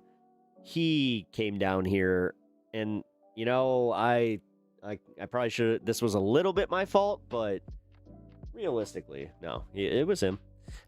He, like, went up to one of my, like, prized comic books, and he shredded it, and just still not happy about that, but I think Stan needs another treat. What? Why did that just show up again? Oh, Jesus, my fucking chat just locked up again. 99 cents still after all these years. Yep. Well, I mean, ish. Certain gas stations, it's $1.99 now.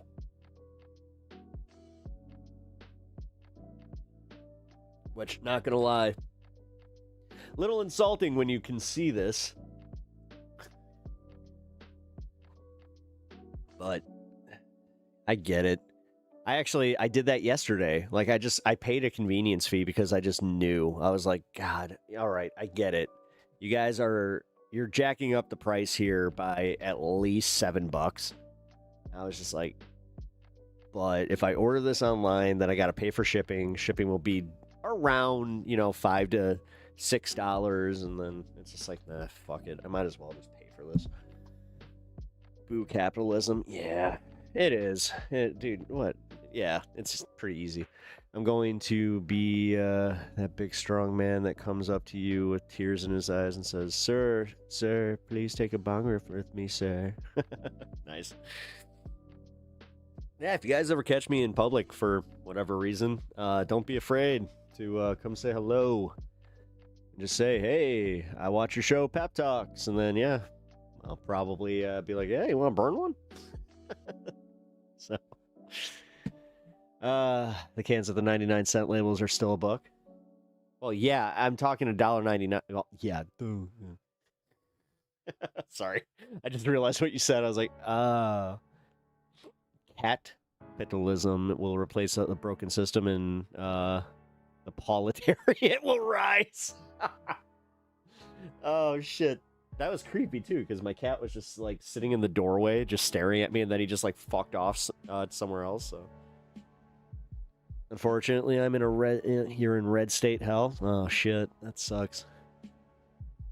You work in a gas station, so I'm living the dream. Hey, man. That's a dignified job. I can't stand people who in high school did that thing where like, oh yeah, well, what, you want to be working in a gas station? It's like, bitch, you're going to be working in Walmart because you can't retire. Like, okay, you got that great teaching job. Yeah, how'd that pension work out? Fuck. Can't stand that shit. It's the same with people that are just like, oh, so you think that fast food workers deserve, higher than minimum wage? It's like, yeah. Yeah, it's actually dude, working in food is always a harder job than anybody gives it credit for. But these are the same motherfuckers that, they complain when their meal gets done wrong or anything like that. Like, no.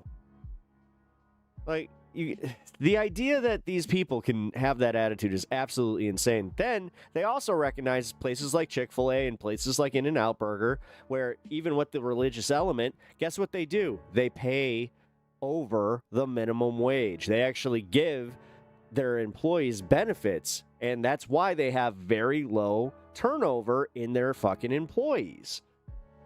Like, dude, you got people that have worked for In-N-Out Burger for the majority of their lives because they're just like, dude, it's a great job. It's kind of like Costco. If you're lucky enough to get in with Costco, fuck, dude. Like, that shit's, yeah. And darn these people, darn them. I don't like people that fucking try to, like, shit on people when they're working.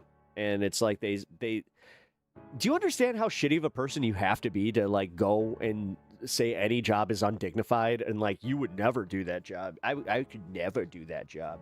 The reason I don't want to work in food specifically is because, like, I know how much fucking work goes into that. Like, damn, dude.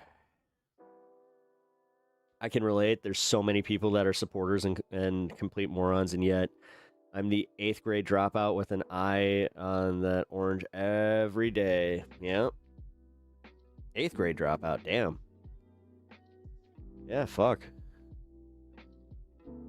Gas station workers should be handsomely compensated. Jobs like that should be like $30 an hour minimum. The thing is, yeah, because you don't understand how much risk is also, like, in being a gas station clerk. Like, dude, you had the training, you had the robbery training. Like, I've had that a few times. What to do during a holdup. And then we actually had it happen at one of my locations where, they let us into the back. We had to call the cops. These dumb motherfuckers, they didn't understand that, like, we didn't have anything in our safe. So, they essentially they did all this for maybe $200-something. I still can't believe they fucking did that too. But, yeah. Hey, go through it. So the wild thing about minimum wage is it's probably not going to attract any workers at this point. No, No. No, that's why a lot of people, like, you cannot sell people on the minimum wage anymore, even in Illinois. So our minimum wage is now $15. They have to fucking make sure that it's either 16 or 17. Because, I mean, let's be real. Anything under 25, you really can't survive under. Like, anybody that has a job that is making under $20 an hour in Illinois, they have another job. Or they have a situation where they don't need to have another job. Like, they either live with their parents or they got, like, a situation that, you know, puts them in not having to be there. You know what I mean? But, fuck. Pound of hamburger meat costs more than the current federal minimum wage. Yep. Yeah, it's fucking crazy. It's fucking crazy how people constantly will try to gaslight me into being like, no, because if we do a higher minimum wage, then we have to pay higher taxes. It's like, no, not really. Like, if you do this right, not really. But realistically, they expect you to have that mentality. So, yeah, you're already giving in. So, good job. Good job on being, like, always ready for that boot. Remember to call J.G. Wentworth. 877 cash now.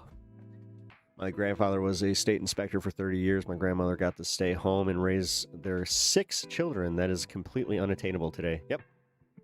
Well, yeah, they also bought their house for fucking $10,000. On your grandpa's salary. God forbid he was actually, like, you know, GI. I know that, like, my grandfather, he was literally part of the GI Bill thing. So that's how he was able to have a little bit nicer of a life, and then he got into advertising. So, you mad, bro? Yes, I'm so mad. So mad. So angry. My anger is palpable. I can magic up some hamburger helper for not too expensive, but I'm a decent home chef. Oh yeah, same. No, I'm actually, like, I'm a damn good cook. It just sucks because, like, today, I'm not going to go into what happened, but I had something happen that was just, it was like a straw that broke the camel's back moment. I've been having a lot of those lately. But, yeah. Like, I just had this moment where I was just like, fuck. And it was right before I was about to go make food. And I had to sit down and I had to be honest where I'm like, I do not feel like making food right now. I cannot mentally do this right now. So, that was one of those moments where it was just like, Taco Bell, are you okay with that? And she was just like, yeah. I was like, okay, cool. Bro, it's the micro spending that people can't help and do over and over. You gotta work and save, bro, dude, guy, yeah. Well, that's what they say. They say it's always the micro spending, which, I mean, micro spending, like, it does add up. There is that, trust me, my wife is probably having a heart attack in the next room just hearing me say that. I finally learned. Yeah, because it does, but at the same time, it's like there's nothing worse than when you see these rich fucks. Like, as I said, I used to work around these assholes, so I know exactly, like, how much money per, like, year they waste and never know about. Like, literally, they just don't know about it. Because they don't deal with it. They pay other people to deal with it. So eventually, they just get this bill at the end of the year, and they're just like, okay. But then they'll complain about their fucking tax bill, which only raised it by like $1,200. And they'll act like that's sending them to the poorhouse. Like, fucking A, man. No.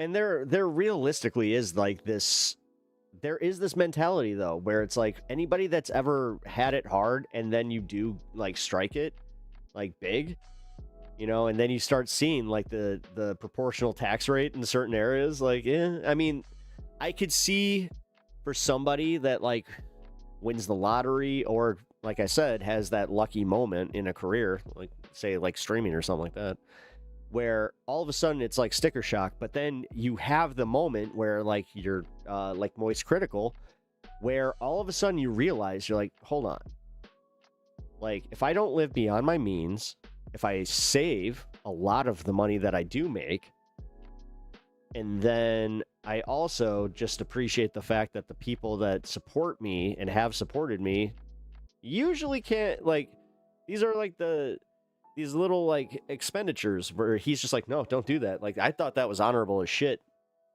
And I'll be honest, it was one of the first times as a content creator I was kind of jealous because I was like, damn, dude, I wish I could do that.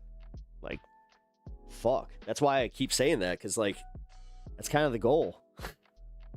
My goal is to not have it, like, be entire, like, always falling on my audience. Like, trust me, fucking having an audience that supports you it's surreal, guys. Like, I'm still kind of like wrestling with that. Like, I think it's almost like borderline imposter syndrome, where it's just like, Jesus. But I also really appreciate it. And you guys actually, through me doing this, have made me a better consumer on YouTube. So I also have to say, like, thank you for that as well. Start building credit immediately out of school. Yeah, just don't start a business. I don't know, man. I'll say this. I had a situation where I listened to a lot of advice. I did all right, and then it all came crashing down. So, like, that's... I don't know, man. The one thing I cannot stand are the ones that just, they get lucky. Like, and apparently so lucky where it's just nothing bad ever happens to them. You know, I've met a few... I know a few of those people where it's just like, dude, fucking A. And you can't even hate them. They're nice people. They're good people. And you're just like, fuck. Although, I'll be honest, there's that small part of me that's just like, oh, I have a feeling when it happens for you, it's going to be bad. It's because, I don't know. There's that small part of me that, like, has that, like, I may not believe in karma, but I also do believe in that, like, hey, if you have it too good, eventually it's going to knock you off your fucking pedestal. But that's also me just kind of, you know, being a little salty. Because I'll be honest, that's the kind of life that I have. Like, I have had that, like, every time that something really good happens to me, it's usually followed with something horrendous. So, yeah. Like, even this, you know, when I started, I gotta say, like, this is real fucking talk here, guys. So, when I started actually building an audience and I saw it, where once I got my sponsorship from that certain place, I started really picking up in the algorithm. I started getting attention. That's when I got the debate. And, yeah, man. Then my mom died randomly. You know, and then the rest of that year, it fucking sucked. Oh, hey, 420. Oh, no! I wasn't ready. Fuck.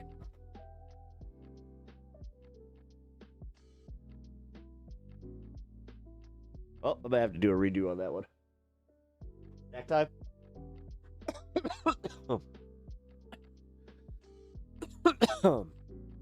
Glad the algorithm isn't being a dick anymore, at least. I mean,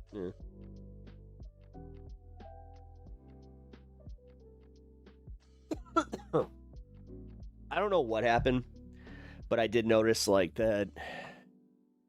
Okay, this is gonna sound weird. I noticed this was happening to a larger creator than me that I do similar numbers to. I know that there's somebody in this audience that knows exactly who I'm talking about. Sylvia, I think that you know exactly who I'm talking about. But I noticed that, like, same thing happened to him.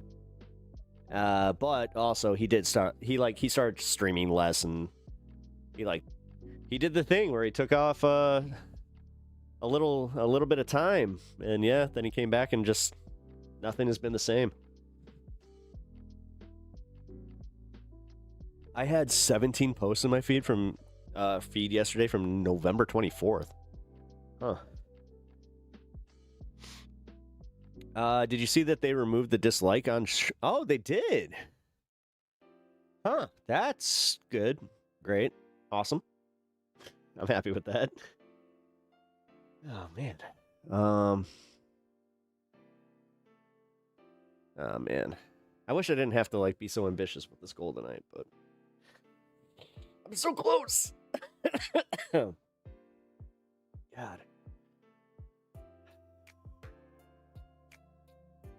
Anyway, sorry. I literally just kind of spaced out, like looking at it, just like, oh.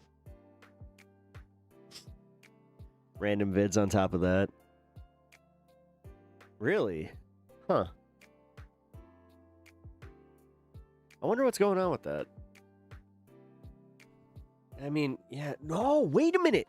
Wait a minute. No, I was noticing something similar on my YouTube feed the other day where I had like a whole bunch of fucking videos from like years ago. I'm talking like 13, 14 years ago. Oh, shit. I'm definitely one of your favorite streamers. Oh, fuck, dude. I hope you know that shit hits. See, this is where I can't hide. Like, oh, I'm bashful. Damn it. Thank you. Thank you. That's fucking awesome. Oh, man. It was after I watched the Dre thing. Oh, cool. Yeah, thanks for being here, Sophie. For real. Thank you. Yeah. Yeah, same. I watched Rocket Cars jump lakes from 8 years ago. Yeah, dude, what the fuck?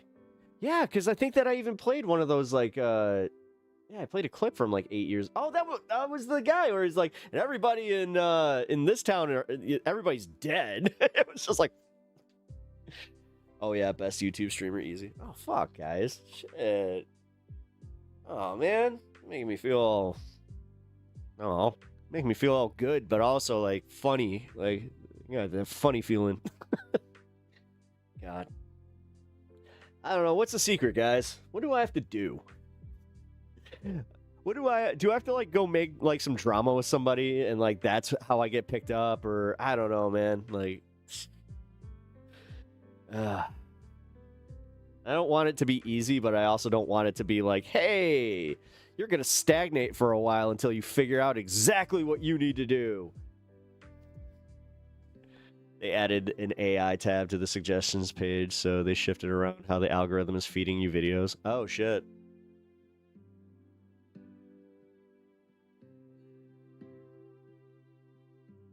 I'm really picky about whose channel I'm a member at. Pep earned my membership. Oh, thanks, brother. That means a lot to me, man. That really does. I'm the same way, actually. Let's see. I'm a sub to Status Coup. I need to re-up, actually. MR. I subscribe to their app. Which, I like the fact that that does give you something, though. Like, it gives you the ability to instant message, like, I am. Every time they say I am, I'm like, it is weird. You were going to do clips and shorts. Yeah, I have to. That's actually what I'm working on this weekend. I'm going to be chopping up my stuff and trying to get that, like, in very worst case, I might do something that I hate, and I might just make a quick talkie video from my garage or something where I just cover a news story. But I'm not going to do, like, the... Although, I should do one of those just to make fun of people that do those, which I feel bad because there's a few content creators that I legitimately, like, I enjoy them, and I know that they have good politics, and I know that they also, you know, are kind of sensing that, you know, there might be a whole subsection of the internet that's making fun of them. But, yeah, dude, I don't know. Anybody else starting to feel like it's kind of cringy and like old hat? Like it's like old ass it's like when content gets stale and it's just like, okay, yeah, I think people are starting to figure out that, you don't need a person watching another person's clip doing their fucking condescending face and point and then just having their little explanation afterwards. Like, I don't know. But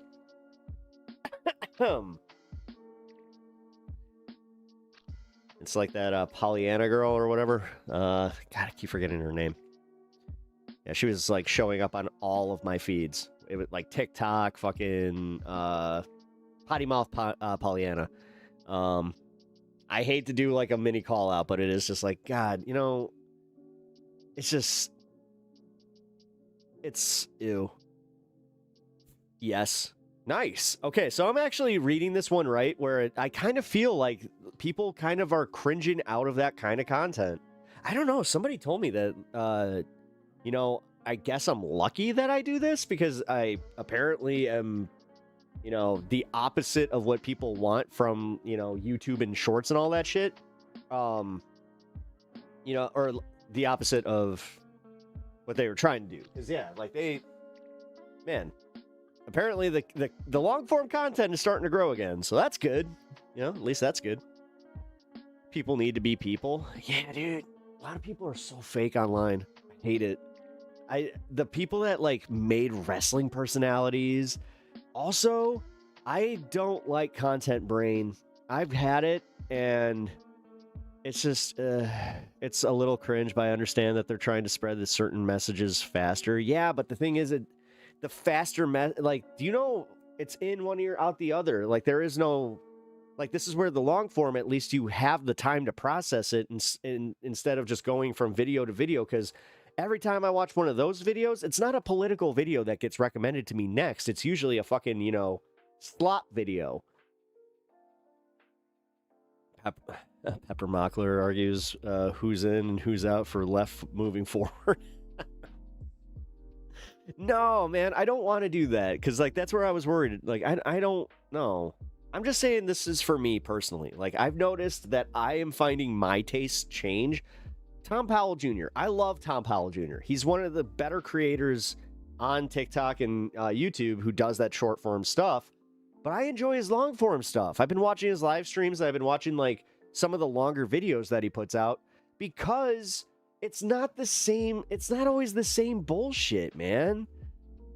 Like, that's also kind of the thing is I've noticed that it's a lot of the same content creators covering the same video, which makes me think that it's coming from a certain source. I mean, dude, realistically, that's also like, yeah, I'm not salty, but I'm a you know, a salty pepper, but you want to talk about like content jealousy kind of stuff? That the stuff that makes me jealous, quote unquote, and envious of people is when they get paid an annual, like a fucking weekly salary, no matter what, to do the content that they're doing. That makes me legitimately like, oh, fuck. Because they don't have to do another job. They don't have to worry about that. They don't even have to worry if fucking their YouTube falls off. Like, God. That's the dream right there, man. That's also where I guess I have like a little bit of that panicking in me where I'm like, oh, fuck, did I really fuck up? Like, I really feel like I fucked up. Uh-oh. Actually makes sense. Same source, chorus type stuff.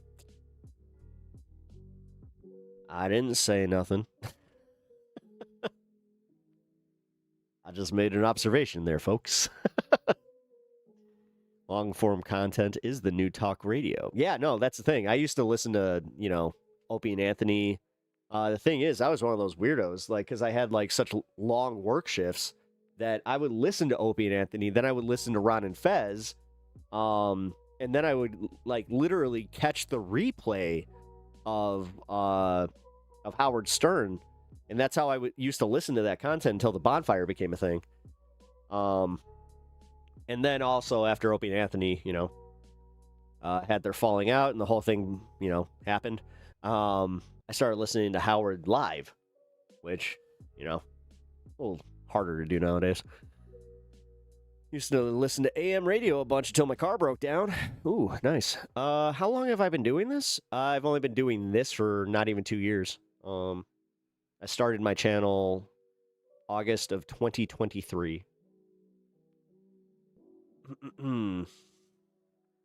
So, or wait, 2024. 2024. My bad. Not 2023. Yeah, I keep forgetting it's 2026. Fuck. I'm still back in 2025. But how long? I mean, it's a weird question because, like, I've been doing comedy since I was 19, so, or 18. So I've been doing comedy for 20 years.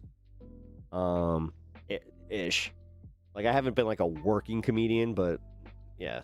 Like, this is always weird for me to say. Like, because like most comedians that are,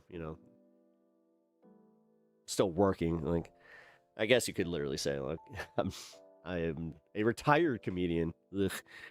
I don't know. I got paid to do it, so you know what? I did it professionally, and I'm not gonna let anybody take that away from me. I got the feature. I made my goals. Like, that made me happy. But I also, like, I did, like, I took a communications course, so I went to broadcasting school. Still early days. You've accomplished a lot. I know. That's kind of. Thank you, Ravi. I really appreciate you saying that because, yeah, no, I've kind of had that brought into context for me. Actually, somebody had mentioned that they had been on YouTube trying to do content for over 10 years and they just hit 1,000. And I was like, oh, like, I don't know. That kind of, that made me think about that a little bit. No, that's why I feel like it, and I don't want to sound fucking weird here, but I'm going to just be honest. It's almost like I'm being teased with, like, hitting the goal that I have been, like, dude, this is a dream. Like, honestly, like, that's why when you ask me how long I've been doing this, it's like, well, technically, like, a long, long time. But also, how long have I actually been streaming? Yeah, shit, man. It's going to be 2 years in about a month and a half. And that's not even streaming, actually. My streamiversary is, I hate that word, but it's whatever. November. The first Tuesday of November, because my very first live stream was covering the election. That's how I know. Yeah. Back from volunteer security. Only had one idiot, thankfully. Oh, cool. Well, yeah, only one idiot. That's good. Only one creepy chud. Nice. Like, don't forget that Hassan was getting 20 viewers at 1.2, and he's been doing it for over 10 years. He was at, 19, and now he's 35, 36-ish. Yeah, that's my, like, whole... I'm not gonna lie, like, I'm a little worried about that, because, like, I am just turning 40. I don't have 10 years to get... Yeah. I mean, I do, but... Fuck, at that point, I'm gonna be, like, the second political punk. Soon I'm gonna have to be wearing this hat to actually, like, cover up baldness. Like, fuck. Not just a bad hair day. No, I appreciate that, Ravi. That is inspiring, though. I appreciate that, like, a lot. Because, yeah, no, I know. And that, I didn't know that. I didn't know he was only getting, like, 20 a day. I don't think it will take that long in this digital climate. I hope not. Like, I don't know. Like, I think I got something to offer here. I think that, I think I'm a rad guy. I also just, I know that, yeah, some people don't like my stuff. Also, your audio, your video, and your ability to talk are far beyond what most people start out on YouTube. Thank you for that. Yeah, that's where my actual expertise came in. That was the weird part, was, like, I hadn't touched a PC in years, but I took, typing class in high school, and I've used, Windows programs pretty much the majority of, like, my life up until my 20s when I swapped to Apple. And then I just went right back to it. I was like, oh, it's like, I didn't really miss anything. I'm glad that the OS still works pretty much the same. Judge Central back then. Yeah.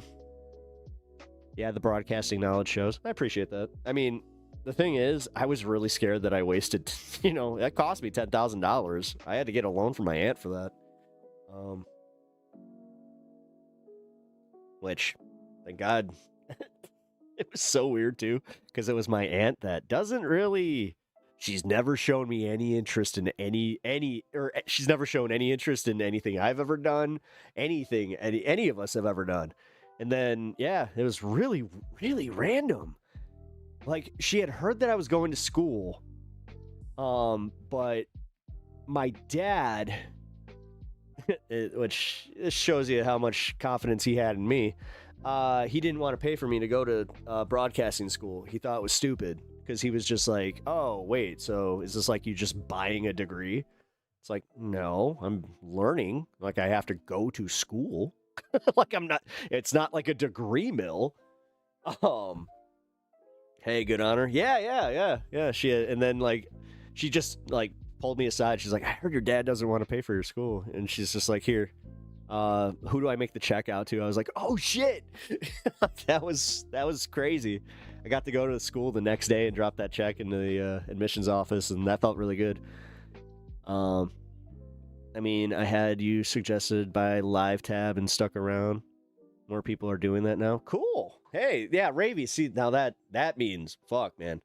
Because I know a lot of the people here also found me through this space, which is it was kind of weird because, like, at some point, and this is just a real thing, you do get to the point where you're like, I'm volunteering for this, and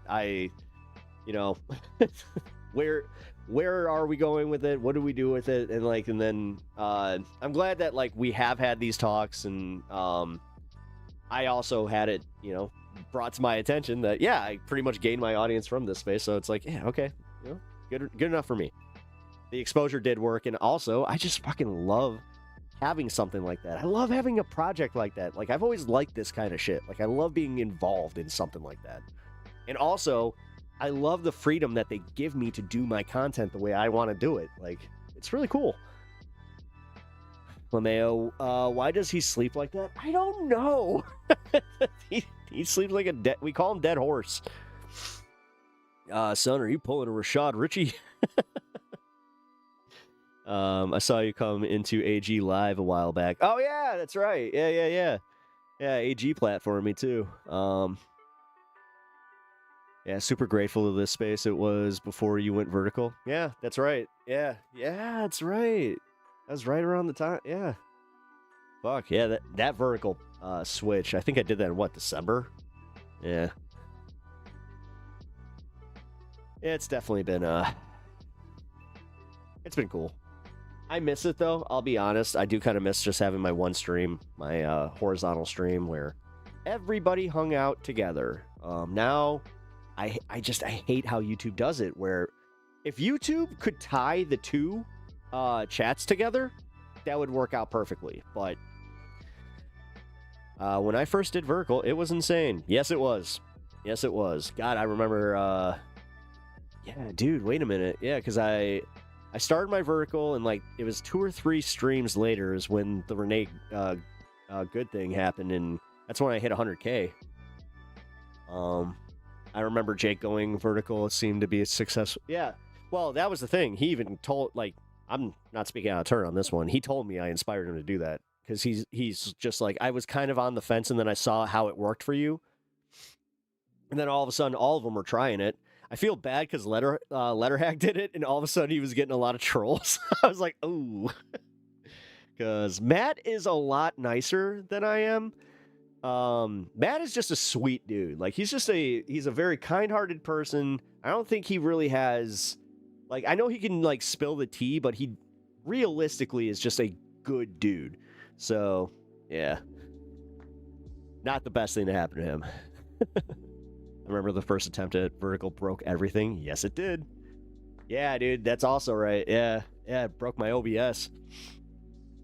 Yeah, it would be easier for modding to shorts. Chat can be fucking hellscape, especially if you are a queer streamer. The hate is insane.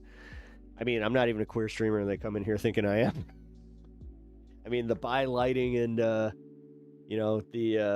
super pro LGBTQ stance probably does, make them a little confused, but whatever. About a month ago, I heard that they were doing the combined chats as a beta towards some creators, so it's possible that this should come out soonish. Oh, thank God. Thank fucking God. I mean, I really hope that's the case, because that would save me a whole lot of trouble. Like, realistically, like, because like, this is the bitch of it. I still gain a lot of people from my horizontal stream in my VODs. A lot of people don't watch the vertical VODs. They do go to my horizontal one, though. So, I don't know. Thank you, Glorious Mob and Pep, for keeping us safe. Fuck yeah. Hey. Honestly, guys, like, I'm not going to tolerate that hateful bullshit. Like, fuck them. I get one or two, thanks, Ravi. Right, when you're on the move, the short format is perfect. I mean, yeah. No, it is. It is. And, like, yeah. So, I see the benefit of both. I'll be honest, I like the view mode for my horizontals. When I do this, I'm pointing to my view mode on vertical. But yeah, I like my view mode. Also, like, I don't know, this was a good idea. Like, I'm gonna pat myself on the back for this one, for putting my title screen with my fucking stream schedule up there. Not a bad idea. The liked videos trick is a godsend. Yes, it is. Shout out to the wrenches with the wenches with the wrenches. Hell yeah. Yeah, my mods fucking... You guys almost work too hard sometimes. I feel bad, where I'm just like, damn, you didn't ask for this. Every once in a while, we do get some shenanigans. Whatever. It happens. Short VODs are a bit unwieldy. Very easy to scroll away with your phone. Yes, that's the problem. Yes. Yeah, you could easily just scroll away from it. Yep. I don't know. Like I said, this is why, Robin, hey, nice. It's hard to decide which one to be in. See, Robin, I get it. Yeah. See, that's where I don't want this anymore. I would love you to be able to be watching the horizontal like you are right now and join this chat, because that doesn't make any sense, especially when Twitch, they figured it out, and they came to the vertical game late, man. I'll be honest, I was kind of shocked. On Monday, they rolled that out. I didn't even get, to work with the beta or anything like that. They just did it. I was like, oh, shit. Which was cool. Everybody's saying hello to you, Robin, in horizontal. I mean, if you want to chat with everybody, obviously the vertical is the one to go to, which sucks because, yeah. Honestly, there's another thing that I kind of wish I could do where I can record this. Like YouTube would record it, right? And then when I put out my VOD, then it would give me the option to put both of them out there. Like, that'd be fine. But, yeah. They make this needlessly silly. So, hopefully they figure that out. All right, so I wanted to smoke, and then, yeah, we're gonna chat. We're just gonna hang for a little bit. Not too crazy long tonight, but still. The one thing I do want to... Oh, wait a minute. I think I know what I want to do. Although, I feel like I'm going to need... Damn it. I'm going to need, 2 more donos to get there. Have you thought about using RestreamBot? Yeah. Yeah, no, I've been thinking about using RestreamBot where, yeah, it does that. Like, AG uses it. I know Christina uses it. But chatbots, I've actually... Yeah, I was about to say, no, the Restream bots, they ruin chat. I've actually... Yeah, I don't like them. I just personally don't like them. So... Nah. We'll work with what we got here. Does it count if you like both? Yes, it does. Yeah, guys, it totally does. So, yeah, like both streams. That's a big one. So, thank you. I appreciate that a lot. Saying a lot tonight. Are you fucking kidding me? We're one sub away from 1920 or 2920. Ooh. Ooh, I don't like that. Well, just so you guys know, you can have that magic number where I will totally remember what sub you are. Think. Let's see. I think Frizzle Drip was my 600th over on Twitch. Yeah. So yeah, no, for the most part, I'll remember. And if I forget, then you can just be like, that was number 2920. Oh, man. I'm just trying so hard right now. Like, guys, and I totally feel douchey doing it. I know what I'm doing, okay? I'm not proud of it, but it is what it is. Okay. Would it benefit the channel more if we brought the regular chat back over to horizontal? Vertical is good for discoverability, but if it is sacrificing you in the regular algo.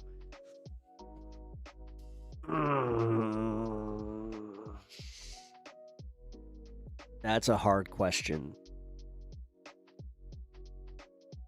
I appreciate you asking. Shit, I don't know. I really don't know, because in theory, if you guys did go over there, yes, it would help with my average view duration, and it would probably help with like the concurrent view count, but I don't know. Because realistically, the thing is, like, the active algo is the live one, which I don't mind. Like, I saw Jimmy Snow in the same feed, which kind of explains how he found my channel, by the way. Trying to read the V chat, I thought that was restroom. Wait, what? I subbed to someone on Twitch who has 600 subscribers. If you have 600 subs on Twitch, you're making a living. I have 600 followers. I have 11 subs. So, yeah, I mean, you're not wrong. You're not wrong. No, it's actually the same as, like, there are guys that have 5,000 subs on YouTube that somehow make a living. I know that, like, the trick is that, yeah, they're live streamers that have a very active audience. No, I don't want to blow up the spot, but I'll just say that there's somebody that also helps on this space that has a large audience, that kind of told me, like, to not fret, like, this is, you know, it's just the game and how it works. So, like, don't fucking focus on the algorithm as much. I'm like, I don't know about that, man.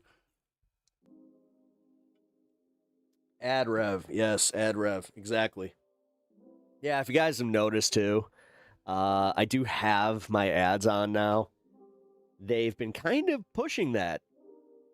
And they kind of, like, they've been making it so you kind of get penalized if you don't turn on your monetization. So now I also have to work within the the monetization framework, so I got to be a little more careful. Trolls don't go to horizontal nearly as much. No, we get the occasional ones, but no, the horizontal live feed. Realistically, like, you kind of nailed it. It's not. It hasn't been doing as well in the algorithm, specifically because I've been focusing on the vertical one. Which, I don't know, man. I actually need to talk to AG about this, because he's the... You know what? If you guys are mad about the, like, vertical thing ever, just blame AG. Just go over to the Angry Ginger. I'm giving you guys permission to do it, and tell him that you steered Pep Talks wrong.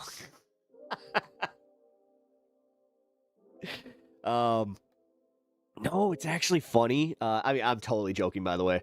You can tell him that, just then go, JK, LOLs, all that stuff. But no, like, he was the one who told me to do that, and I didn't believe him for the longest time, where I was like, really? Running a dual stream? And he was like, he's like, dude, it really gets your stuff out there. And then he quit doing content for a while. So I was like, fuck it, why not try it? Because my OBS finally allowed me to. And yeah, that's essentially how that started. And AG also, yeah, it's actually kind of weird because now he's having the opposite effect. Like, he has the opposite thing that he was telling me about, where he's like, yeah, dude, ever since I came back, his horizontal's been, like, fine. And he totally fucking is maintaining his audience, and it's growing, and he's doing well. But he said, he was like, his vertical doesn't do shit. I was just like, really? He's like, yeah, there's definitely a difference there. Cobra Pep sent me. Trolls don't go to horizontal nearly as much. Oh shit, it's happening again. It's upside down. The fuck. Fox News is is real pissy right now because a tattoo shop refused service to certain military members with the reasoning that they are war criminals. Oh, nice. Ha ha. Ha ha. And you know what? They totally did that thing with Kim Davis where they're just like, that's free market capitalism, baby. Marketplace of ideas and all that. Yeah, thing is, where's that tattoo shop? So if I need a tat, then I'll go get one. Because that will earn them dude, if I'm close, I will totally go. It was a few minutes ago. Probably wanted tattoos. Most artists won't do as well. Maybe. Yeah, maybe they wanted tattoos that made Grand Platiners look fucking tame.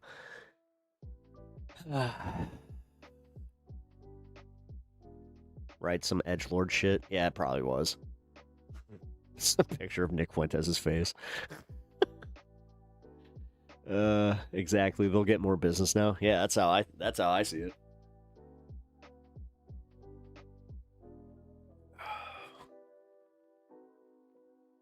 But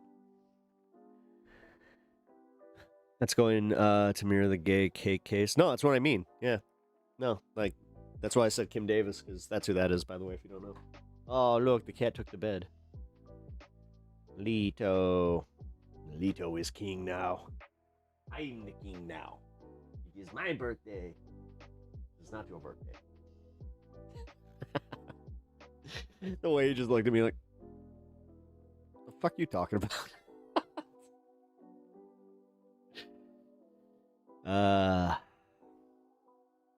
Leto the usurper. Yep. Kim Davis wasn't the KK's.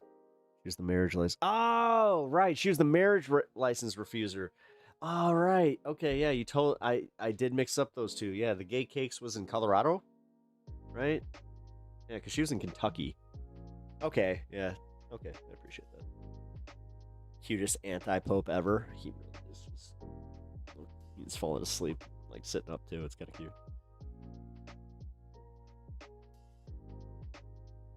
What's up there, you little shit? I have no idea how I managed to get such a cute cat that is just also like the biggest terror. She did something else recently, didn't she? Yeah, she lost something. There was something else that happened to her, yeah. Holy heck, this is the owner? Oh, this owner?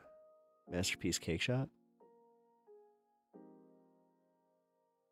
Where's Colorado Civil Rights Commission? Oh, yeah, right. Masterpiece. Get it? Get it? Because it's a piece of cake. Got him.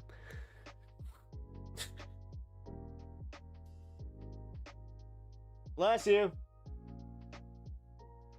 For anyone that didn't hear, my wife just sneezed. Jack Phillips is the owner. Oh, I need to stop, like, swerving. You need to stop doing the swivel thing. God, that's the one thing I would wish my chair didn't do is swivel. Tattoo shop, my opinion is that the military is a bunch of war criminals and law enforcement kills babies and unarmed citizens. Damn, this guy's based. Where is this at? Jack Phillips, Florida Tattoo Shop. Oh, fuck. Man. Rebecca, you're back, and you're over on Twitch. What's up? Let's do this for you. You're back over on Twitch. Then we do this. Oh, yeah. Countdown to Gravy Seals trying to burn it down. Gravy Seals. All right, that's pretty fucking funny. Nice. What's on that side? You guys may have gotten me into a bad habit.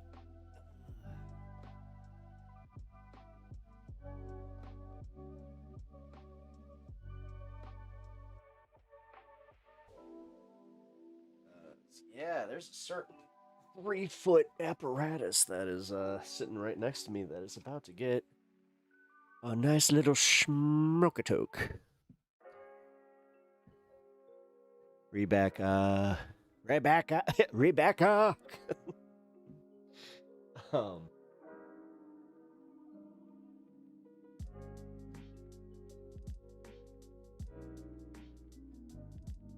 All right. By the way, guys, oh my god, we're so close. That's gonna be the end of my night. It's like, I was so close. I was so close to my sub goal. I was so close to fucking, the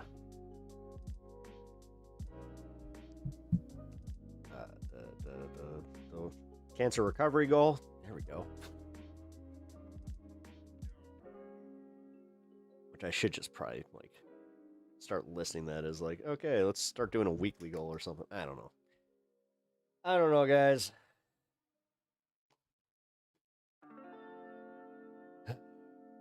Keep reiterating that. Oh god, let's get me to ad rev territory. How about that? Pete, Mr. Played, a hand in the Canadian bread price fixing scandal.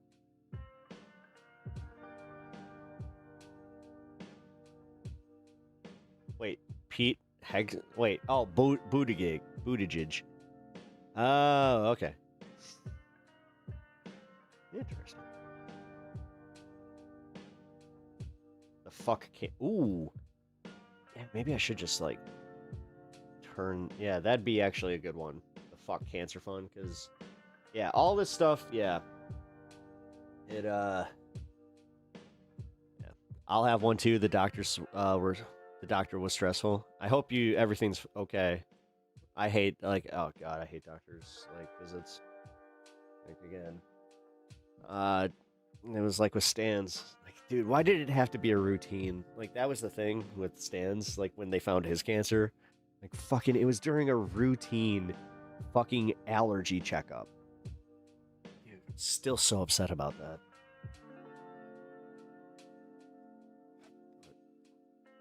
They're figuring that one out, too.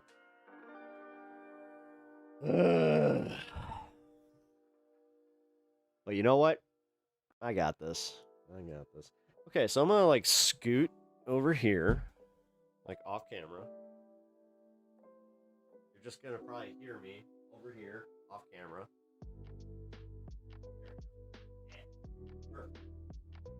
Okay. All right, I am off camera now, but you can totally hear me, right? Haha, perfect. Hi. Welcome to stream. I'm off camera right now for totally good purposes. Yeah. Let's go. All right.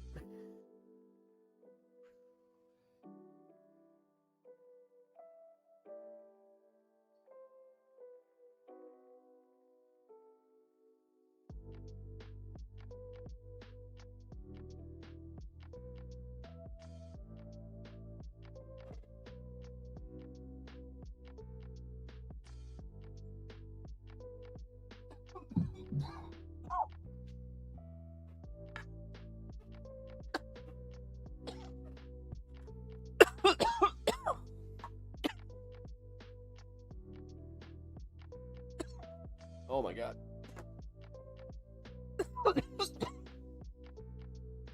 Got it in one take, too. Again. Woo.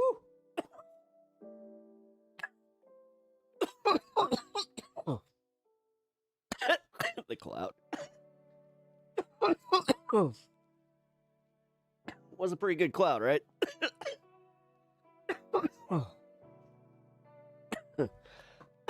Like jazz hands, only pep. Pep hands.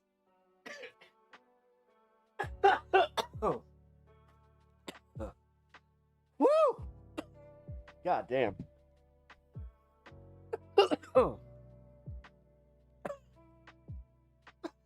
Oh man.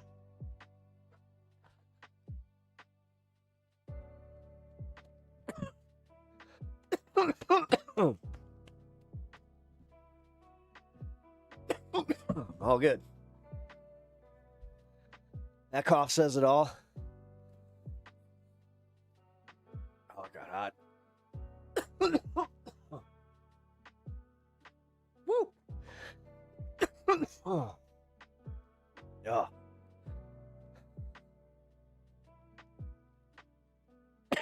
Usually you pay extra for the hand stuff.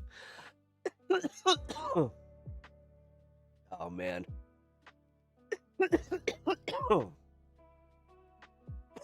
No, the thing that I should have had was Mr. Tim Pepper, who's so, like, he's so depressed. You guys can't see it, but I have emo hair under here. I'm just so sad. I don't even have my skateboard. Bye.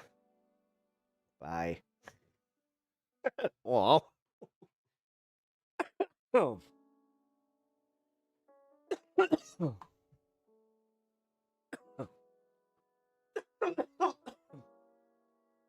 Oh, god damn.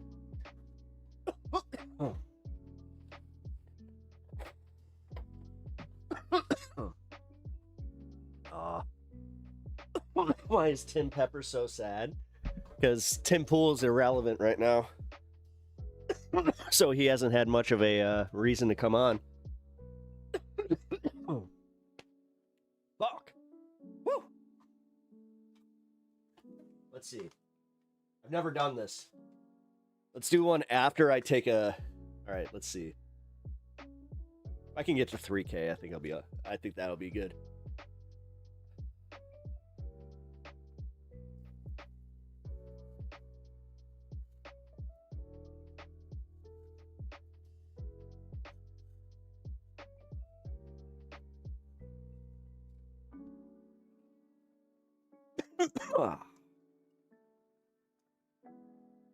Topped it out. Well, and that's after I just did that. I'm starting to think that I have pretty good lung capacity here, guys. Man. I don't get why Tim Pool attacks so much hate. He's one of the very few objective journalists in media. Kidding. I was about to say, I'm like, Rev? Oh, damn, this is like the first real bad take I think I've heard from you. Lungs of steel.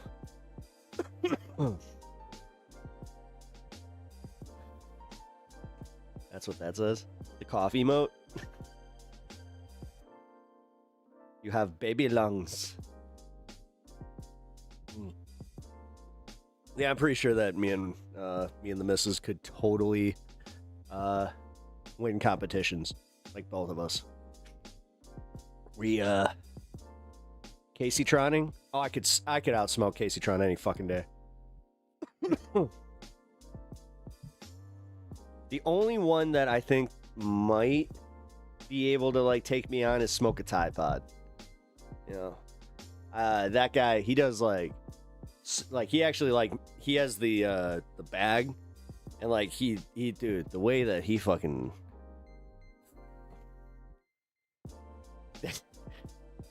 he goes at it hard, and that's coming from me. So, yeah.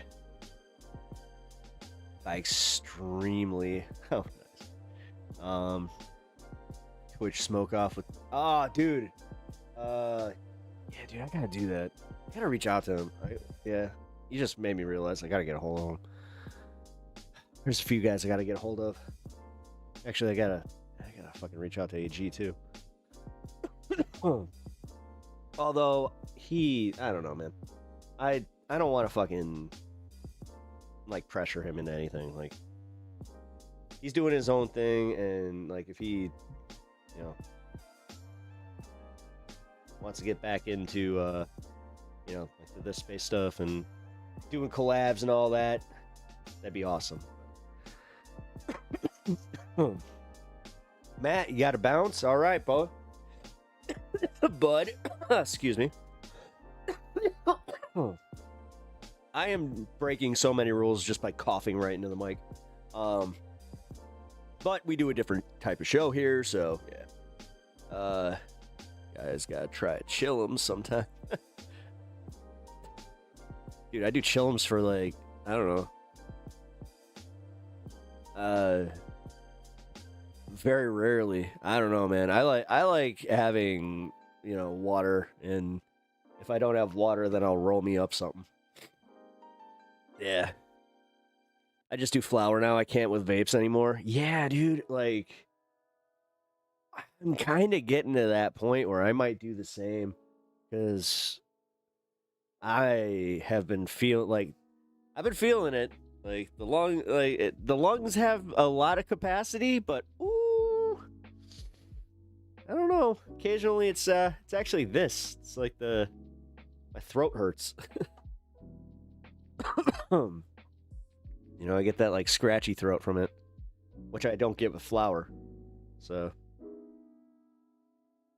yeah, they're brutal, but they get you there. Yeah, see, the thing is, yeah, Charlie knows what's up. You know what's up. You don't like the waste? Yeah, see, that's the problem. With a grav, it is almost like you waste too much.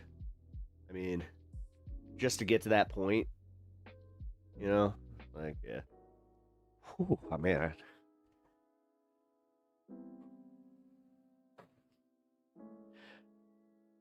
Whoa. Whoa. Whoa. Oh, whoa. Whoa. Okay, that's all. Yeah, that hit me. Okay. I'm good. I'm totally good. Yeah, I just leveled up. Yeah. Oh, yeah. Yeah, I did. Wow. That hit me like a fucking bus. Ooh. Actually, more like a fucking train. Like, yeah, there we go. That's about the equivalent force right there. Dude, I can't feel my feet. Like, what the fuck?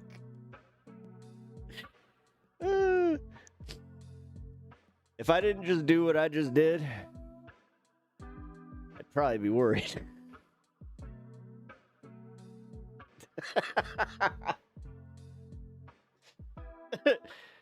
Well, I would argue that's a bad thing for me.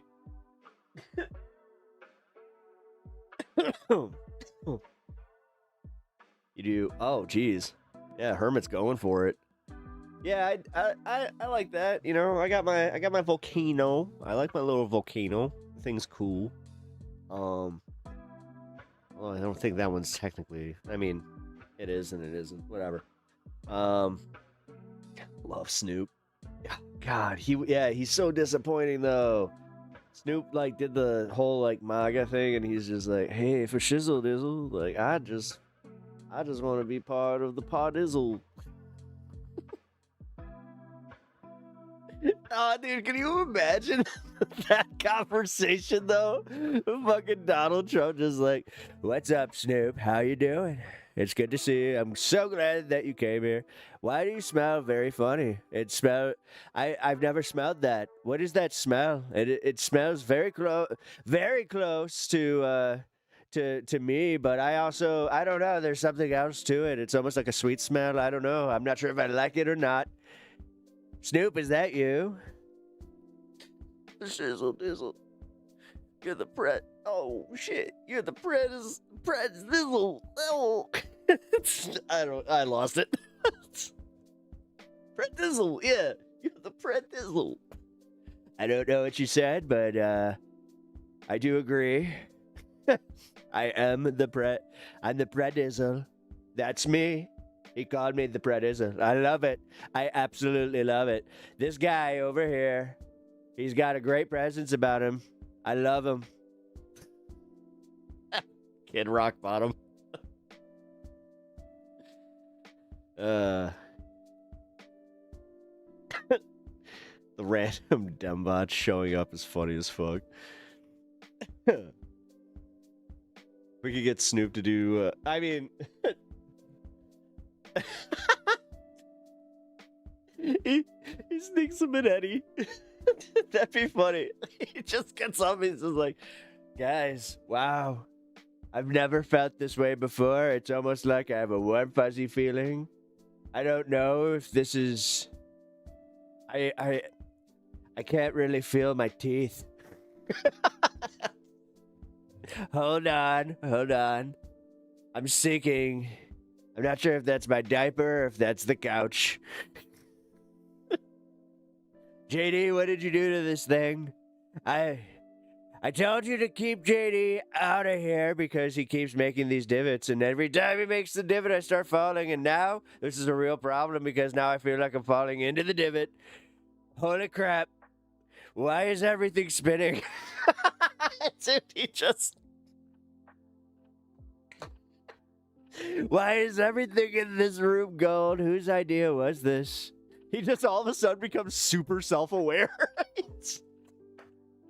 Guys, I need a Diet Coke.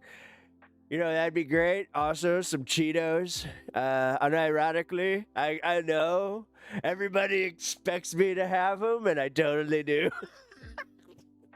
And some M&Ms. I love the M&Ms. Except we got to do something about the green M&M. This harlot, she broke my heart. She stopped wearing the boots. She took off the sexy boots, and then she put on the shoes, and I was just like, what is this? Why is she... They're transing the green M&M. Oh, look, they're here with my Cheetos. I appreciate that. And my Diet Coke.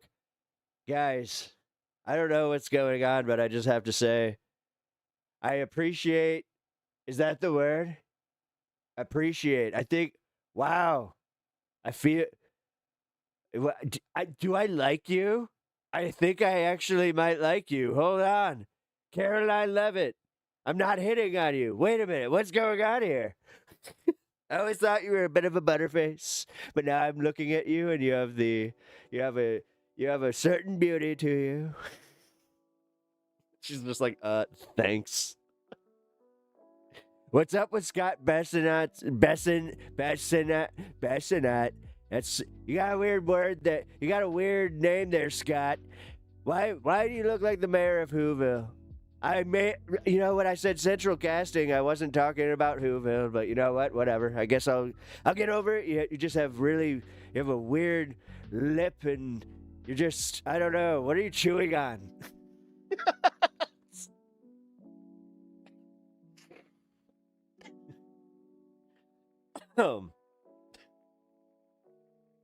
Pete Cagsbreath, they got that one right.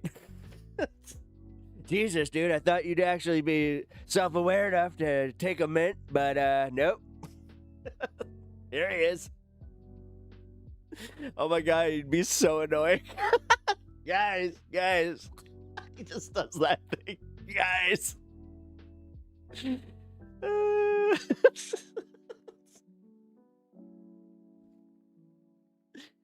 Oh, fuck, man. He would be very annoying, but I don't know. It would be also very funny because you know this phone call would happen. Hey, Joey boy. I did something. I think that somebody spiked something. I need your expertise here, Joe.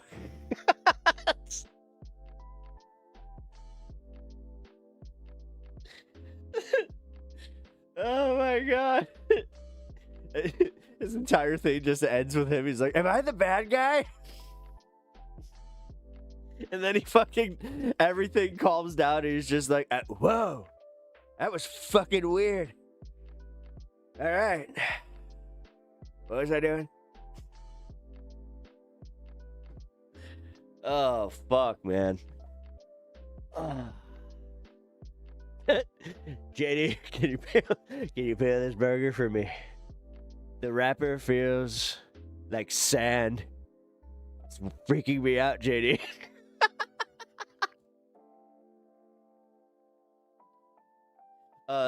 Yeah, sure, sir. I like the crinkle noises it makes, JD.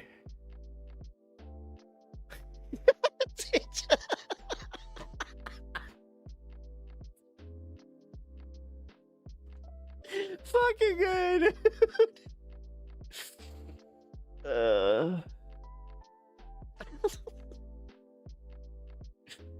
Oh, I kind of like this character. Oh man, I just need to get it here. I just need a random picture. Wait.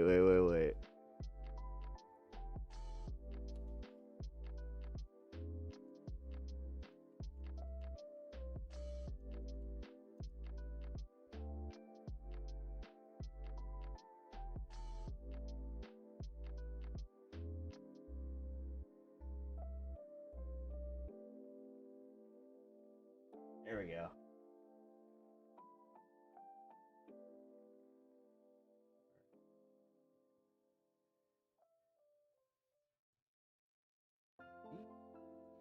You guys are gonna like this. I should be able to put this together like super fucking quick. Oh god, I should have done this a long time ago. Fuck.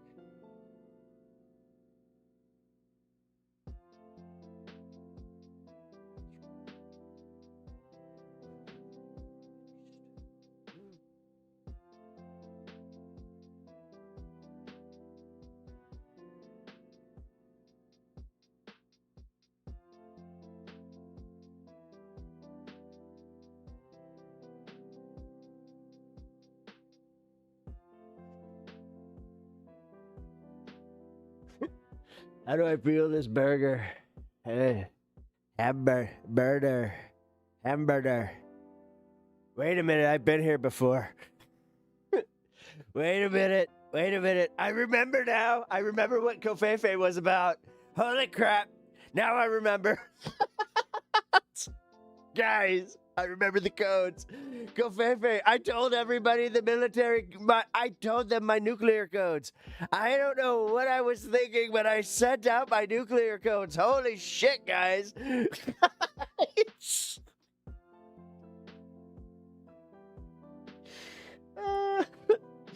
Holy crap. Okay, now that's fucking funny. Alright, let's see.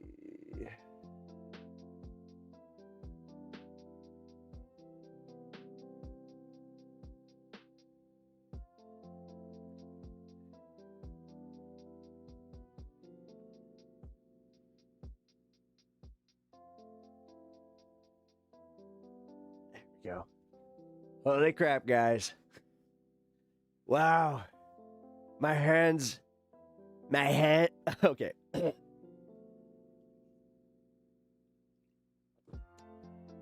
not gonna go as gravelly here. Wow, my hands. They are kind of tiny. Weird. I don't know why it's not bugging me as much as before. But now that I stare at them, I have little baby hands. You all have little baby hands. Why are your faces melting? Guys, it's happening again.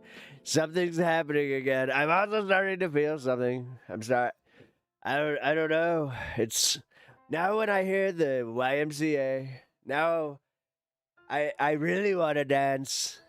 But I don't know. I got this weird feeling about the Indians specifically.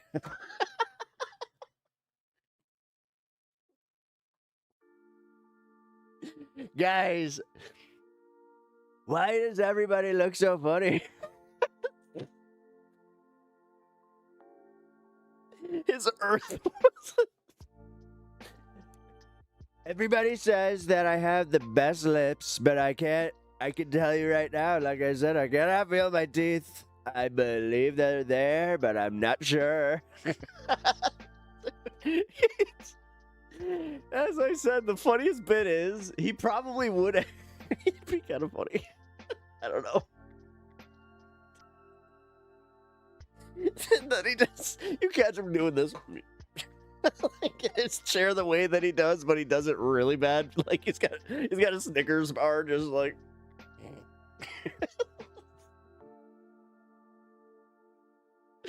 he's doing those deep snores like.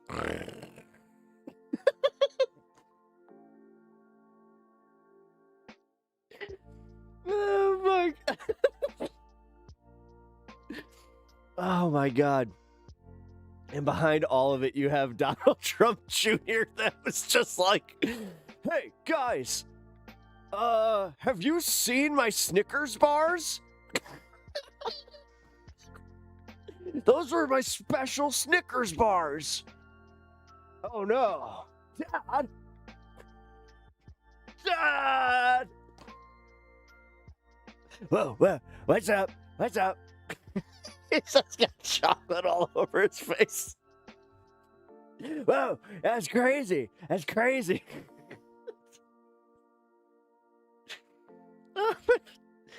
Oh, fuck, man. Oh, wow. Oh, this is too funny.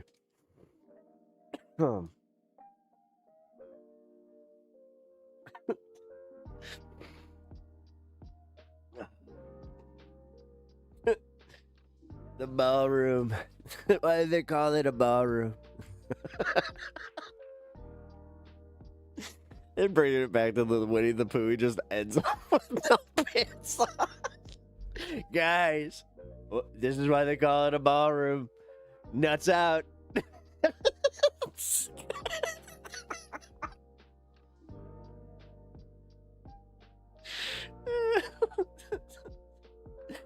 Oh my man.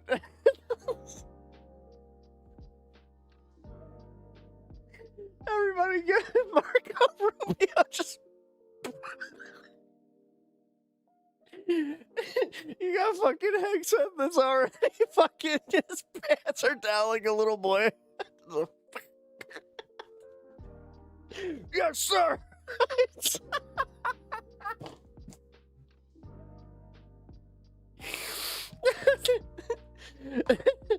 I'll take my weenus out for you, sir. What are we doing again here, sir? Fucking little, you got tiny Marco doing this. He does it begrudgingly. He's just like, yeah, okay, and he's got his tiny little, his big fucking, or the big shoes. He's got his oversized shoes. It's fucking. What are we doing? What the fuck?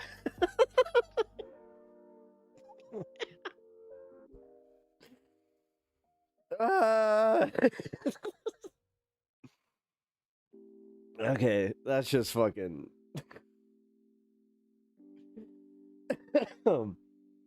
Wow. Damn, I can't remove my comment. Don't worry about it. Whatever. Where would you like a ketchup on my body? Wait. I don't know why I have an opinion about this, but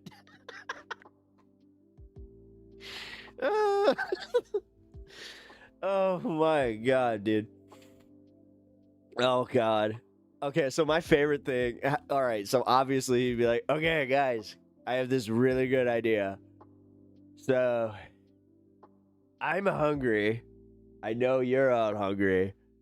Let's just get everything from everywhere. What do you say? It's just like, yeah. Not a single person in that room would be like, yeah, no, that's a bad idea.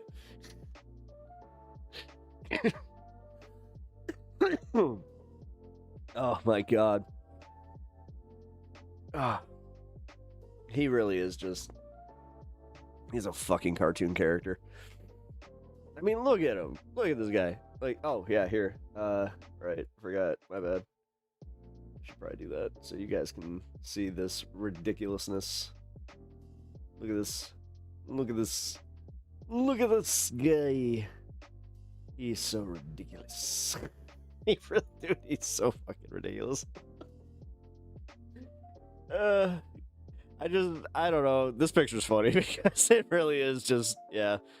All I did was just look up, hi, Trump. And yeah, this is what we got. And, yeah. Hey, guys. Have you ever seen... You ever seen that movie with Nicolas Cage? Which one, sir? I've seen them all, sir. But which one, sir? The one with the bees, but he also was with Sean Connery. And, he also, I think, was driving an ambulance of some kind. I thought that he was, great, and, at the end, they said that he was a vampire. He just realized that he's mixing up all his movies. Nicolas Cage is just in the back, trapped like a fucking hostage, just like, yeah, oh, great, Mr. President. You can have the Declaration of Independence back now. I apologize, sir. I knew it, Nicolas Cage. I knew it. I knew that you took the Declaration of Independence. I watched the movie. I'm not dumb. I'm not a dummy. You're not. You can't call me a dummy. You're a big dummy. Why would you take the Declaration of Independence anyway? What's it mean to you, Nicolas Cage?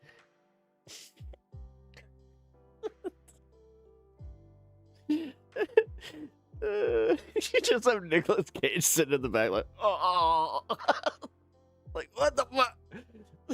Sir, with all due respect, you make me, actually kind of seem normal. What's that supposed to mean, Nicolas Cage? You're a thief. You're going down. Federal charges there, buddy. He gets back and is just like, I want to press charges on Nicolas Cage. I went and apprehended him myself. We went in the cool helicopter. Not the weird one that looks like a minivan. We took the cool one. We had to make it look like a movie. So what do you think there? We caught the bandit, Nicolas Cage. I had a hunch the entire time. Somebody told me that he stole the Declaration of Independence. And then just literally got Susie Wiles, or what's her name? Like Susie Wiles or whatever. She says like, just...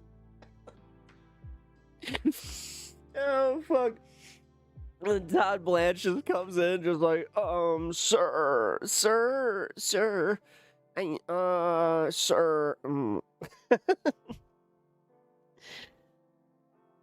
do you think would tell him? Out of his entire cabinet, who would actually be the one to tell him? Not Caroline Leavitt. I don't know. Who's the one that would actually stand up and be like, sir, that was a movie. I don't think anybody. Oh my god, dude. Melania. Okay. Excuse me, Donald. He was in the movie. What do you say? I can never understand what she says. It's been forever, and I still can't understand a fucking word she says. He just gets really candid about it.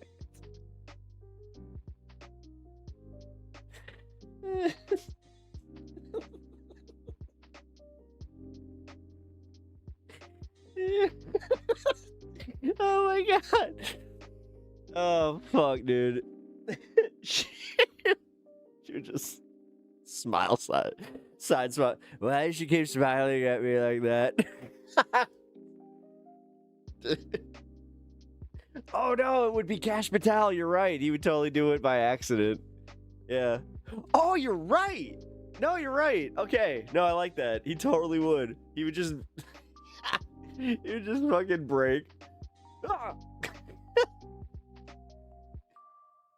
Oh my god, dude. Okay, now... Trump is... Dude... It is still wild to me. Like, I have these moments occasionally where I'm like, this motherfucker. Just, I can't believe it. Like, really? This dude, we did it once. But, like, what? What are we doing? What an ass. He's just such an ass clown, man. Like, with everything he does, he is just such an ass. But, hey, people love him. It's just so fucking weird to me. First living chatbot named Melania. Oh, dude. Now, here's the thing. Would he program it in the accent or not? I think he would not. Oh, man.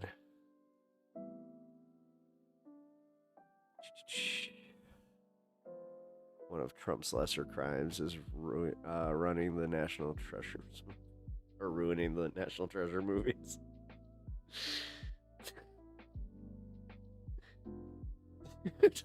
I still can't get over just like that mental image of him staring down Nicolas Cage like, I got you, buddy.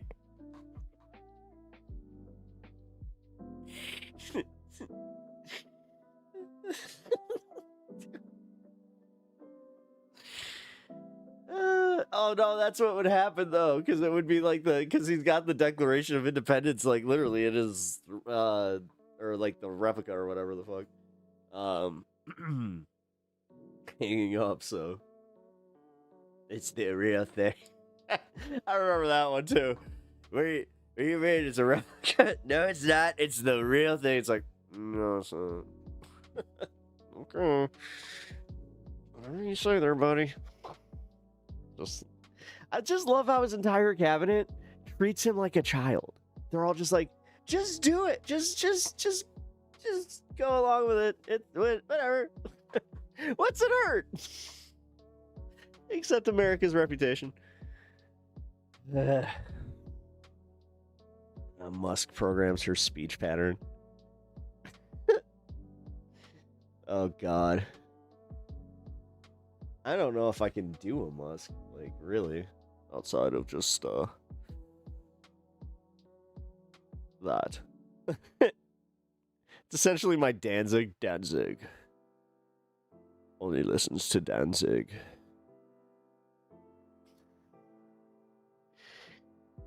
Fuck. Okay. Let's see. God damn it. Oh, don't do this now. Damn it. Sorry, guys. My chat just did this stupid thing that it's been doing all night. Alright, let's refresh it.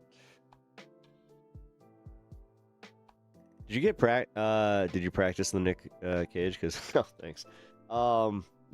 Funny enough, not really. I was watching Spider Noir, and he really puts on his, it's Nick Cage at his Nick Cageiest. So, but hey, I appreciate that. It's always fun because it's always the random ones that I like, where it's just like, oh shit, I do it like a good Nicolas Cage.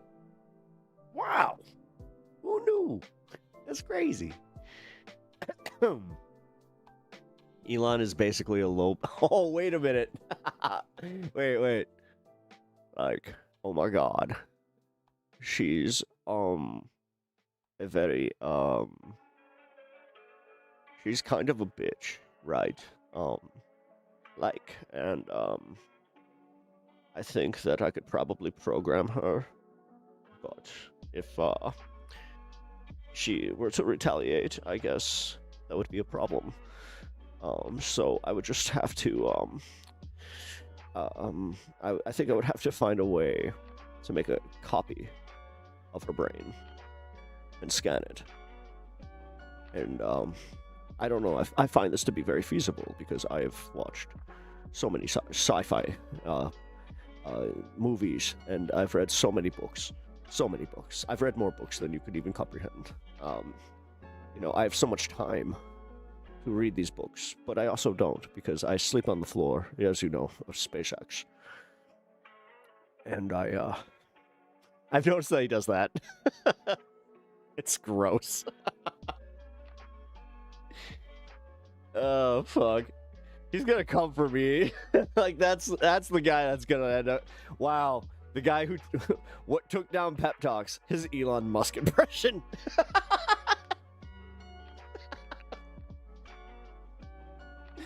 Ah, shit.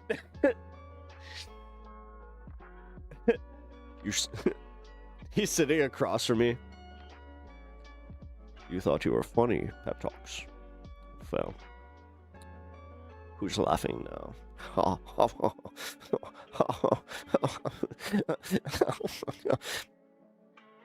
I'm the one laughing now.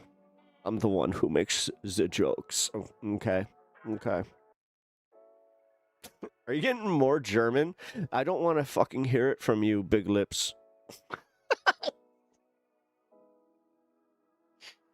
That's not technically political. I don't want to hear it. It's like, that didn't make sense. It's big mouth. I don't care. I just don't care. You want to see how little I care? Have you ever used any of my products? Then you would know.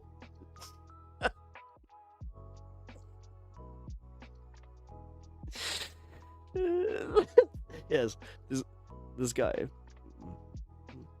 Pep Talks. Very concerning. I want to throw everything at the kitchen sink at him. He just drops a kitchen sink at my door. It's like, who's got the last laugh now, Pep Talks? Who gets the joke now? Why is you're getting more German? Oh, he just like scoots off. Oh, he's such a scamp. Ooh, Alex, he's such a scamp. I almost enjoy him. He's such an asshole, but he's so funny. Look at the way he runs. It's so funny. Who in the hell are these guys?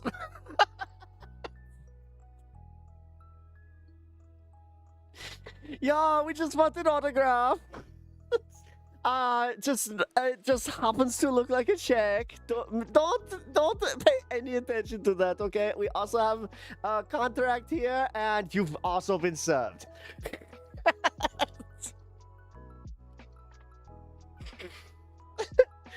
Oh, fuck.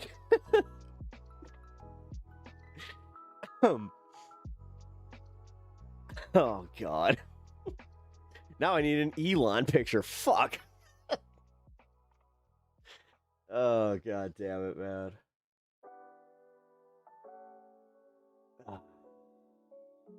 This is weird. Let that sing. The thing is, I love how, like, nobody knows what I just did there. If anybody was just coming in here, they're just like, what the fuck is this? Why does this guy have a picture of Donald Trump up, and why is he doing this weird German voice? And is that supposed to be Elon Musk? It sounds like Elon Musk.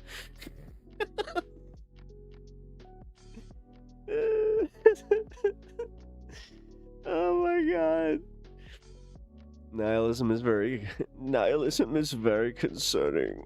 Wait, I don't even know who I'm doing. Oh, wait, Elon. Nihilism is very concerning. This is why we need to convert the moon into AI. It can be done. Everything is data. Don't you know that everything is data? You are data. I am not data. I am the... Oh, shit. I am the master processor. That's not a thing in computers. Yes, it is. Shut up.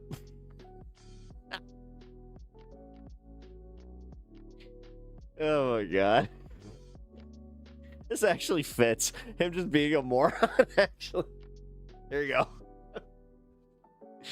go. Don't give him too much credit. Yeah, dude. Oh my god. He's totally gonna come for me. Oh no.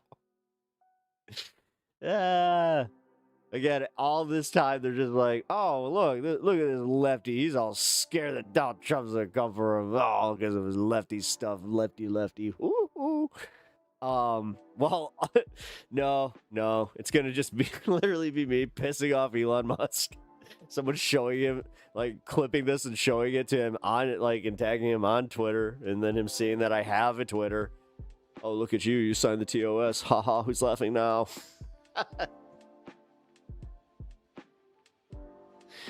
Oh god. I mean, from my understanding, he does actually, like, he does kind of, like, find lower tier people, I guess. Not a very nice way to talk about yourself there, Pep. But he does. He, like, goes after, like, lower tier people where he's just like, I heard what you said about me. It's just like, which makes me immediately, if he ever did that shit to me, I'd just be like, oh, come on, get a life, bro. Like, you gotta be kidding me. And then also I would immediately just jump live and be like, I fucking told you.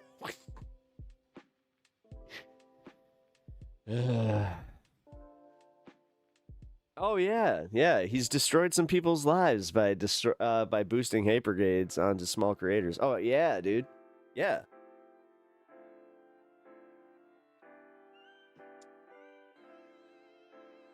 Yeah, I don't know, Elon. It's all in good fun.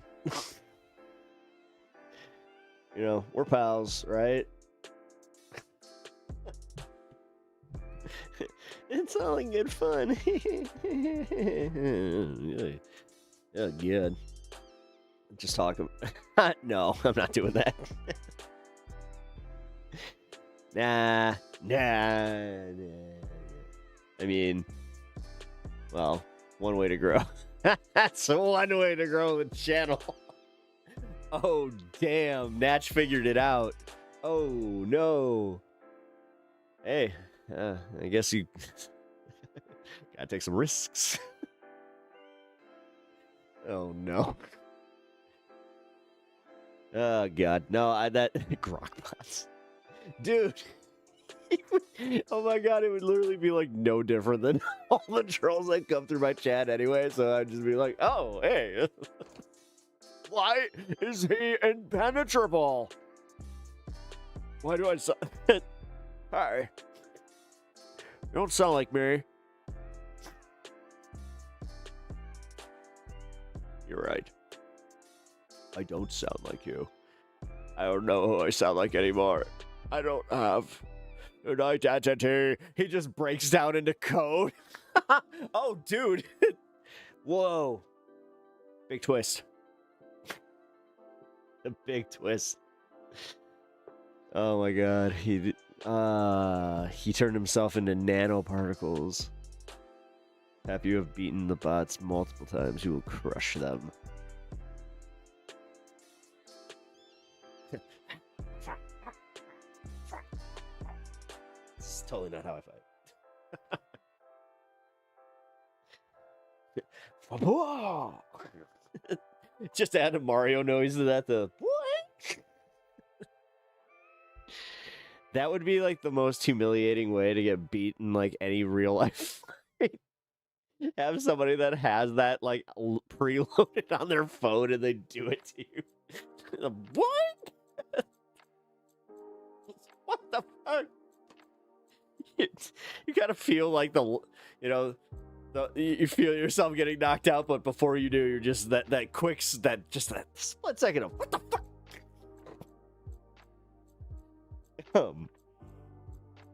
Oh my god, yes. Oh my god, Musk would be the most incompetent Matrix agent.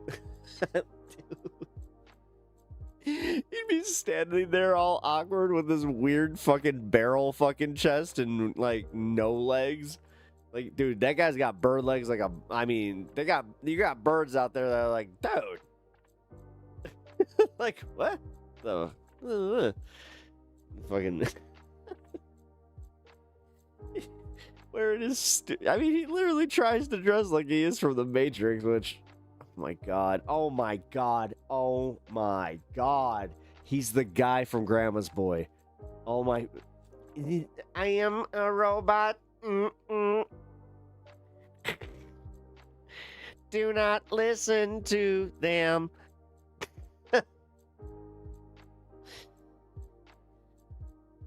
Must have sustenance. Fucking weirdo. Lynn. He tries to get the oracle. I found you, Oracle. No.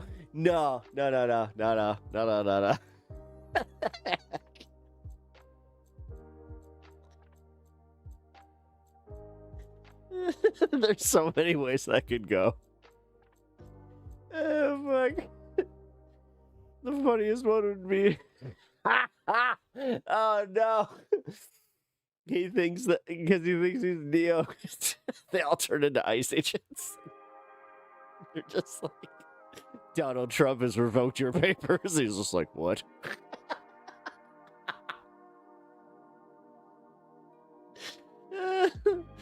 Oh, fuck.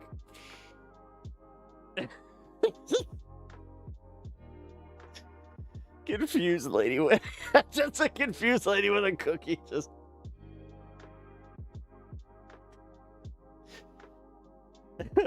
Oh, man. But he'd be so stupid. Oh, God. He's one of those types. Like, God.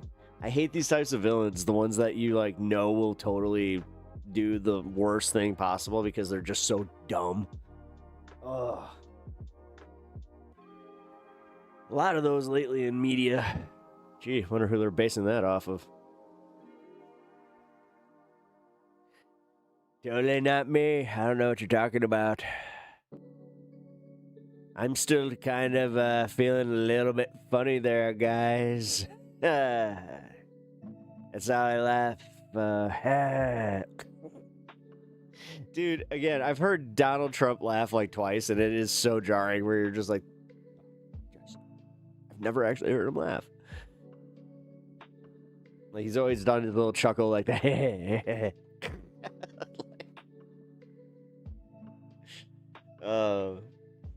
Yeah, like, it was recent. I forgot what the fuck it was. Oh, I think it actually was Zora Mamdani. Like, actually made him, like, fucking laugh. Which, I don't know. Dude, that fucking speech earlier, it's just like, Zora Mamdani. You know, he's a nice guy, but New York is going downhill. It's just like, he so badly did not want to shit on Mamdani, but he's just like, this was where he was wrestling, where like, oh man, I gotta sell this. Sorry, buddy. Because you know that, like, honestly, Zora Mamdani could probably get him with this, where it's just like, I thought we were pals. It's just like, you know, he does this little stupid accordion thing, and just like, Zoran, buddy. Can I call you Zoran? I gotta say, doesn't come easily.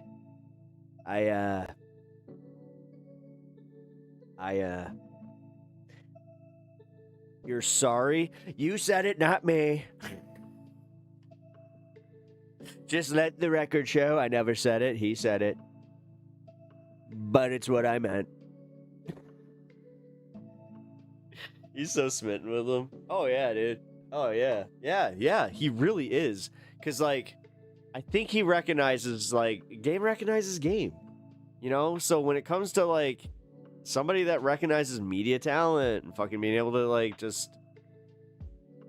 make a deal, dare I say. Man, I mean, dude, the way that he, like, my favorite one is where he grabs his hand and he keeps doing this. And, like, he's like, that's my boy. It's my boy Zoran. We're buddies now. I know, weird. I know, you know who's gonna freak out? You guys. It's gonna be hilarious. That's my favorite. Watch Fox News. Dude, he probably said that, like, for real. I'm not even, like, making a joke here. I think he said that in private, like before they came out for it, where it's just like, buddy, watch Fox News absolutely lose their shit. This is gonna fucking wreck their brains. You're a good guy there, Zoran. Oh, man. Dude, oh, fuck. I need to get him off my screen now. Otherwise, I mean, I am beating this fucking bit into the ground. I'm oddly aware of it. There we go. Ugh. Oh my God, so true. No, for real though. I 1000% mean that. Like, I do think that Donald Trump at one point told Zoran that, you know, like, this is gonna wreck the press is gonna hate this and I'm gonna love it. I'm gonna eat every moment of this up. Just watch their stupid faces. Oh my God, I kind of want to here. You know what? Fuck it. I think I want to watch this so I can see, like, I want to see, like, just look at him because his big ass smile. Here, you know what? Fuck it. Yeah, I got a few minutes.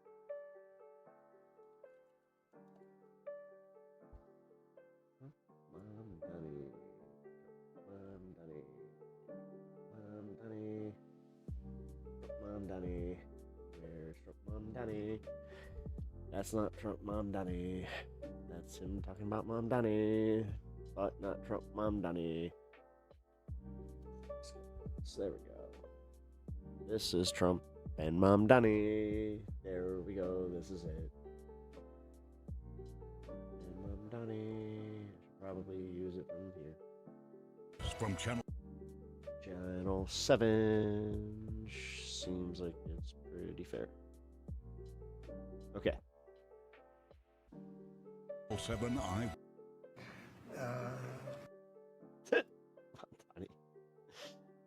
I wanted to congratulate the mayor. He really ran an incredible race again.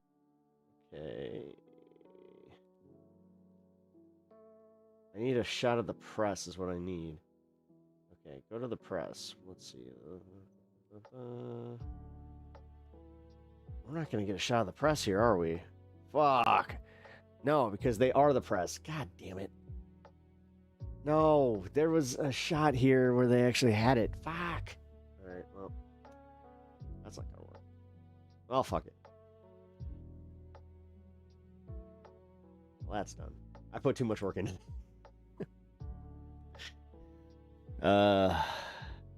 This has not been this has been the most welcome to Pep Talk stream in a while. Thanks, Natch. I appreciate that. I know exactly what you mean by it too, which is I'm just like, ah.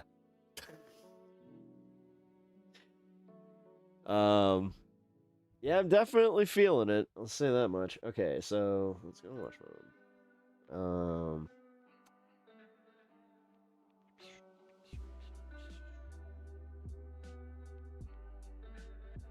What is this thing with Crystal about? Harville, dumb elite, crash out over the dumb divorce.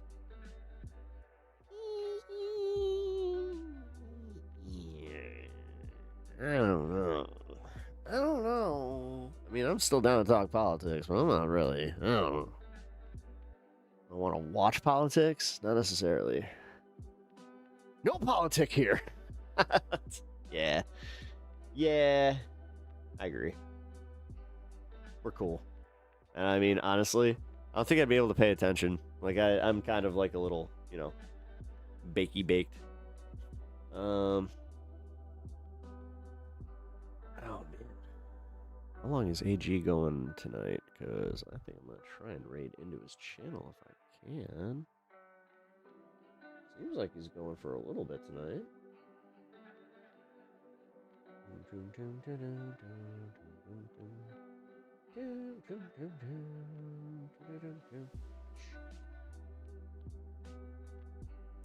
Maybe not. Schedule system 10, so I don't know. I think we left politics behind at the pineapple stage. Oh yeah, I forgot that's kind of where we started, like with a lot of this stuff. Ooh. Yeah, it's just so funny because like I do know for a fact, like I got some people in my life that watch my stream, and it always kind of freaks me out when it happens. So recently, it was one of my relatives where I was just like, oh. Yeah, they just happened to catch one too, where they were just like, yeah. Like, oh, you're okay. I'm just happy that it was one of my relatives with a good sense of humor. Yeah, I've also had like the funny ones with friends where it's like I didn't even say anything, but it's just like, yeah, I was listening to your stream. It's like, you were. I definitely have that. Good times though. Good times. People being so be so judgy. Oh fuck yeah, I mean, yeah. Yeah, I've gotten used to that. Okay. Like I get a little like that's Charlie. He does politics. I mean, so it is kind of funny. I have moments where now like all of a sudden they want to talk politics with me. Like before, I was like anytime I wanted to talk politics, they were just like, ew, politics. And they would just, yeah. And then I don't know, we get into like a disagreement or some shit. Now I don't know. I got people that originally disagreed. Like they're just like, yeah, you know what? Now that I kind of hear it, like, yeah, I kind of agree, and you know, I've kind of looked into some different stuff. I'm like, oh, cool. I've actually seen one of my friends legitimately like grow so much in like his political journey. It is really cool. I'll just say that much. No. Always proud of a friend when they start doing that stuff. It's cool. It is so cool. Like, because I have a few friends that they used to just give literally no shits about politics. And now they're very aware. I appreciate that. Be like, y'all, it's kind of late now. Well, I mean, it is getting a little late, but just do a clean 6. Like I guess caught on the lingo. Yeah, I mean, probably should start thinking about wrapping in, because I don't know, man. It's been a long week. Street cred, yeah. No, it's a hey, Edge. Watch it. They just don't have any excuse worth it anymore is the problem. Well, and that's, yeah, like that's kind of what I noticed with them is I'm trying not to be shitty about it. I really am, you know, because I do want to get better about this. But it sucks because it is like, oh yeah, now it's affecting your life, and okay. Yeah. Then again, you know, there's the other side of this where the friend I'm talking about, he actually like he was very honest about it. Like he just said he always felt like he was too dumb for politics, and I was like, "You're not dumb." He's like, "No, I don't understand it, and I don't really care to sometimes." I'm like, "Okay, I actually understand. Like, I get that." Where it's like, it can be a lot. But, you know.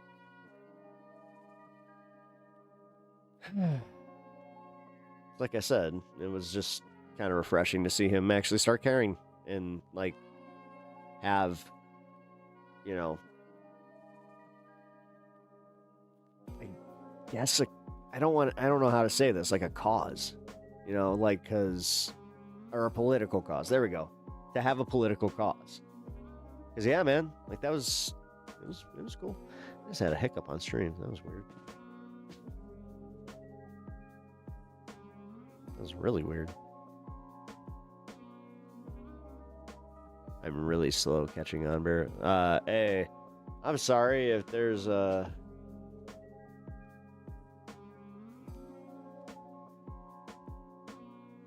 Wait, warned. They subbed, proof true. They didn't rub it in, but they're dragging their feet. That's the feel I get. Wait, what? Oh, wait, yeah. Sorry, I was like, what were we talking about? No, see, sorry, I am at that point where I'm like, oh, shit. Let's try and, like... Okay.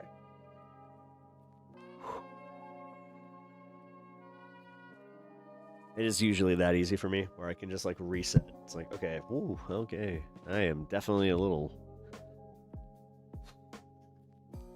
Alright, the 3-footer definitely goes hard.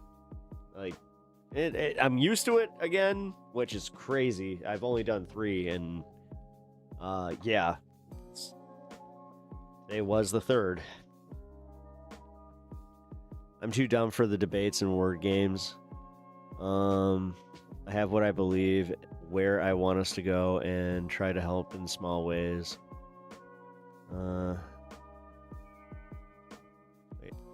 Going in that direction. I do try to sway people sometimes. So, well, everybody like tries to sway. Like, my buddy pointed that out, like where he was just like, because I didn't think I was trying, like, was being preachy, and I didn't think that I was trying to like get him into anything. Like, I don't know, man. It was kind of weird, like.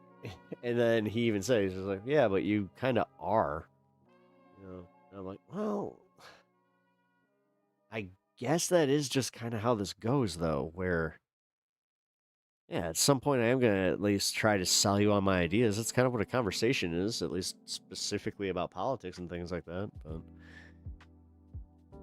I don't know. I do always love talking to people that aren't always online, like, especially like the ones that don't hang out online a lot. Like, dude, ooh. Those are always interesting conversations to me, because it makes me always kind of remember, like, oh, fuck, like, I am online a lot. So, let's put that in perspective, you know? And everything all the time, even without politics. Oh,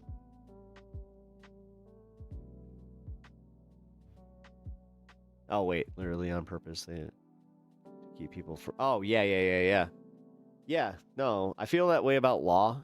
Like, it's the same thing with, like, the Bible and all that, like, where it's based on old school religion, where they keep it, like, way too complex to get just, like, normies.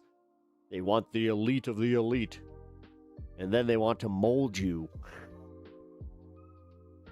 Yeah, that's not a conspiracy theory.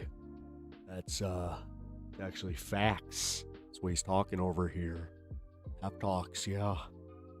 Jesse Ventura, they call me the governor of Minnesota. I've always wondered why they don't just call me the ex-governor of Minnesota, but I appreciate the extra little bit of respect that they put my way. It's kind of nice. But this Pep Talks fella, he does a pretty okay impression of me, I understand. A lot of people do. It's okay. I can take a joke. I just try to plant seeds of basic leftism now. Workers' rights. Oh, fuck yeah. No, you gotta, yeah. When you're talking to normies, you just gotta keep it fucking super fucking, like, yeah. Class solidarity is the big one.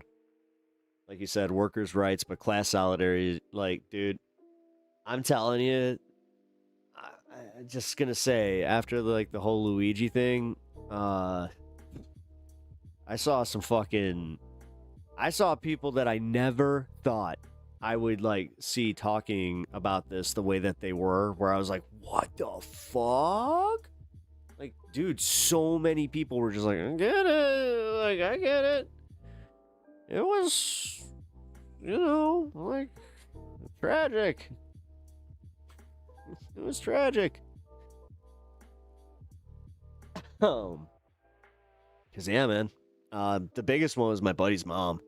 Like, she is a staunch Trumplican, hardcore.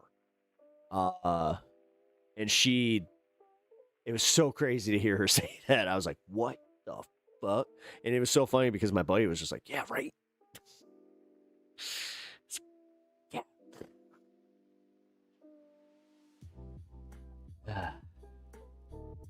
That's what kind of got me, though, where I was like, class solidarity is a thing.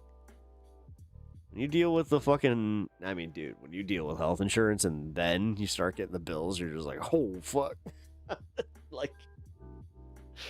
It's a fucking nasty slap to the face. Like, I remember that with my first, time ever going to the hospital. Because my dad used to fucking talk about that, where he was just like, yeah, if you can we not, get the ambulances involved or any of that? And there was one time I had to. And it was like, he was so mad. Number one, he was upset because he was just like,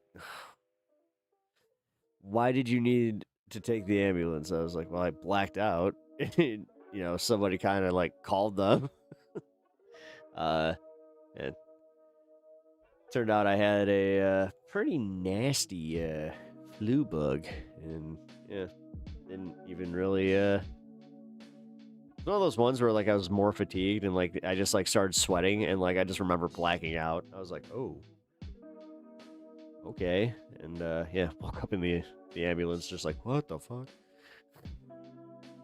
That was the first time I ever got the IV fluids, and I was just like, whoa, wow, like that stuff, woo. And that was also one of those real moments too, where you're like, I was very dehydrated.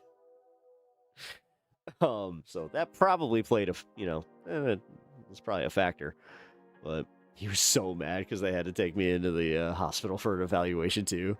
He's just, why? And then he got the bill, and he sat down with me. He's just like, I want you to understand how much the American healthcare system is. And he was just like, yeah, this ambulance bill is $4,000. I was just like, $4,000 fucking. Like, yeah. Yeah. And he's like, that one's out of pocket. Because I had learned that our insurance was, yeah, it was not the greatest. Hence why he was a little upset. I just remember that was the year. I caused us hitting the deductible, so that's when he started going and getting stuff checked. So. You might be able to say that me fucking up led to him finding out that he had prostate cancer. Which, oh god, I keep forgetting that. I have to be so aware of this. I remember telling my doctor that. They were just like, you have 1 degree of family, in family history. I was like, yeah. They're just like, that's not good. Oh, man. And that was funny, too, because my dad, when he broke that news to me, he was just like, hey, just so you know, you're probably going to get the finger up the, what, a little bit sooner than your peers because, yeah, you got that gene in you, kid. So they're going to be looking out for you. I'm like, oh, boy. Yay, fun. Oh, man.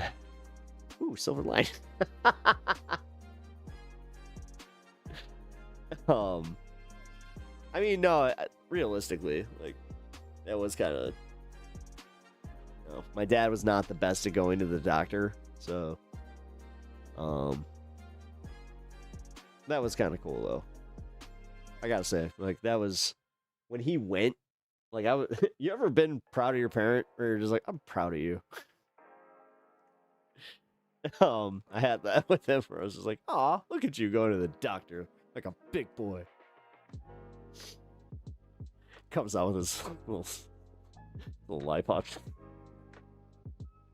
How'd it go? He's like, good. It's all mad.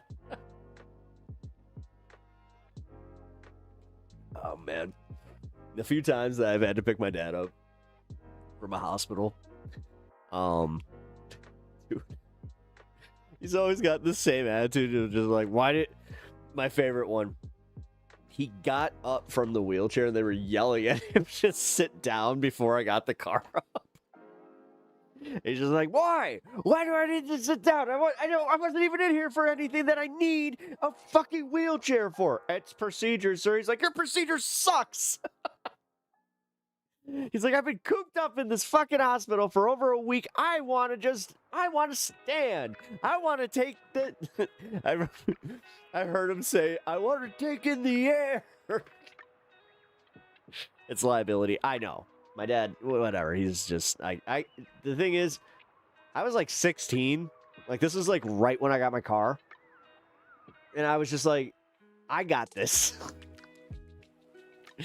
Yeah, no, dude, I watched my dad, like, legit, like, shout at one of his doctors once.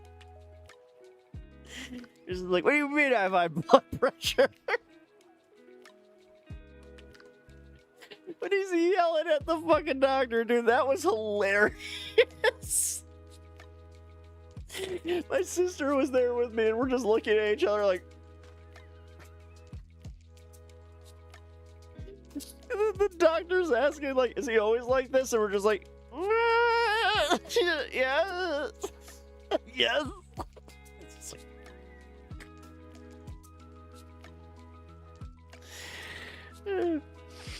I mean, see, I was a little shit. Oh my god, that's when, oh my god. Oh, that just fucking, like, flooded my memory back. All right, so, this was a true story, fucking, and, like, he,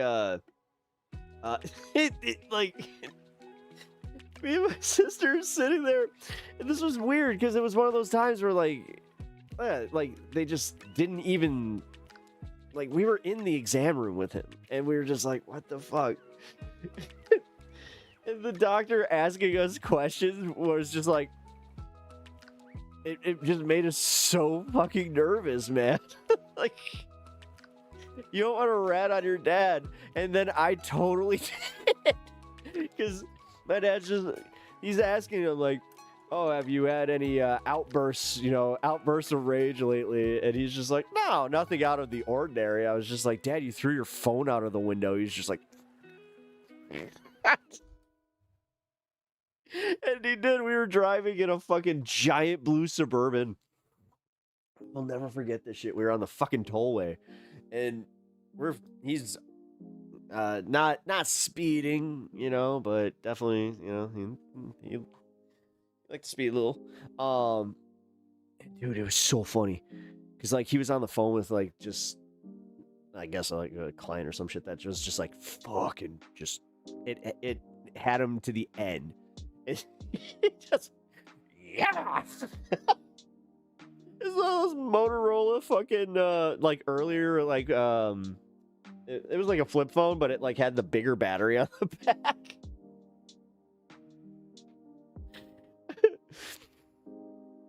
What the fuck do you mean burst of rage, asshole? I mean, it wasn't that bad. It's just, I don't know. I've always said this. My dad was never like scary mad. Like, he would get dad mad, but never scary mad. Like, I never felt like my dad was ever gonna, like, put hands on me or any of that shit. Like, the only time that I ever felt that way was when I was like I was like 16. I was like 16 or 17, and it was a little shit. I was such a little shit, and I deserved, like, honestly, if he did, I would have deserved it, but he just looked at me like,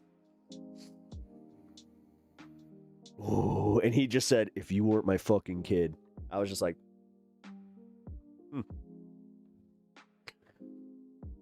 just walked away. But, oh yeah, that one fucking stuck with me. Motorola StarTAC, yeah. No, it was, I'm pretty sure that was the one where, like, yeah, it had, like, the flappy bottom. It had the fucking long-ass antenna. Was that one a Nextel? No, that one was not a Nextel. If it was a Nextel, it would have survived. Because, dude, Nextels were fucking... Those were hardy. I think that's why my dad started getting Nextel. It's because, yeah, man. I mean, my dad went through phones. And I mean, yeah. It was always while he was on the road, too, where it's like, that was expensive. I just remember my sister. One banger line that she had that I'm, like, so proud of her for, because the comic timing was so perfect that it actually broke my dad. He was just fucking, he was raging, and he puts the phone, he like, you see him do the thing, because, like, he used to have this, like, it was a tell, where he would just be like, it was like, whoa, shit. And my sister, she was just, without missing a beat, we're in a car that had, like, the center, like, the window controls were in the center console. She rolled his window up.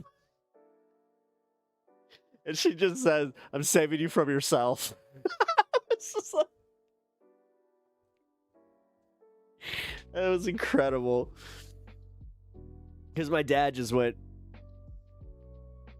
beep. Just hung up on the guy instead. She was just like, now how hard was that? You know, that's one thing I'll say. Like, yeah, my sister was definitely like that daughter, you know, a daughter's words. Over, because if I said some shit like that, he'd just be like, "Am I getting smart with me?" He definitely had a different, you know, approach. Oh my god, I just realized like how 90s my fucking pops really was. Like, god damn. Talking to a lot of you guys, actually, I've figured that out, because some of y'all have said, "Yeah, your dad." Yes, your dad was very old school. I'll just say this much. My dad never has been one to mince words. If something's on his mind, you're about to find out. I think that's where I got that from. I got that. So I got that from my pops. And then I got the gift of gab pretty much from, like, both my mom and my dad. Like, the conversations they must have had, like, when they actually liked each other. Oh, fuck. Because, like, one of my favorite things my dad ever said about my mom was, he's like, hey, no, I could say a lot about your mother. And he's like, but I'll say this. When the times were good, they were good, and we laughed a lot. He's like, there's one thing that we did share, and he's like, that was laughter. I was just like, damn, it was beautiful. Sophie, thank you for the flowing heart. Good timing. Yeah, that was crazy how much that meant to me, because I was just like, oh damn, you guys actually did love each other at one point.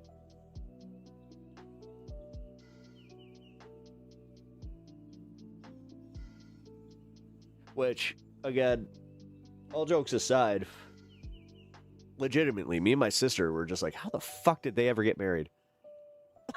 Like, they are just so... They were... God damn, they were so polarly different. I mean, I know what they say about opposites attract and all that stuff, but... No, like, they were fucking...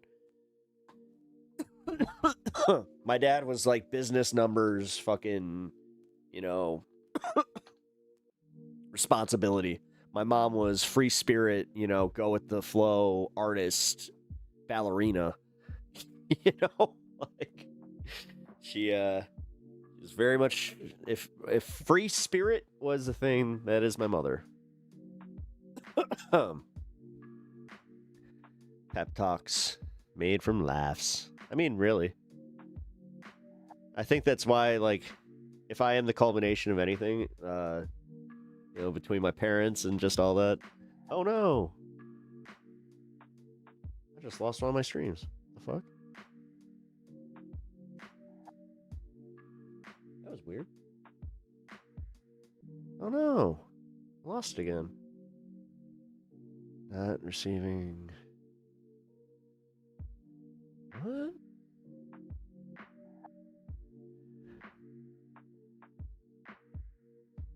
Ooh, I think I got pee, guys. Yeah, it actually just like really hit me. I gotta pee. You know what? Here, I wanna hang just for a little bit. Yeah, yeah. I wanna go to the 6:30. Fuck it. Just give me 1 second. Oh, a little more than a second.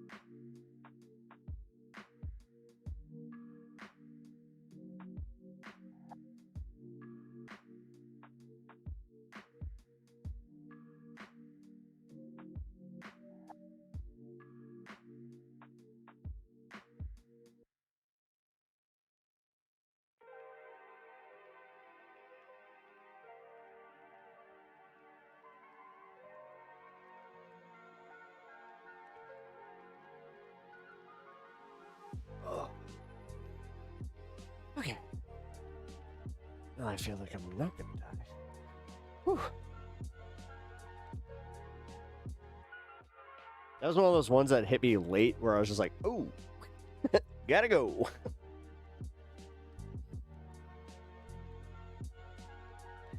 Intimidating in chat. Wait, oh no, Sylvia, I think you're really good at research and you're a gladiator in chat. You are.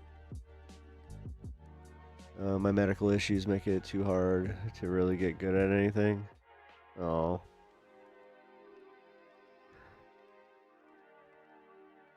It's nice that you're humble. Sometimes they make it too hard to do anything at all. Without my meds, I can't even like. Oh, damn. Sylvie. Fuck. Yeah, dude. I'm so sorry to hear that.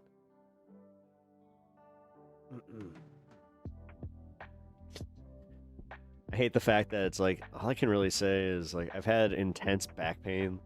Like, that. It was scary because we weren't sure if it was going to go away. I had a collapsed L3, which, yeah, just apparently I should be happy that it happened early in life. Whatever. But I just remember that, like, thinking, like, oh god, if this didn't go away. So, like, that's the only time, like, I even try to equate where I'm like, oh fuck. It's probably even worse. Fuck. So, fuck.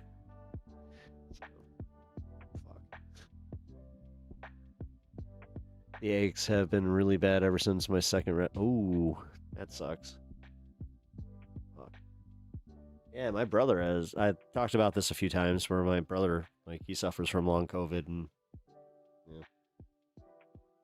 Man, he used to fucking. He was like a all-star, you know, state baseball player, and he like just went from being able to, you know, or he went from that to barely being able to go up the stairs. Like when I saw him like get winded trying to go up and down the house stairs, I was just like, ooh. And like, I wanted to be so mean to him because like he got it at a Trump rally. And this is just a fact. Like he acknowledges it too, because he went to one of the Trump rallies in Florida during COVID. It was back when they were like touting the whole thing, where it's just like, you don't need a mask here. Like, okay. And still, believe it or not, hey, he still got a little bit of a shitty take on the whole thing. It's so weird how his politics kind of mix his like. They do this thing where it's like his reality is kind of like, you know, it's poet. The thing is, yeah, it is. I hate to say it, it is. But he's my brother. It's not always an excuse for shit, but he's not a bad person. He's just misguided and misguided. I don't know if he probably says, he does say the same thing. He says that about me. I don't know, man. Like, he's going through his thing. He's going through his journey. I think he'd be surprised. Like, oh God, I have to see him soon. I haven't seen my brother in a while. We're at that age. Yeah. Fuck yeah. We're gonna have this conversation. God. Last thing I want to do. Most people are being taken for a ride. I mean, dude, yeah. Like, he's being taken for a ride by, like, Trump, the Republicans, and the Christian faith. Like, he is very involved. Couldn't really think of a way to say it, but yeah, he's very involved in the church, and he's just oh yeah, Sylvie, go for it. I mean, it's safe. Like, it's the safest way to kind of tell, like, if things like that might help. So I don't know. Man, I love these Friday streams. I really do. Okay. Let me go check something real quick.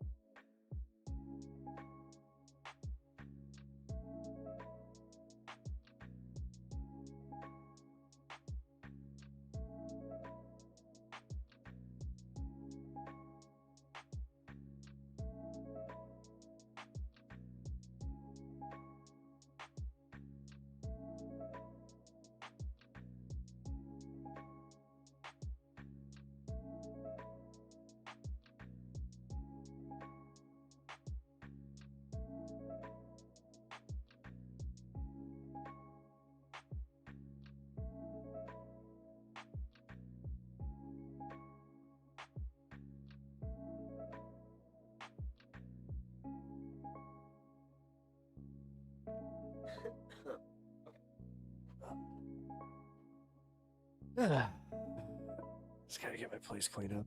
Yeah, dude. I can't believe that happened to you. Bed bugs are a nightmare. They're a fucking nightmare. Like, yeah. Hey, Jeff. What's up, brother? It's good to see you, man. How you been? Hope the son is well. I was not able to make it to his show. Unfortunately, that was at the height of my wife's treatment. So, yeah, I hope everything's well. I got to show some people your kids' music recently. We had it playing on just like our playlist, and they were just like, "Who is this?" I was just like, "Oh, hey!" And I got to do that with Kirk as well. Shout out Kirk. You know, he did my music, and miss him, man. Fuck. Hope he starts coming around soon. Fire music. It is fire music. Yeah, Hang Your Hate is. Yeah, it's just released a song today. Oh man. Oh man. What I'm gonna do then is let's see.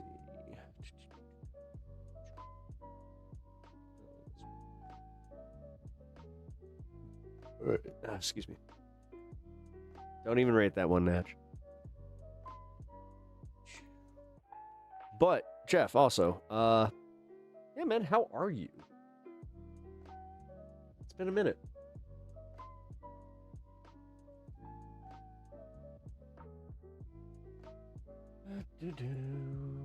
Hey, they made their 2K. Hell yeah.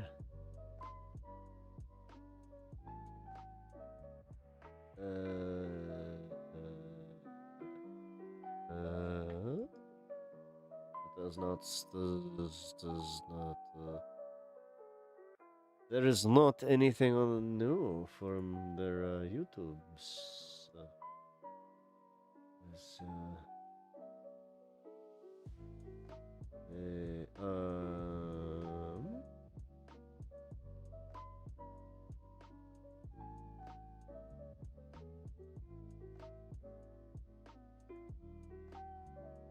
Steam is so hot. They oh, I know. Didn't I tell you guys the story about the hotel I went to? And like they found them? Like I have so like I have like a big paranoia about bed bugs because I found out that one of my friends that I went to a sleepover at his house and he had bed bugs. And yeah, like my parents both freaked out, by the way, like, cause this is after this is one of those awkward moments where it was like post divorce and yeah, they were both made aware of it. So yeah, they essentially like I think they did like the Steam thing, but they also like bug bombed. Yeah, it was that sucked. But also, yeah, fuck, man, what a nightmare. Yeah, the weird part is, I'm not even sure if we actually had them. Because, like, I didn't have any bed bug bites. That's the weird, like, to this day, I still, like, it's one of those things I kind of wish I could ask my mom versus, like, why did you guys didn't find any bed bug bites? You guys washed all my clothes when I got home. Like, hey, I don't know. They threw away my backpack. That fucking sucked. The hard part is that they get in every nook and cranny. Yep. To the point that they got into one of your pairs of headphones. I'm guessing it's because of residual skin and ooh. Oh man. Oh god, Sylvie. Fuck, man. I can't believe you're dealing with that. Like, fuck.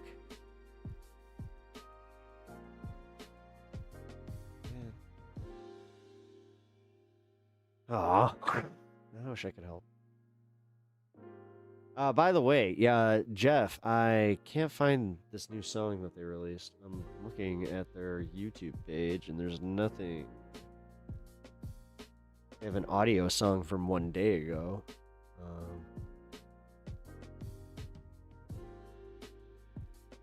Nah, alcohol bath. No, never do that. Bad suggestion. Very bad suggestion.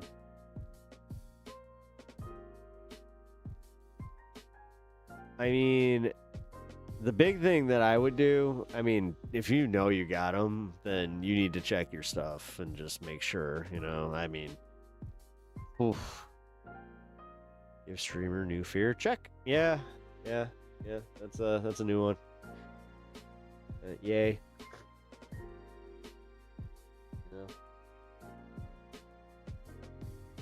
Oh, the birthday boy is so pooped. Look at him. 9 years old, man. I'm gonna reflect on my dog for a second here. Here, you know what? Hold on. I want to show you guys a picture. I'll show you guys a picture of when my my pup was a little guy. Alright, where is he? I have so many pictures of him. Oh, my babies. There's a good one. Look at this little fucker. Whoa. That was like right after I got him. This was my my older dog. The day I got him, he was not happy. He was just like, what the fuck is this? What the fuck is this? And this is the very first picture I ever took of my dog, of Stan. This is when I met him. His name was Dewey. When he was in the, look at him. He was looking out the window. Because, like, he just was like, I want to go. And he just, he loved on me in such a way where I was just like, oh my God. And look at him. It's my baby. My mom had that picture in a frame. I have it now, but yeah.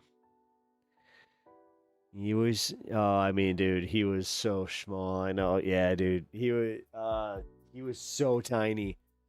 Like, I used to carry him like this, and he would just be like, like he used to wiggle a lot. But he had these giant paws. Like, his paws were so big. And his ears. That was the other thing. He at one point, he was just like, he had a growth spurt that was really funny, and it lasted for about a month. Where his ears were just so big. Then he kind of grew into them. But, yeah. I got a few really good pictures of where the ears are just like... Yeah, he was... Oh my God, he was so good. The nice part, actually, funny enough, now that we're talking about bed bugs, he would alert me to stuff like that.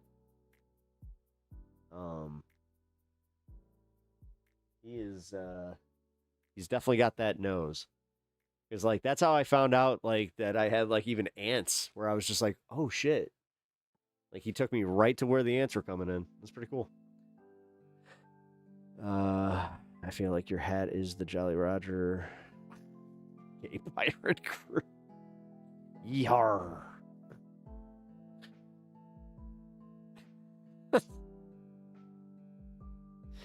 In the village people, did they not have a pirate? Yar.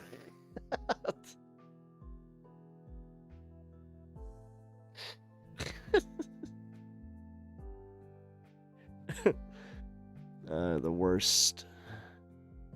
Oh God, really? I don't know, stink bugs. I've had the unfortunate displeasure of stepping on a stink bug and just being like, what?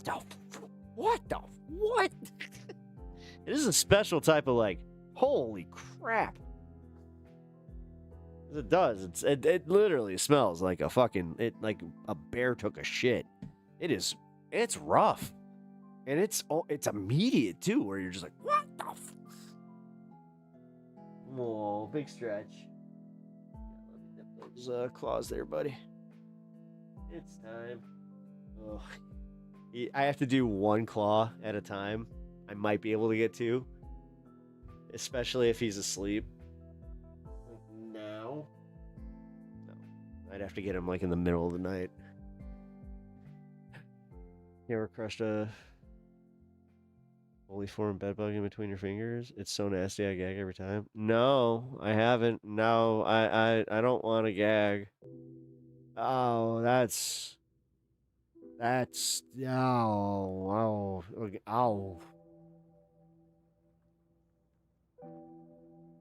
No, thank you. Yikes. Like, yikes. Damn. How is this not, like, I don't, like, if they're, like, that bad, how are you not getting this taken care of? Like, and I know that you said that it's not on your landlords, but I think it should be.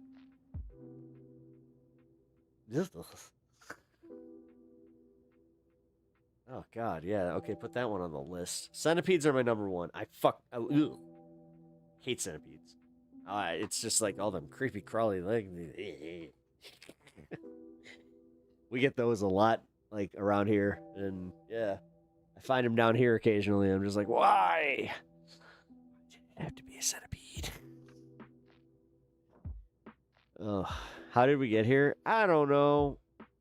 I don't know how we got here, and I'm just going to say I'm not exactly... Yeah, welcome to Pep Talks. Indeed. Oh, Sylvie, I'm so sorry.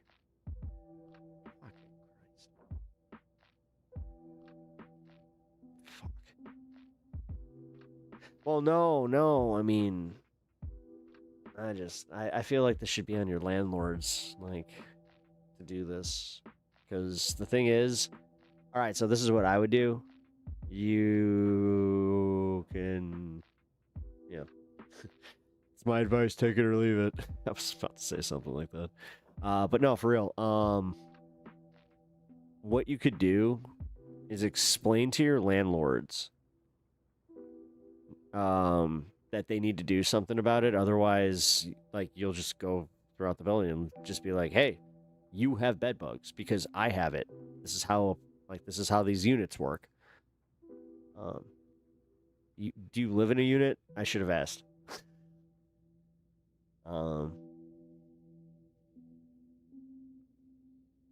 It was it was something one of you guys dragged in. How can they prove that? And also, what? Why did they drag it? How? And how do they know? Wait, there's more to the story and I don't like it. They don't need to know that. No, Sylvie, they don't need to know point of origin. It doesn't matter. The thing is, Sylvie, they have to take... They won't kick you... They can't kick you out, technically, because they can't prove... You okay, so no, you live in a complex? No, they can't prove... They cannot prove point of origin.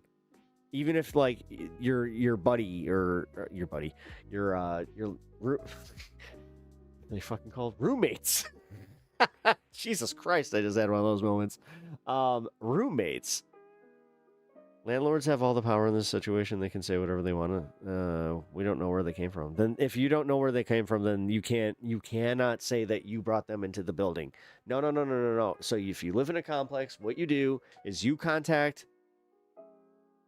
Well, clean your unit. I mean, you should do that. I mean, okay. Like you said, you can't move, though. Like, sorry, I'm not trying to tell you what to do.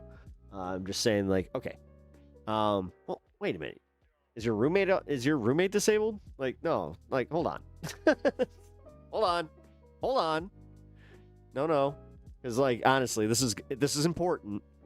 You're gonna have to get that place cleaned up before you make this call. Like, that's important. You definitely got to do that.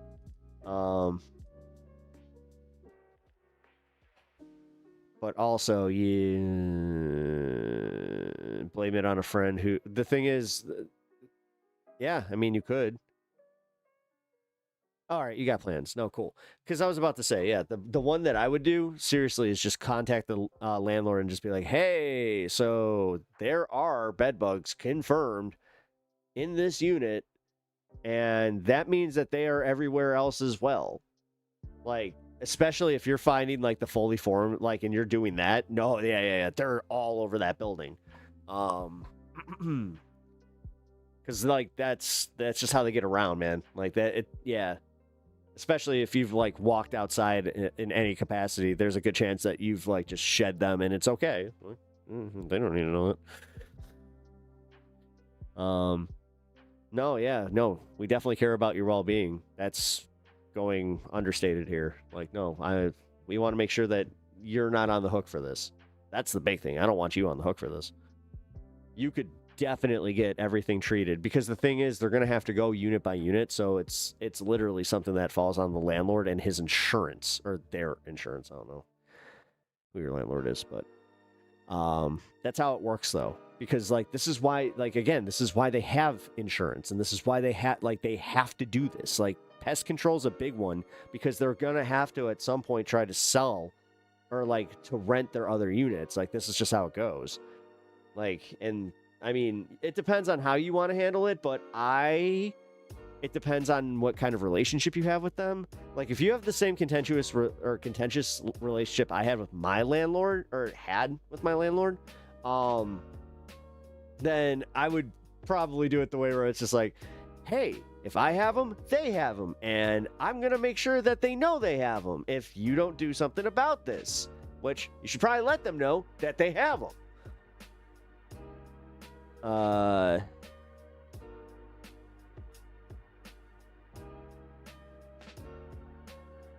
Your roommate is non-existent now. Oh shit, that sucks. I'm sorry. Still, they haven't replaced my window and fixed my heater yet. Well, I mean, that's another thing that you should bring up to them when they're there.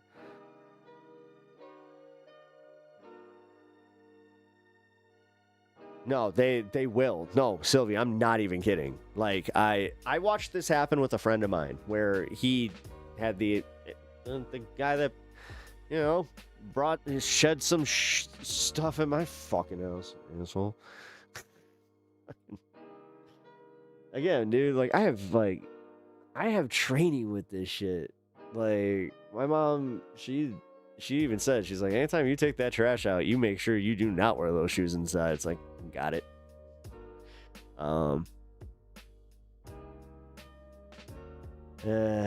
No, but like they were saying, we just want to see the best for you, and realistically, god damn, like, yeah, this is one of those ones where once they take care of that, your quality of life will drastically be better. That was dramatically ass, but it worked. Because yeah, you definitely, like, dude, bed butter, like, sucking your blood and stuff too. Like, oh man.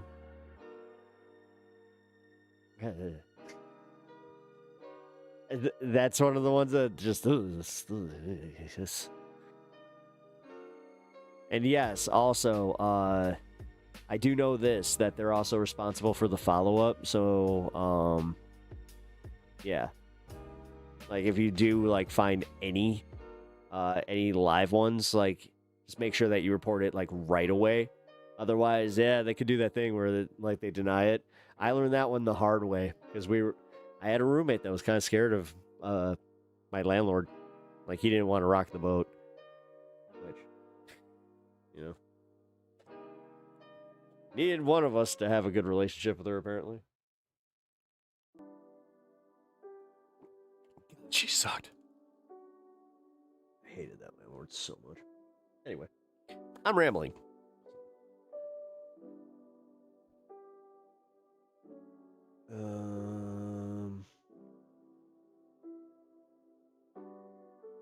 Sylvia, you've got this. I've had similar situations, so solidarity from around the globe. Hell yeah. No, you got so many people that are rooting for you here. Man, F landlords. Yeah, that's why, like, that Mamdani thing was a huge win today.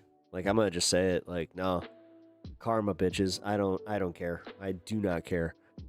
I haven't had a landlord in a while. But I'll just say this, man. Doesn't mean I forgot. At all. My first apartment I lived in was owned by a corporate conglomerate that they were the worst. They were the absolute fucking worst. I actually had a similar situation to Sylvie where we had a broken heater. The problem was it was broken in the direction that the heat wouldn't turn off. So, like, our apartment was just sweltering all the time. And, yeah, this wasn't during the winter. So, yeah, it kind of sucked.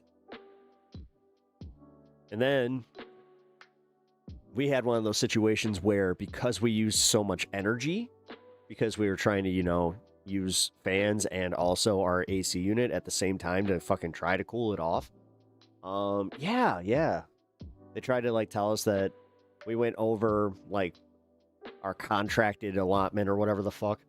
So they tried to, like, tack on a whole bunch of, like, money on our rent. We were just like, no, you get, like, again, they didn't come out and fix it. So we were just like, no, we're not paying that. And, like, we got in a huge argument with them. they threatened to evict us, but they didn't. Because, you know, we were still paying our rent. And the second that I mentioned litigation, they stopped. That was when I learned about that, where it was just like, oh, because I was a dumb kid. I was literally 18 years old. So, you know, I knew nothing about this. I didn't, I had to learn on the fly. And yeah, that was one of those moments where I was just like, oh, okay.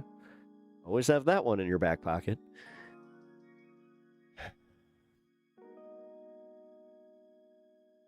It was a really bad series of events. It was, I got the scare that I was going to be lose my job because of numbers. My e-scooter broke, meds didn't come, and then we got bed bugs, and someone busted my window.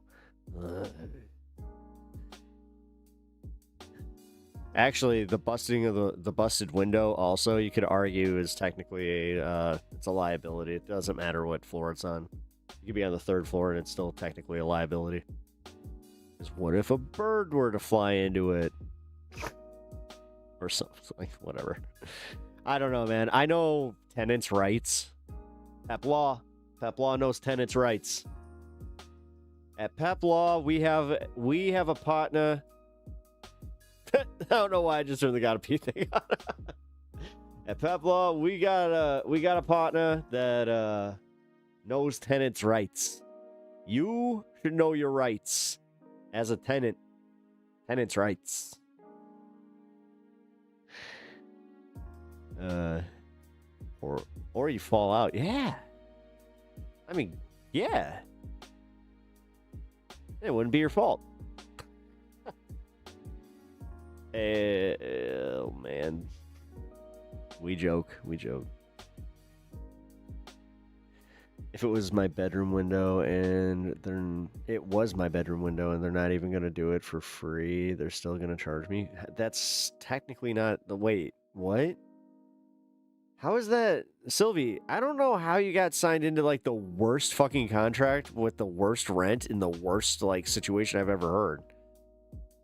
Like, I don't know, man. I've never heard of somebody like paying this much and having this slummy of a slumlord. Like, goddamn. This is bad. Like, charging you for to fix a window? What? No, they're like, dude, I mean, listen, I live in Chicago where at least we have like the whole thing where the building is supposed to always have a super. Or or the landlord is supposed to do, like, in our case, where me and my buddy were living, they were the super. It was her and her really dumb husband. God. He reminds me of Krog from fucking Emperor's New Groove. He was such an idiot. And not like he wasn't lovable like Krog either. He was just like, oh, God, this guy. Such an ass.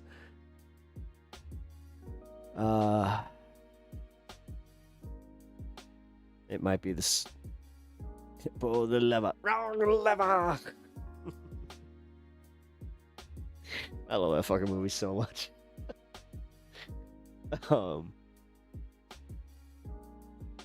Cusco's poison. The poison for Cusco. Cusco's poison.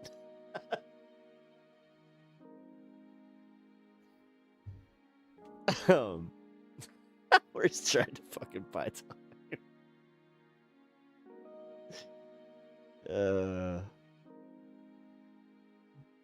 Come on, no whammies. No, I know. Like, yeah, Nevada, or like, well, sorry, didn't mean to. But no, I get it. It's a difference. No, but there can't be. There, I mean, dude, no. There are like federal tenant laws. Like, they cannot, like, dude, this is, because that's bad. Like, that's bad. I have never heard of that. Where, like, if something like that happens where it's not covered under their insurance because it's their building, it's not your building. That shouldn't fall under renter's insurance at all. Because you don't own it. It's not yours. No, they're not. They might not be allowed to charge me for it because 2 times now they said they were going to call me about the window and they never did.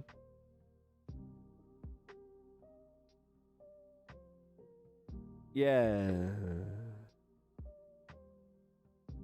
I don't know. In the case of landlords, you gotta always stay on them. Like, you just have to be a pain in the ass.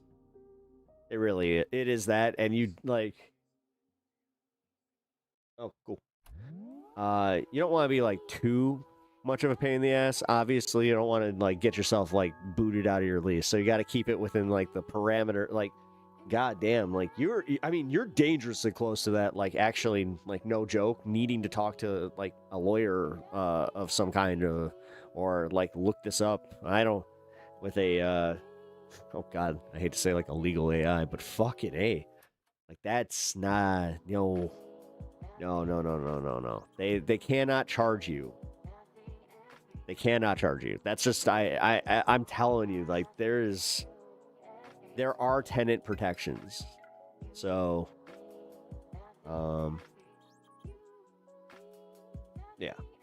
Either way, like, I hope you get your window fixed. I hope they fix your heat as well, which you shouldn't need your heat right now. So I'd say, like, yeah. I almost was like, Coach Bullets.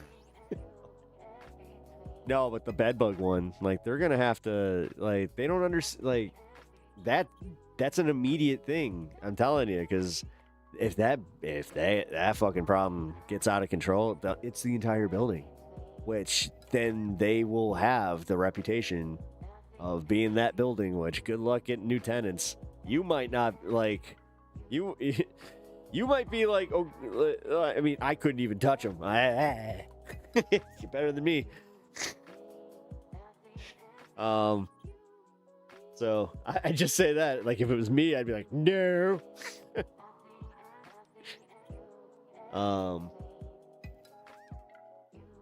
But yeah, so you got this. You do got this. Like, just know that. And also, yeah, if you need, like, a pep talk, unironically, I'm not even trying to do the joke. What are you staring at? I love you, buddy.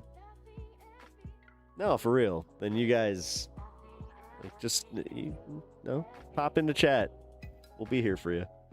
When our AC broke right before the heat wave came in, it was like pulling teeth to get them to replace it. You have to, though. The thing is, Sylvie, you pay them $1,400 to just essentially occupy a space. Like,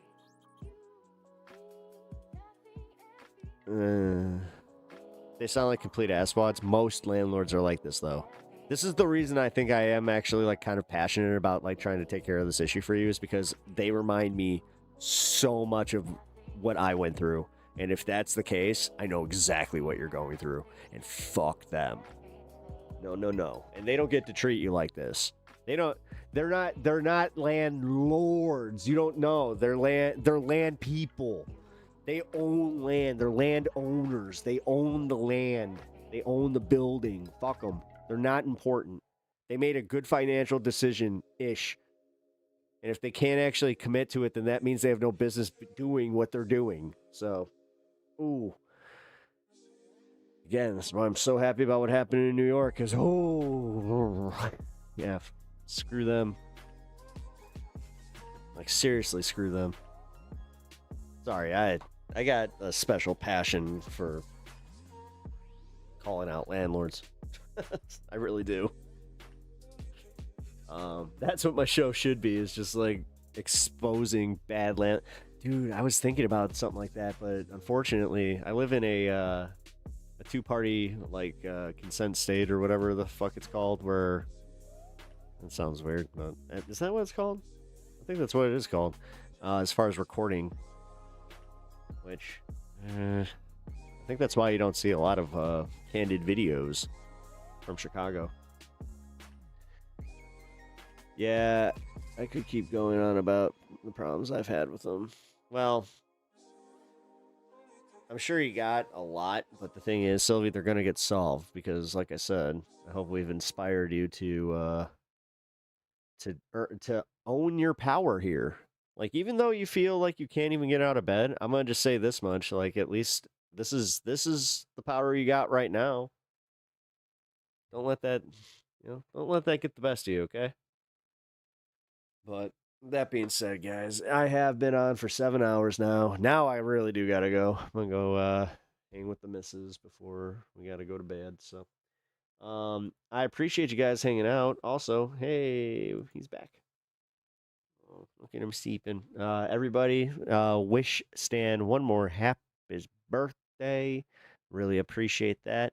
Also, everybody that contributed tonight, thank you so much. I really appreciate it.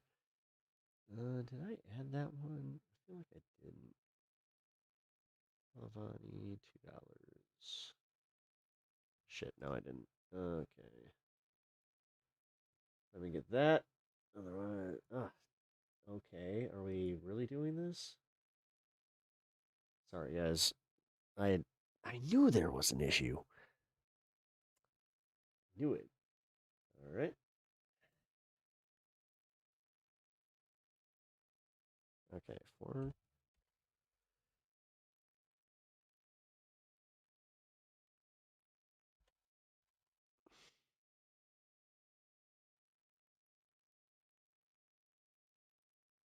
Oh, now it's really. Come on, stop. There we go. All right. We got close. We got close. If that voice in my head could win.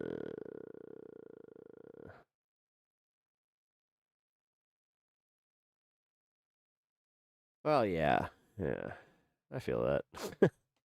No, I just mean so, like, more so just understand your power with your landlord. That is important. So, have a good night, all. Happy birthday again, Stan. Thank you, Beef. Appreciate that. Thank you, Pep, as always, for the wonderful content. Hey, I really appreciate that. Thank you for the kind words tonight, guys. Like, seriously. Like, somebody said, like, yeah, this was like a glazed Pep stream. Glazed Pep. Ugh. Thank you. I really do. I mean it, guys. Like, Jesus. You make a grown man blush. Sylvie, all I can send is positive vibes, but we have a good crowd here and we can motivate each other. Get that ball rolling. All the luck in the world to you. Yeah, no glazing zone. Yeah, no glizzies. This is a no glizzy zone. I feel like that should be one of my my merch ideas, which, oh god. Eventually we'll get back to that. Oh man. Oh, everybody, actually, before I go here, just want to shout out Rectangles. She has been going through it. Yeah, she's been having a health issue. So, yeah, I just want to say shout out Rectangles. Everything that she's done for this channel has been fucking crazy. Without her, I do not think I would have the channel that I have.